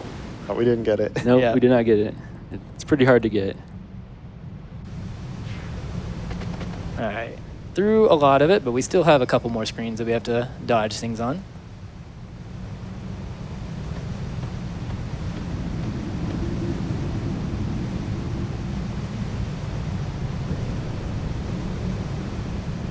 So you get this statue here that's I guess a human trapped in the statue form. It's kind of a lore dump thing, where they're telling you what this place is about and what actually happens. I like the story of Chrono Cross, but it is very backloaded in terms of lore. You get a lot of it very quickly at the end. Yeah. And some of it you have to kind of figure out how it pieces together yourself. Yep.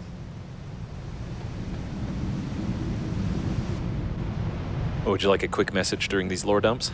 Absolutely. All right. Just in a quick effort to support the mission statement of NAMI, we want to refresh and encourage our viewers in chat and our donors to avoid using mental health-related pejoratives when describing situations that are extraordinary. These include terms like crazy, insane, mental, nuts, bonkers, etc. We just ask you to be mindful of the specific language you use, as many people don't realize these are pejoratives. Instead, consider substituting them with words such as amazing, ridiculous, wild, bananas, incredible. We greatly appreciate your cooperation with this and hope that you can carry this forward in your everyday lives. All right, I'm trying to It's a little tricky here. Okay, it's hard to tell where you can walk sometimes. So this next one is kind of dubbed the, Spike Vegeta dubbed it a long time ago, the worst room in the game. Yeah. In that these guys, unlike the other enemies we've seen so far in this dungeon, these guys actually go after you if they get within a certain range. So he saw him way low on that ladder, but then he'll eventually stop tracking him. So you got a little bit of time once that happens, but it's very difficult. Sometimes you have to bait him around and do a circle around. Sometimes you can hide behind this waterfall, which is nice. And sometimes they'll just trap you on the ladder for a very long time. We'll do this. Couldn't get it. Yeah. That's the first one. That's the first one, yeah. $10. $10, yeah. Yeah.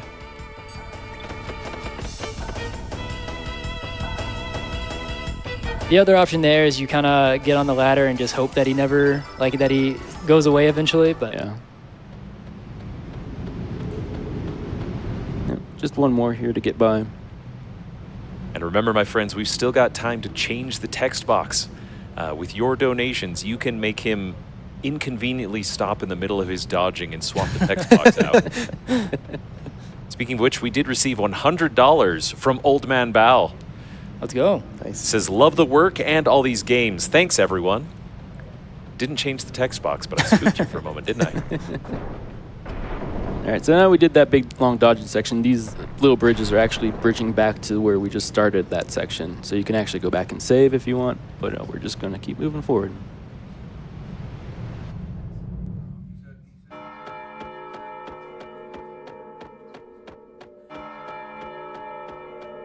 All right, so the next doll fight is Pyrotor. As you can see, each of these doll fights have a specific element associated with them. So the strategy is obviously designed around exploiting that. So this being a red element, we actually don't want to use X-Strike on this one. Yeah, I'm going to have to do a little bit of a slower strat here because we are below 40, but should be okay. Yeah, right on the edge. Yeah. So that Sadness Wave will actually debuff you if you cast the Strengthen before it happens. They're purposely waiting for that to happen before we cast Strengthen. I'm hoping this 1-2 doesn't proc the heal, but if it does, we'll just... It's fine. Okay, nice.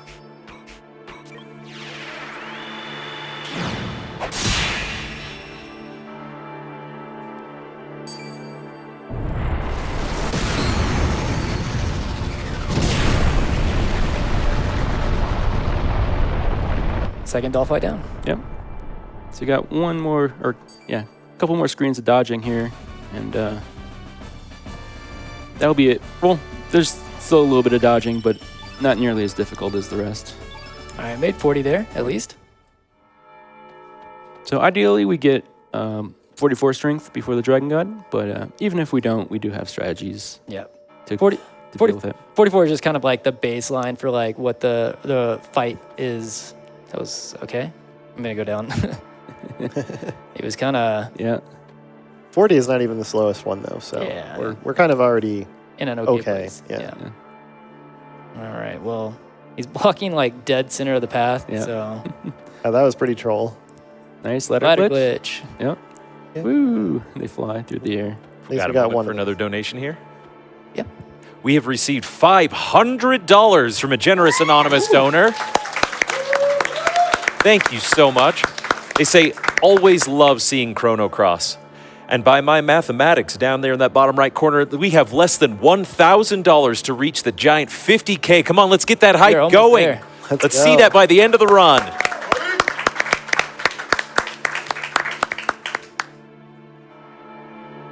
So yeah, that screen is kind of troll as well. Yep. A lot of tight corners, and those guys turn whenever they want to. And this one with the stairs, the camera's like so low, and sometimes they can fly at you down the stairs. But thankfully, they were nice today. Yeah, I was trying to look at the shadow of that one to see if I could actually squeeze by. Yep. And suddenly we're back at Viper Manor. So this is kind of like one of the bigger lore dump areas. We get a lot of information dropped here. We find out a bunch of things, like as to who this prophet actually is, who has been kind of in contact with us since the beginning of the game, or at least when we found Marcy. Find out this is Balthazar. We also find, I think as Ash mentioned earlier, that there is a 7th dragon, and that it was Harl the entire time. Which is kind of calls back to whenever we said that Harl seemed to really like Surge, but she seemed really sad and conflicted. And this is why, because she had her plan that she was supposed to do, but also really did like Surge as a person. We also get a bunch of lore about kind of the war that happened between Chronopolis and the Reptites.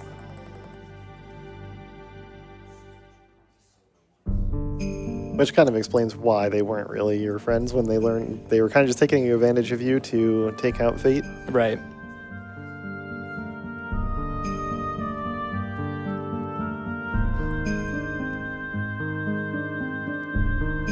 So from here we have like 5 real fights left, and then like basically a victory lap. It's coming down to the wire. Come on, chat. Who's faster, you or Handy? The race is on. Let's see it. Oh no, Handy does have the world record in this game, but it's not unbeatable. You could also slow me down with some text frame changes. That's true. You can. You can buy the time. Buy the time.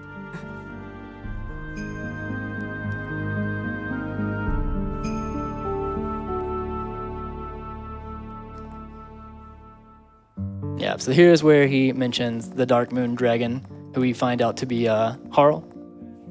And then we're going to get chastised a little bit because you can't have the Chrono Cross by the time you come in here. And the ghost of the Chrono Trigger cast, I'll say, you guys don't have the Chrono Cross. What's wrong with you? Yeah. I mean, I guess you do have both tiers at this point, so if the game let you. Technically, yeah. Yeah.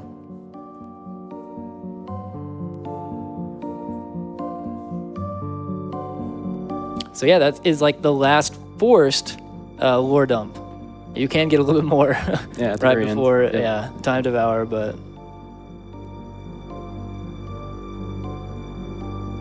think I'm gonna do the 4140 here and slightly adjust since I have 40 and 40. Well, actually, Glenn is a little bit above as well because he has the gauntlet. Right, yeah. So it should actually Yeah. probably work. Yep. So the next fight is the Green Doll, the Animator. So this one, are you going to go for the early? You can't. You don't have the strength, do you? I mean, I can't really force it regardless because I have to just go 2-2-3 and you have to get a 5 AP or higher because if you try to stand push to hit heal, it like buffers it. So he'll still do the info scope and then he'll do the heal plus after. Yeah. So fortunately, we are too low strength to Yeah. do the fastest right here, but which is kind of cool because you actually force it to heal instead of this info scope, which is really slow. It is really slow, yeah. And so what we were talking about there is like we do a 2-2-3, and because moves get buffered in pairs of 2, the 3 is a non-buffered move, and you need a non-buffered move to. Actually, I'll finish explaining that 1 second. You need a non-buffered move to proc the heal. Otherwise, the heal will be procced, but he'll still do info scope. And then if you swing and even if you miss, because the heal is kind of buffered, he will go ahead and do the heal anyways. Yeah.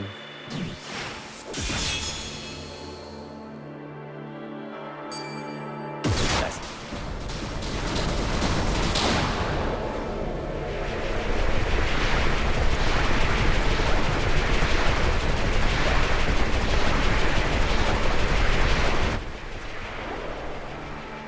He has a very long death animation. Yep, they all do. Yeah. This near the game, you got to keep up the drama. Or near the end of the game, I mean. Well, Fargo made 44. So 40. I think you had 27 magic.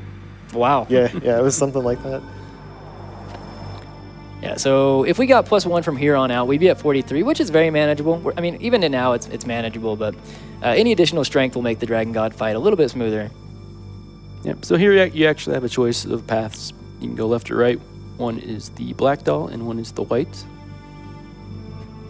Yeah, so I almost always go to Luxator first, just because I do usually have strats that work better at a higher strength if you are at Gravitor.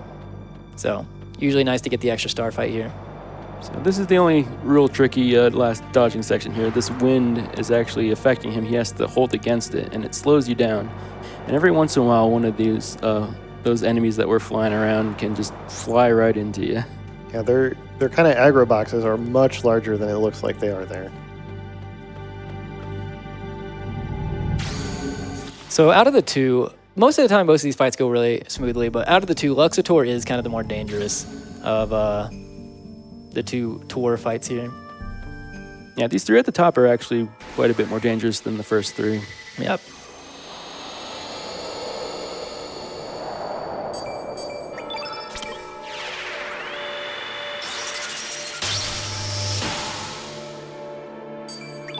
But thankfully, with the Master Moon and our carefully planned strats, we should not see any of the very bad elements that they can use.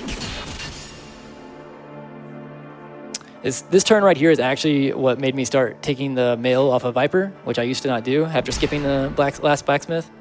But if Glenn was targeted here, he was dying a lot. So a little bit of extra safety.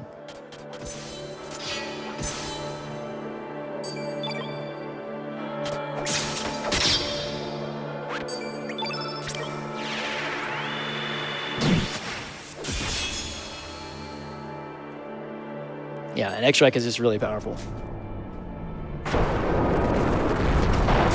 Got a few minutes for some love from our chat. Absolutely. Yeah. Great. Jim LaFrin sends in $10 and says, love RPG Limit Break. Seeing so many runners that I follow and the enthusiasm from the whole community is pretty fetching great. Much love to you all, and be sure to take care of yourself, you lovely folk.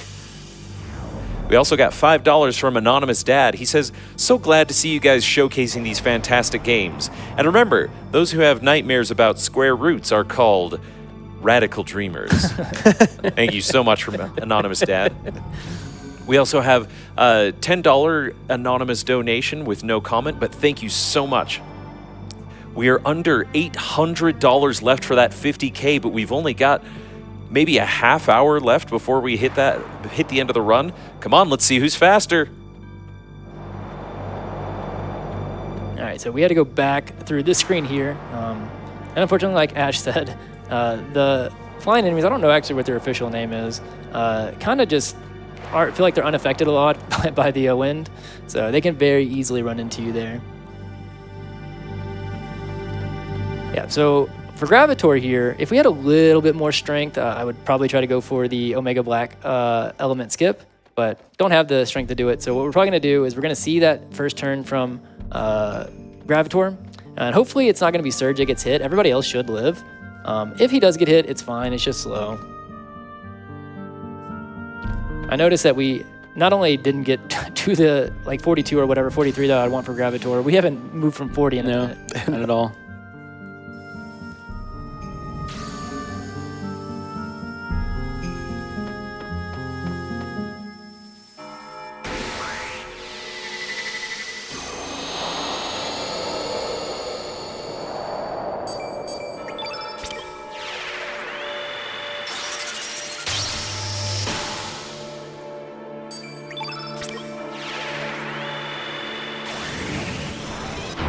Got some more love rolling in, and the race is on. 25 bucks from Flinch and 25 bucks from Shuffy, both with no comment. But again, pushing that total closer and closer to that 50K toward the National Alliance of Mental Illness. Excuse me.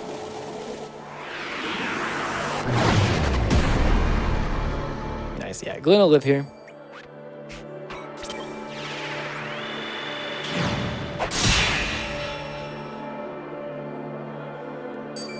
Surge does a lot of damage to Gravitor, being opposite colors. Yep, so now we have Aquator, and then we have what most runners consider the last boss. Technically, the Time Devourer will be the actual last boss, but in terms of an actual fight... Alright, it looks like we're doing it at 40. Which is fine, just gonna be slow.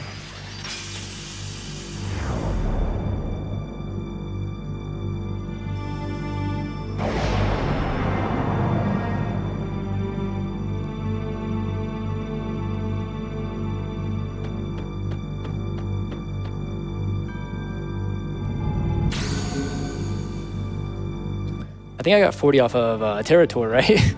Or was it Pyrotor? One of the two. One of the two. Yeah. Yeah. And so we've missed the last 4 or 5? 4?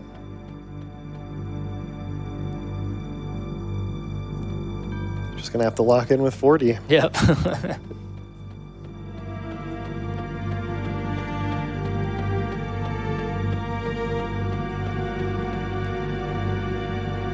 All right, we're gonna make a little bit of a safety save here. Hopefully we won't need this one, but there is Yeah. the possibility to glitch out on Dragon God and cause some problems. Yeah, it's less of a worry about the fight going badly and more of a that there is a known glitch that happens where instead of taking 0 damage between the phase change, the game can just drop you and say, here's lethal damage to your entire party. Yep. Yep.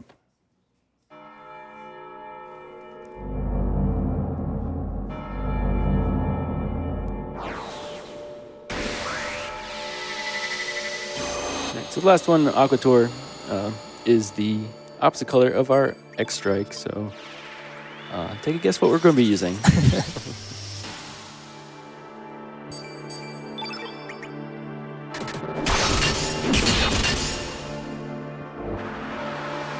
All right, so whoever gets targeted here by Numble, I believe, is who the target he's going to target next time. And if you don't defend them, you probably are going to die.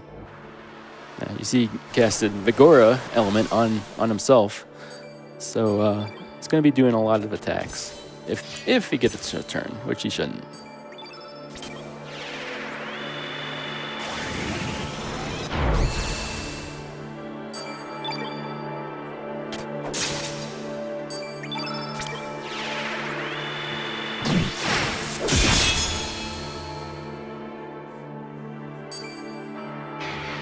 Good fight. All right, do we do 40 or we make 41 at least? Show me 41. It could be a +2. It could. Yeah. How many? We just gotten one of those. I think- Only yeah. one so far, but Yeah. getting 2 in a run isn't unreasonable. 41. 41. Fargo almost at 50.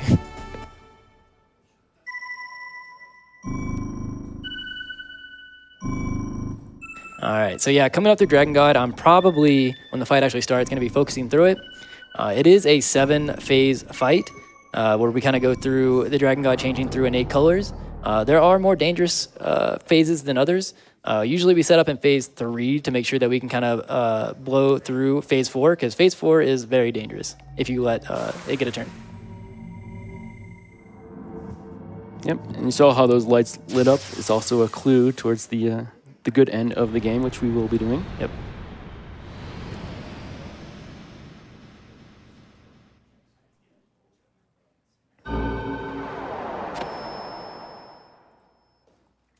We're inching ever closer to that 50K. Got time for another donation? Yep. Anonymous Dad sends in another $5. One more though, Handy will know it's coming, but I just can't help sharing all the love of this one. Chrono Cross explores differences in alternate realities. For example, in the home world, Surge starts out with a sea swallow, but in another world, Surge swallowed the sea.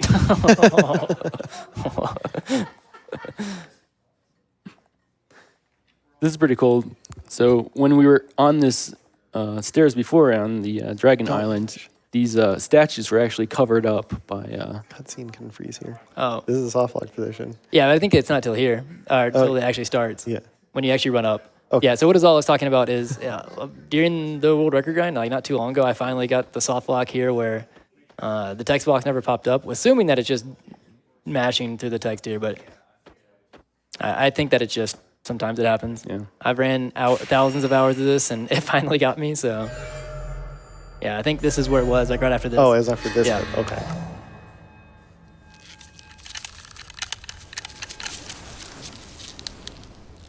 The Frozen Flame.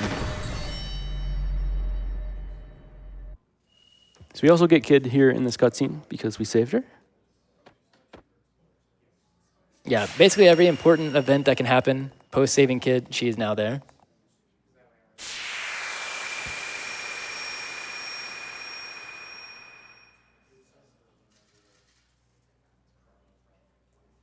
So another cool thing is if you have a different party member in front here, when you go to look at the Frozen Flame, you actually get different text.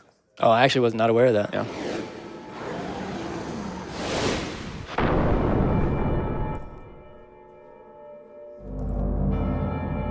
All right, so here is the Dragon God fight. It's actually a really cool fight. A lot of work went into the strats for it, to the point where if it goes well, it shouldn't get more than like a couple turns. I think at this phase 1, we're probably probably going to see an extra one. Yeah, Yeah. probably an extra one in phase 1 because we're lower strength.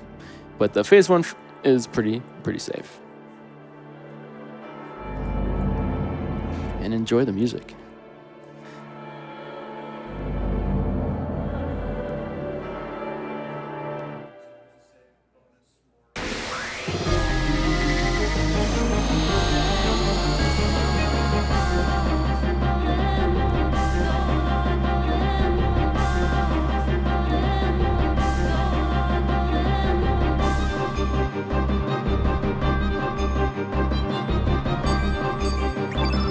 All right, this first phase is a white innate phase, so we're going to be turning Surge black to be dealing more damage. We'll be saving our elements for the rest of the phases.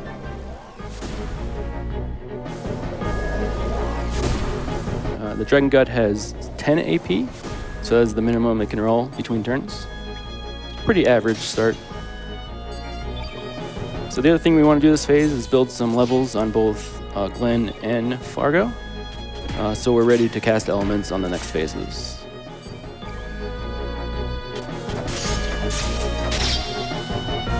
Nice. Also, something that we're kind of being careful here, that's kind of minor, is that we can't phase change with like a 3-3, for example. We have to do a 3, then 3. Any buffered input, for some reason, won't phase change the boss, even if you do enough damage. Yep, so you have to be careful with. So this is the yellow phase, so we're going to be turning Surge green. And this is the phase we're going to be buffing Surge with Strengthen and Eagle Eye to prepare him, so it's going to last through this phase and the next couple phases.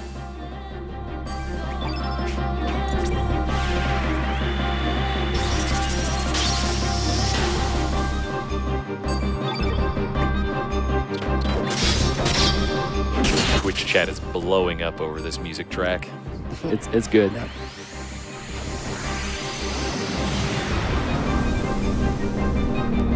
All right, so now we're going into the red phase.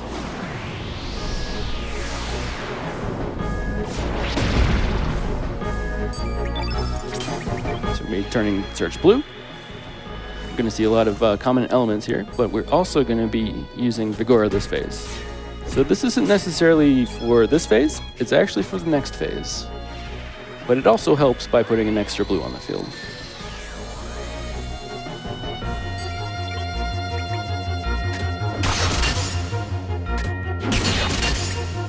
we might see elements here. Yeah. Yeah. Unfortunate low strength. This is kind of what can happen, but Not too dangerous, just yeah, slow. just slow. I think we're barely short. I'm going to have to go up and do a 1. Yeah. Yeah, it must be pretty close. Yeah. Fargo's chip damage almost would have done it. Yeah. So you see, Dragon God's using some pretty kind of low-level elements, but as the phases move forward, it will start using more powerful ones. But we won't see those on the speedrun.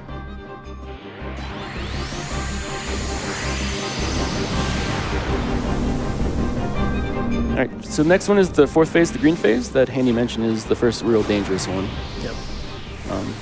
So hopefully, Dragon God does not get a turn because his first cast will be either Tornado or Omega Green, which will kill whoever it hits.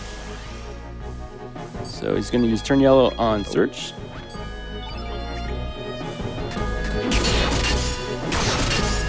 Some damage. Regen a little bit of stamina on Search. And one more hit. Ooh, we're barely short. So if this hits Fargo, it's the most dangerous situation. Oh, he lived. He lived. Okay, so Wow. we're Okay. gonna We're okay. do something here. We're gonna do, because I need him to live the phase change here, and I'll adjust it on the other side. Yep, so Handy's doing a little bit of an audible here because we want to make sure Fargo lives because he can take damage through the phase changes. So he's trying to get his stamina so it's set up for the next phase, and we should be good. Yeah. So this is the blue phase. Surprise, surprise, we're going to be using X-Strike for this phase. So we want to make sure Glenn has enough levels, and we're actually going to be using Strengthen again on Surge because it's run out by this point, his first one.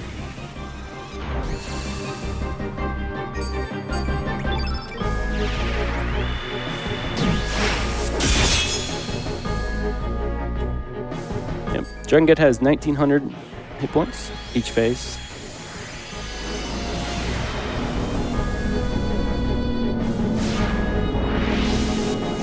So next is the black phase. So we're going to do a little bit more setup. We need to both get Surge's stamina up so he can do some attacks. Plus we're going to get Eagle Eye cast back on him for both this phase and then the last phase. Actually, I'm gonna do one more. Yep. And we're going to cast Turn White back on Surge because he still has the yellow from earlier. So we need to make sure that he's white.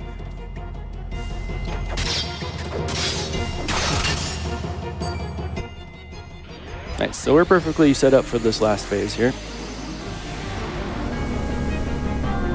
Which again is white. So you start on white, go through all the elements, and come back and finish on white.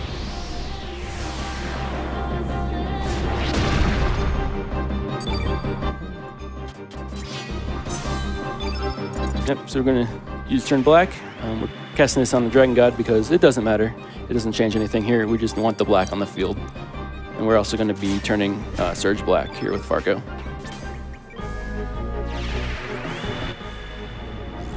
And these attacks should finish him off.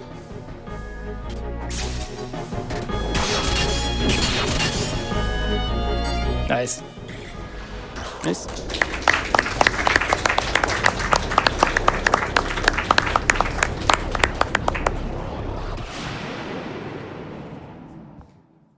It got a little dicey at Yeah. phase 4.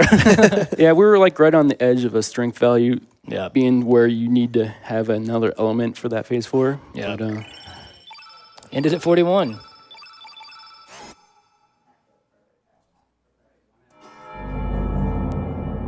I only say that because we're not going to get one from the Time Devour. correct. Yep, we got about, 7-8 minutes left. We're running out of time, my friends. I want to see that 50K, and because I'm selfish, I want to be the one to announce it. Let's make it happen. Come on.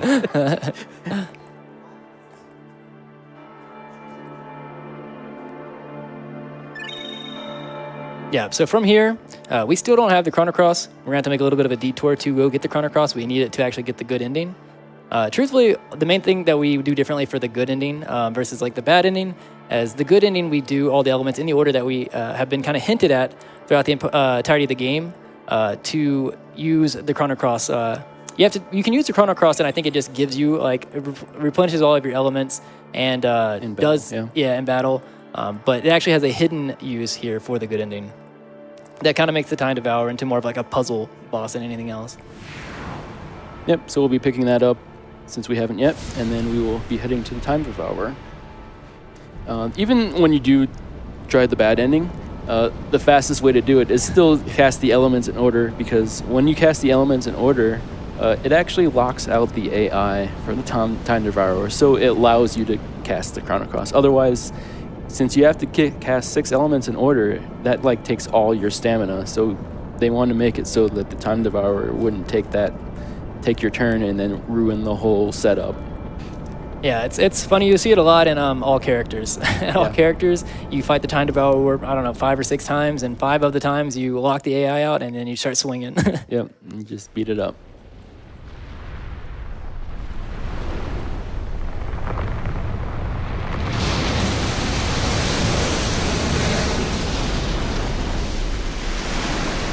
Yeah, and in this cutscene, I don't actually know the significance of it, truthfully, but we do see that after we defeated the Dragon God, that the Terra Tower kind of evolves.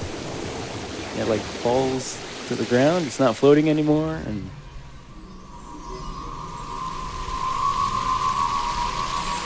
I don't know, they don't really explain it. I don't think so. We made this Not cool really. cutscene. We got to put it in the game. We spent all this money.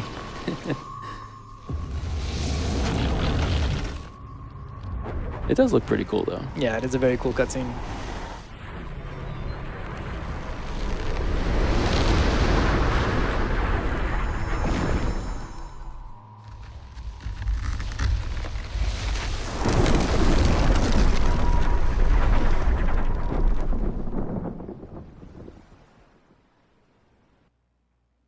So here we're going to actually get a little bit more of additional text from Kid because we saved Kid.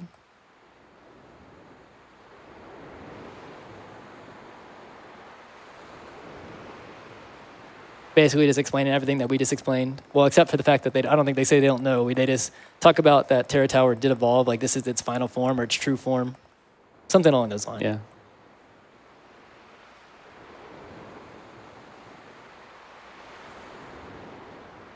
All right, and now we're on our way to go pick up the Chrono Cross.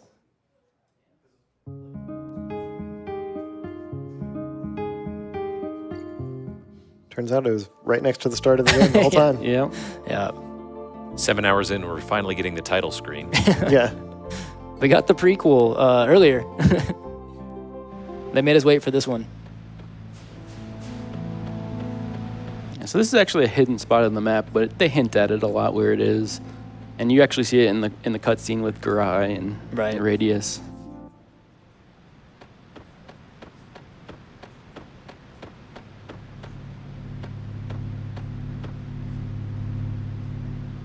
So you just have to put the 2 tiers on the pedestal. Harder than it looks. Oh yeah. You can easily lose time here. Especially if you're not using D-pad. They're kind of hard to interact with.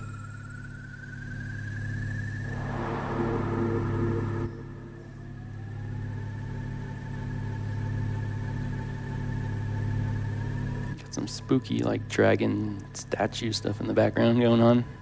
Yeah, this is a neat place. In both worlds, actually. Yeah.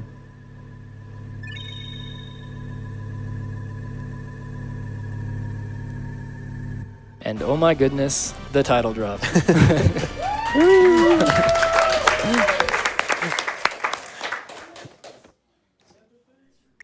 Now don't forget to equip it. Trust. Trust.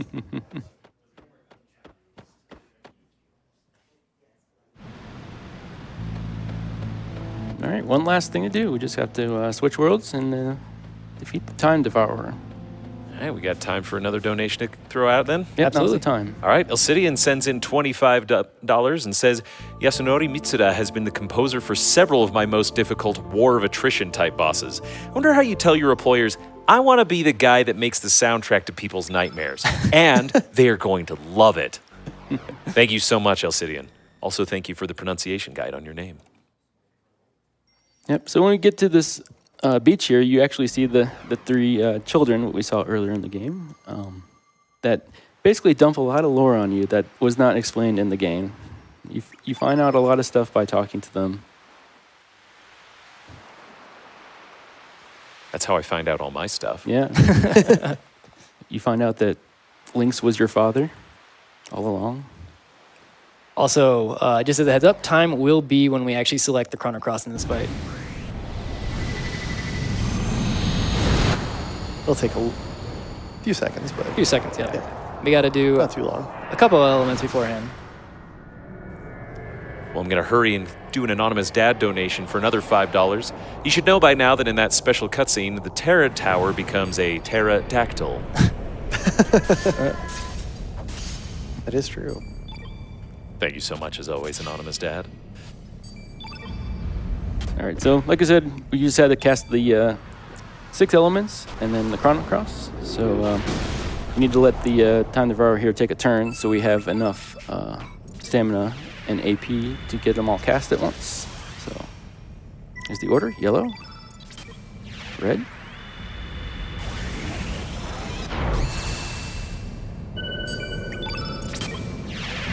green,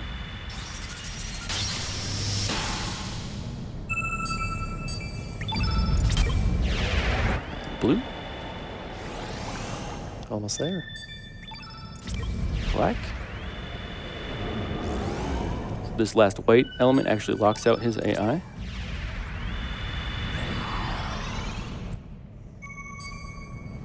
Oh, and only gave him and time. Time.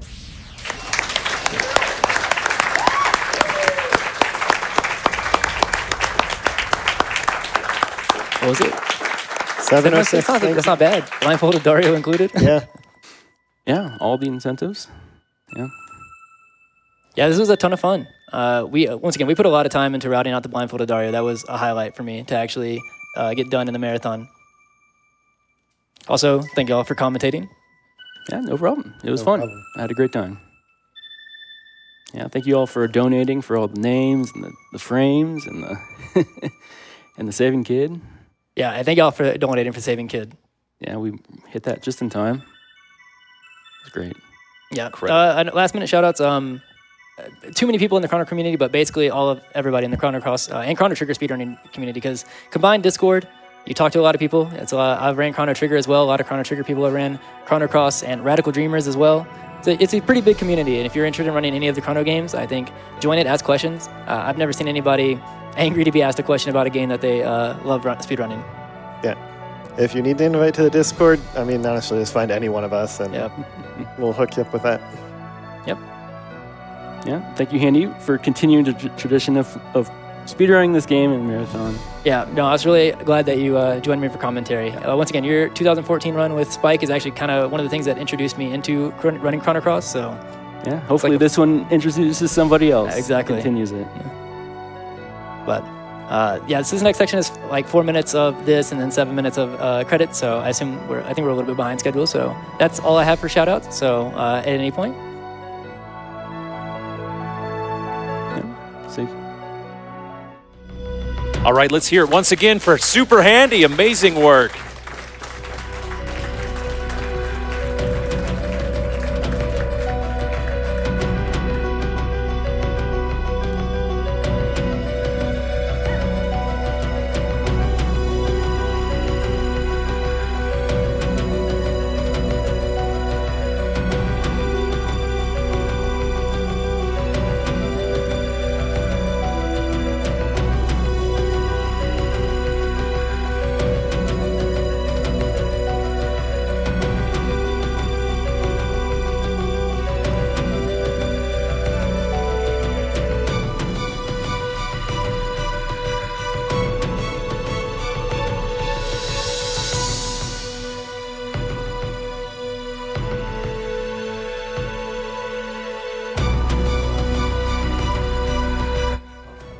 And now, a word from our sponsors.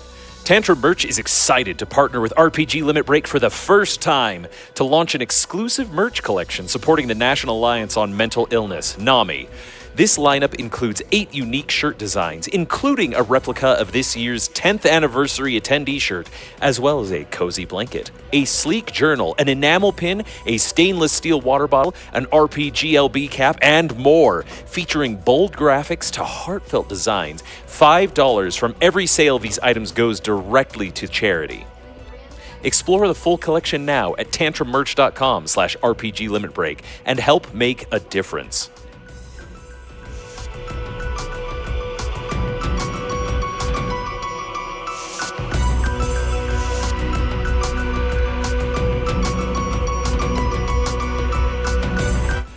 All right, my friends, we didn't hit the 50K during that run, so I know you're just saving my voice for my next hosting shift tomorrow, but unfortunately, I am finished for today. Thank you so much for all of your support. Never fear. I want you to destroy Peace Egg's voice because he's taking over for me, and I want to see him hit that 50K and get to yell about it. But in the meantime, let's go off for a quick Twitch ad, and Peace Egg will be with you when we're right back.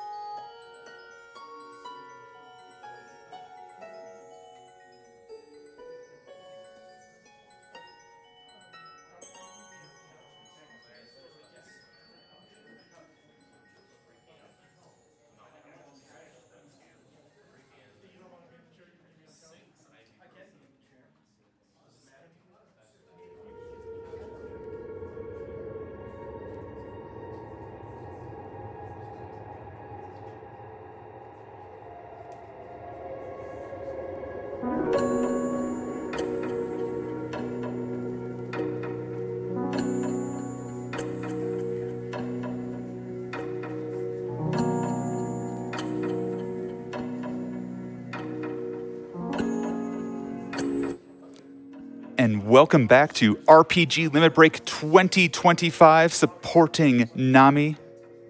I'm your new host, Peace Egg, and I am so honored to bring you the next couple of runs. That said, I've got an interview ready to go for you. We've got Netara alongside Vanivan, and I believe there's a bit of a rivalry going on here. Netara, can you fill me in on this? Excuse me, any notes and mentions of any rivalry between us Peace are egg. just simply over-exaggerated. Peace egg, what are you doing? Come on. We would never fight. Bonnie couldn't win. No. Oh, I mean, hi, Bonnie. How are you? hi. I'm fine, I guess. I guess. Okay. Well, that's great. So, obviously, it's known that we're friends, rivals, whatever. In real life, we are very, very. We are. The rivalry is mostly for show. Yes. Mostly. Mostly. So, but with that, how do we meet? How'd you come to this community, Vonnie? You know, I always love telling this story. So back in 2017, there was the My City of Mayhem 2 tournament, which was a over 100-person tournament for Final Fantasy IV Paladin percent. Yes, it was. And I had already a couple years before been learning what was referred to back then as the 64-door category, what we now know as No CW, which you'll see on Saturday by my boy Rivers McCown. Yes, you will. And so I was like, wait a minute, I already kind of know this route. So I just got to maybe tweak a couple things and I could actually participate. I could join, yeah. And so I did, and that's where I met so many great friends like yourself and, you know, people really close with their Sawney. I want to shout out a lot of people who were in that tournament that are not here at the event itself. This is not an exhaustive list, but people like Storm Crazy Iowan, Couch 23, Eldonia, Penguinator, Dravenheart, the list, I mean, I could keep going, but, you know, we only have so much time. But a lot of those folks that were kind of a core part of who were my friends as I came into just the RPG speedrunning community itself. Yeah. And then a lot of it expanded from there once I started streaming and getting involved in more events. About 3 months after that tournament ended was RPG Limit Break 2017. Yes, it was. And so that's when I said, you know what, these people are really cool. Let me come to this event and hang out with them. And after I did and, you know, just deepened those bonds, I was like, yep, these are my people. This is now what I'm going to be doing. Yeah. And so the following Limit Break, that was the first one where I was a host. And I just so happened to have a hosting shift right before someone named Bob the Ninja Goldfish. Who's that? And so Bob was like, oh, this Venny gentleman, he's kind of good. And so he was like, as Bob does, He's like, come here. Come here, talk to me for a minute. We need to have a little chat. And that chat blossomed into me kind of really growing as a host and really honing my skills. And then in 2023, they brought me on to be staff, and now I'm hosting coordinator. And now, I mean, now I'm a lifer, obviously. Yeah. And how long have you been on staff now? This is my third year. Third year. As Amazing. the hosting coordinator. So yeah, I mean, these are my people for life, and just being here it's my favorite week of the year. Absolutely. Being here, it's just incredible. Yeah, we met that year and it was just amazing and just hanging out ever since. We just knew. We just knew. Yes. We just knew. Yeah. So that's how you joined the community. Now, this is not your first time having Newtopia It in is this not. event. That is correct. This entire event, in fact, was inspired by Newtopia. Clearly. What's so special about this run? What makes this different? I wouldn't call it special. Oh, okay. I would certainly call it different. So in this category, as you can see, it's the any percent, or no, you can't see it now, but anyway, it's any percent no fire wand. So it's going to be an any percent run where I will neglect to pick up what is by far the most useful weapon in the game. Okay. Okay. And this is going to cause me great consternation as I have to do all of my combat close up, and it makes the run much more dangerous. It makes me much more frustrated, and it gives folks like you much more opportunity to just troll my pants off. I would never. So, Lee, please, come on.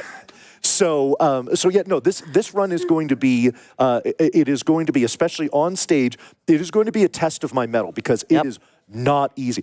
There's a reason why I barely ever run this in a marathon setting is because of that. So, Yeah. I mean, obviously I'll be taking some precautions, but this is going to be a real fight. This is going to be a real struggle,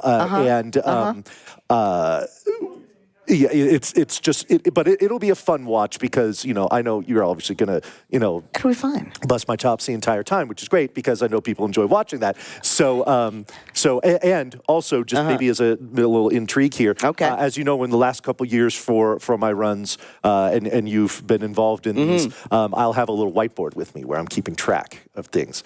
This coming year, back. we will have 2 whiteboards. 2, count them. 2 whiteboards. So, what are we going to be counting? You got to tune in to find out. Definitely not memes. Definitely not, the fire rod can't be that important. If you're leaving it behind, Vonnie, it's not that important, obviously. Oh my God. The run's not even started. He's so ready. No, I know I have a headache. Okay, it's fine. Let's do something fun. Yes, Let's okay. do something Yes, fun to come let's down change from the this. mood, yes. So we're not going to be rivals. We're going to be friends. Yeah. And we're going to play a little game. Yes, we are. Not a competition.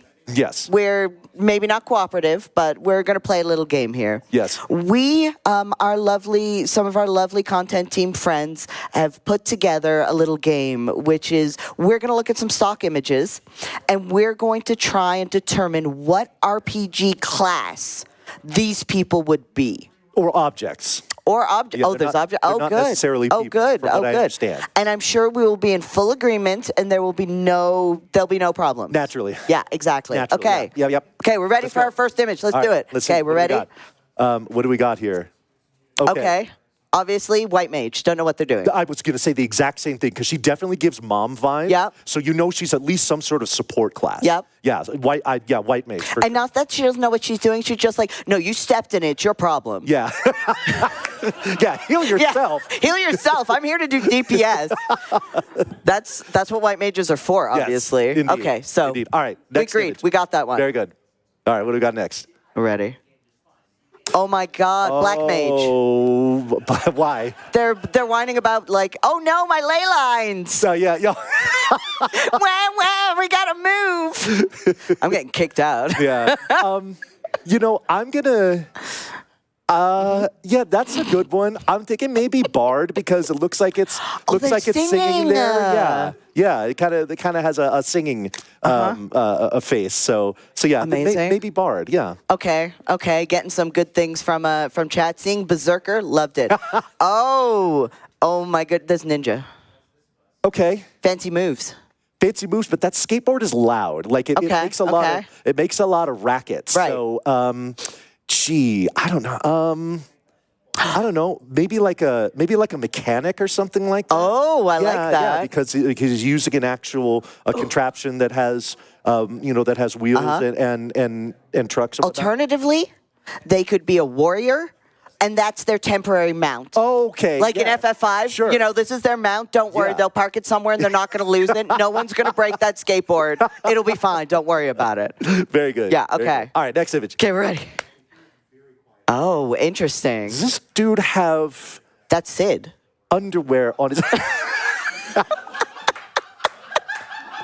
I mean, he's got one of the weird hats on. Yes, very much so.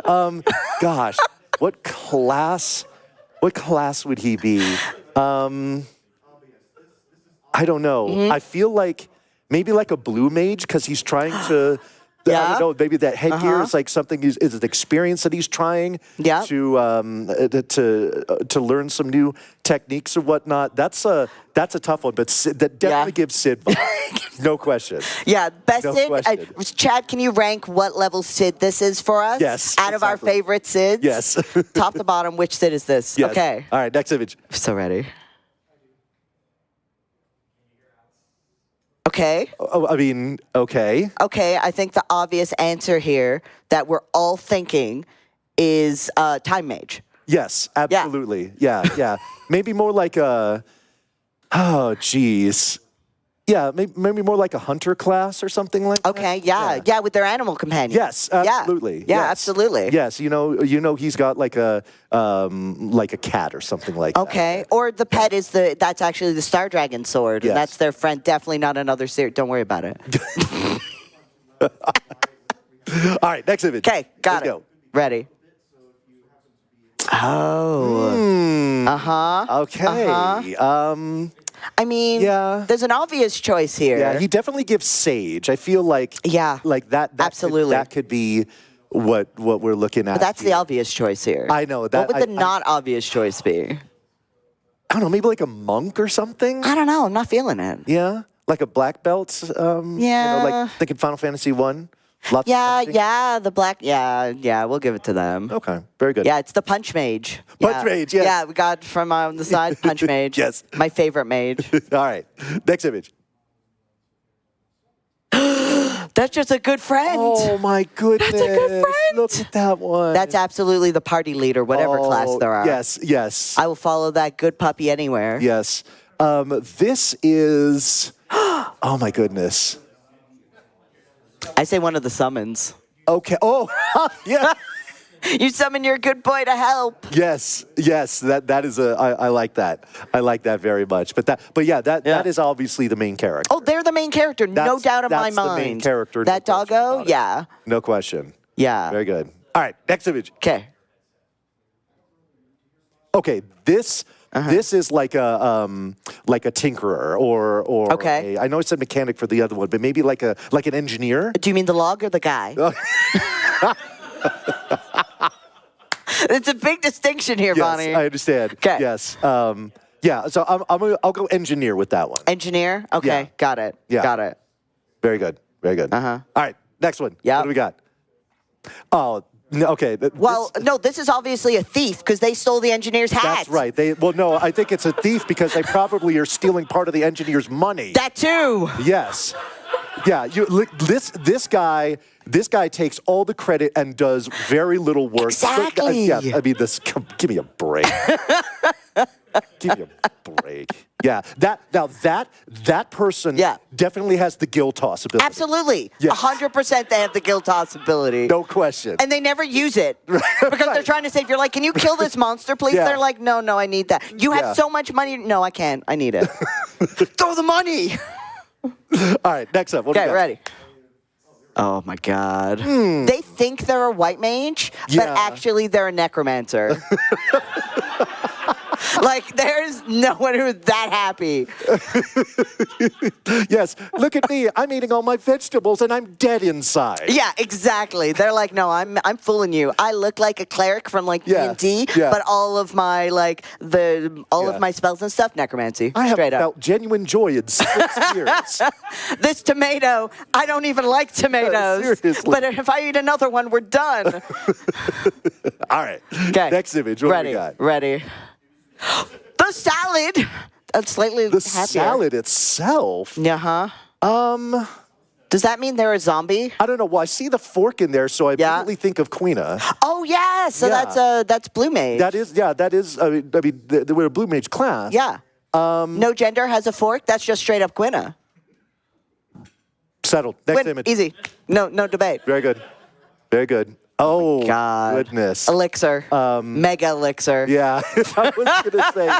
I was gonna go Phoenix down, but oh, that's also good. Elixir is definitely good. This is not exactly a class, but definitely something that can cast life. Now, here's an important question. When we're talking elixirs and Phoenix Downs, is that one of the items you pick up and you buy in stores and you're going to use frequently, or are you getting that in a chest and you're saving it for a special moment and you're never going to use it? That. Okay, got it. Yep. Okay, that one stays in our inventory. It's too good. We can't use it. We'll need it sometime. Not that. That and the 25 other copies of it. Oh, yes. Yeah, absolutely. Yes. I've got 25, but I can't use them. I might need them. A flaming toaster. Okay, that's just amazing toaster. Yeah.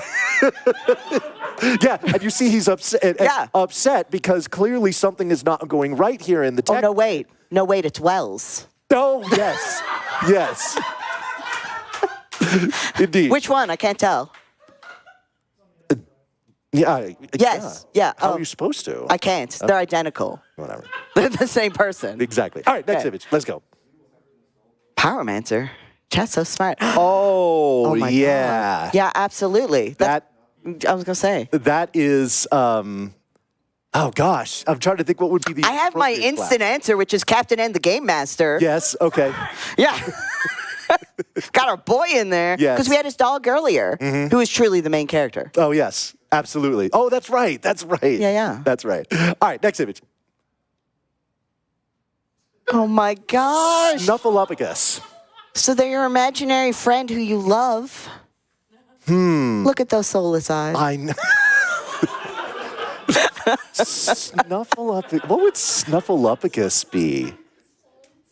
You know, I feel like they're actually like a warrior because Big Bird just kind of suppresses his rage and his might just to be her sidekick. Yeah. And so, but Snuffleupagus truly unleashed would be utterly terrifying. And that's why they're the final boss. Yeah. They were the warrior, and then they snapped, and they were like, you summon me one more time, Big Bird. I'm done. Oh, my God. All right, next image. Let's go. Gonzo. How could you bring Gonzo into this? Gonzo He's too powerful. The chili pepper shirt. Oh, my God. Oh, that is He's the too mimic. much. Because he's too powerful. Yes. Oh, my God. And he yes. cannot be stopped. Mimic. Oh, no question about absolutely. it. No question about it. Yeah. All right, next image. We're ready. What do we got here? Blue's Clues. Blue. Let's see here. I feel like Blue might be like a scholar or something like that. Yeah. Yeah. He's a friend who has a friend and will help you. I mean, there's the notepad. Yeah. They know pretty much everything, and and kind of make you feel stupid when you can't figure it out. Okay, that kind of scholar. Understood. Yes. Yeah. Yes. So, I thought they were just a good friend. Well, they are, but they also judge you. Yeah, okay, you know what? You need to have a good friend who judges you, everyone. Don't let your friends get away with things. Judge them a little. This is mine right here. Hi, I'm loving. Next image, let's go. Yeah, okay, we're ready. Oh, it's Bluey. Bluey. Dark Knight. Yeah. He is attacking your problems. Yeah, okay. Yeah. Yeah. Okay, yeah. With the darkness of his soul, but he's using it productively. Yeah. I will. I'll go with that. I like that. Okay. I like that. Very good. Next image. What do we got? Oh no! I saw that. Miss it. Bring them back! Bring them back!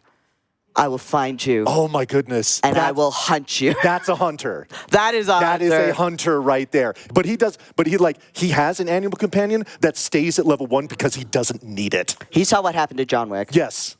Yes. He needed to bring the animal companion around. He is basically an impervious butt-kicking machine. Yeah, absolutely. Yes. Yeah, you don't mess with him. Very much so. Yeah, all right. okay. Next image. What do we got? We're ready. John McClane. Oh my goodness. Okay. Okay. John McClane's a berserker. Yeah, you know what? No arguments. Yeah, he's a berserker. Going barefoot through that entire tower? Yeah. Yeah, no. Yeah. No. Just doesn't care about pain, just one gear, just save my wife. Save my wife. That's it. That's a berserker. Yeah, absolutely. 100%. Next image. Bruce Lee. Oh my gosh. Oh, hell yeah. Let's see here. You know what? What's that? Yeah, he's powerful. Summoner. Yeah. Okay. Yeah. Okay. I mean, he's summoning these great forces to just destroy you. He summons butt kicking. Yeah, exactly. He summoned. I mean, you saw what he did to Chuck Norris. Oh yeah. In Return of the Dragon. Right? Oh yeah. Chuck Norris has got nothing. Yeah. If Chuck Norris comes up here later, I'm sorry. Dude, he destroyed Chuck Norris. He could destroy anyone. Yes. You just get him angry enough, get the right Aeon summon. That's it. Okay. Next image. Yeah. Oh.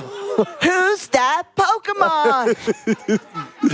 This is. Do you know? Okay, Hitmonlee. Hitmonlee is. I think Hitmonlee's a green mage, maybe. Yeah. Yeah. Yeah, that makes sense. Okay. Or a Pictomancer. Realm doing all the art.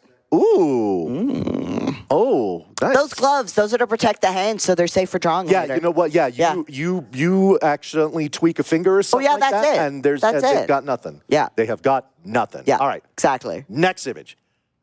Ditto. Whoever you want them to be. Now, that is your mimic. Yeah, that's my mimic. That is your absolute mimic. That is my mimic, or that is the Dark Knight. Look at those little eyes. I The know, pain in yes. those eyes, the inner trauma that is inside. Yes. Yeah. They're a mimic, but they only mimic Dark Knights. Yes. Yeah. Because Yeah. they're just like, no, I like their shtick. I can be anything, but what I'm going to be is angry. Yes. Exactly. 'Kay. Exactly. Okay, All right. ready? Next image. Okay. Oh, the it's most Larpus. important one to Larpus. finish it up. Yes. Oh my God, our boy. Yes.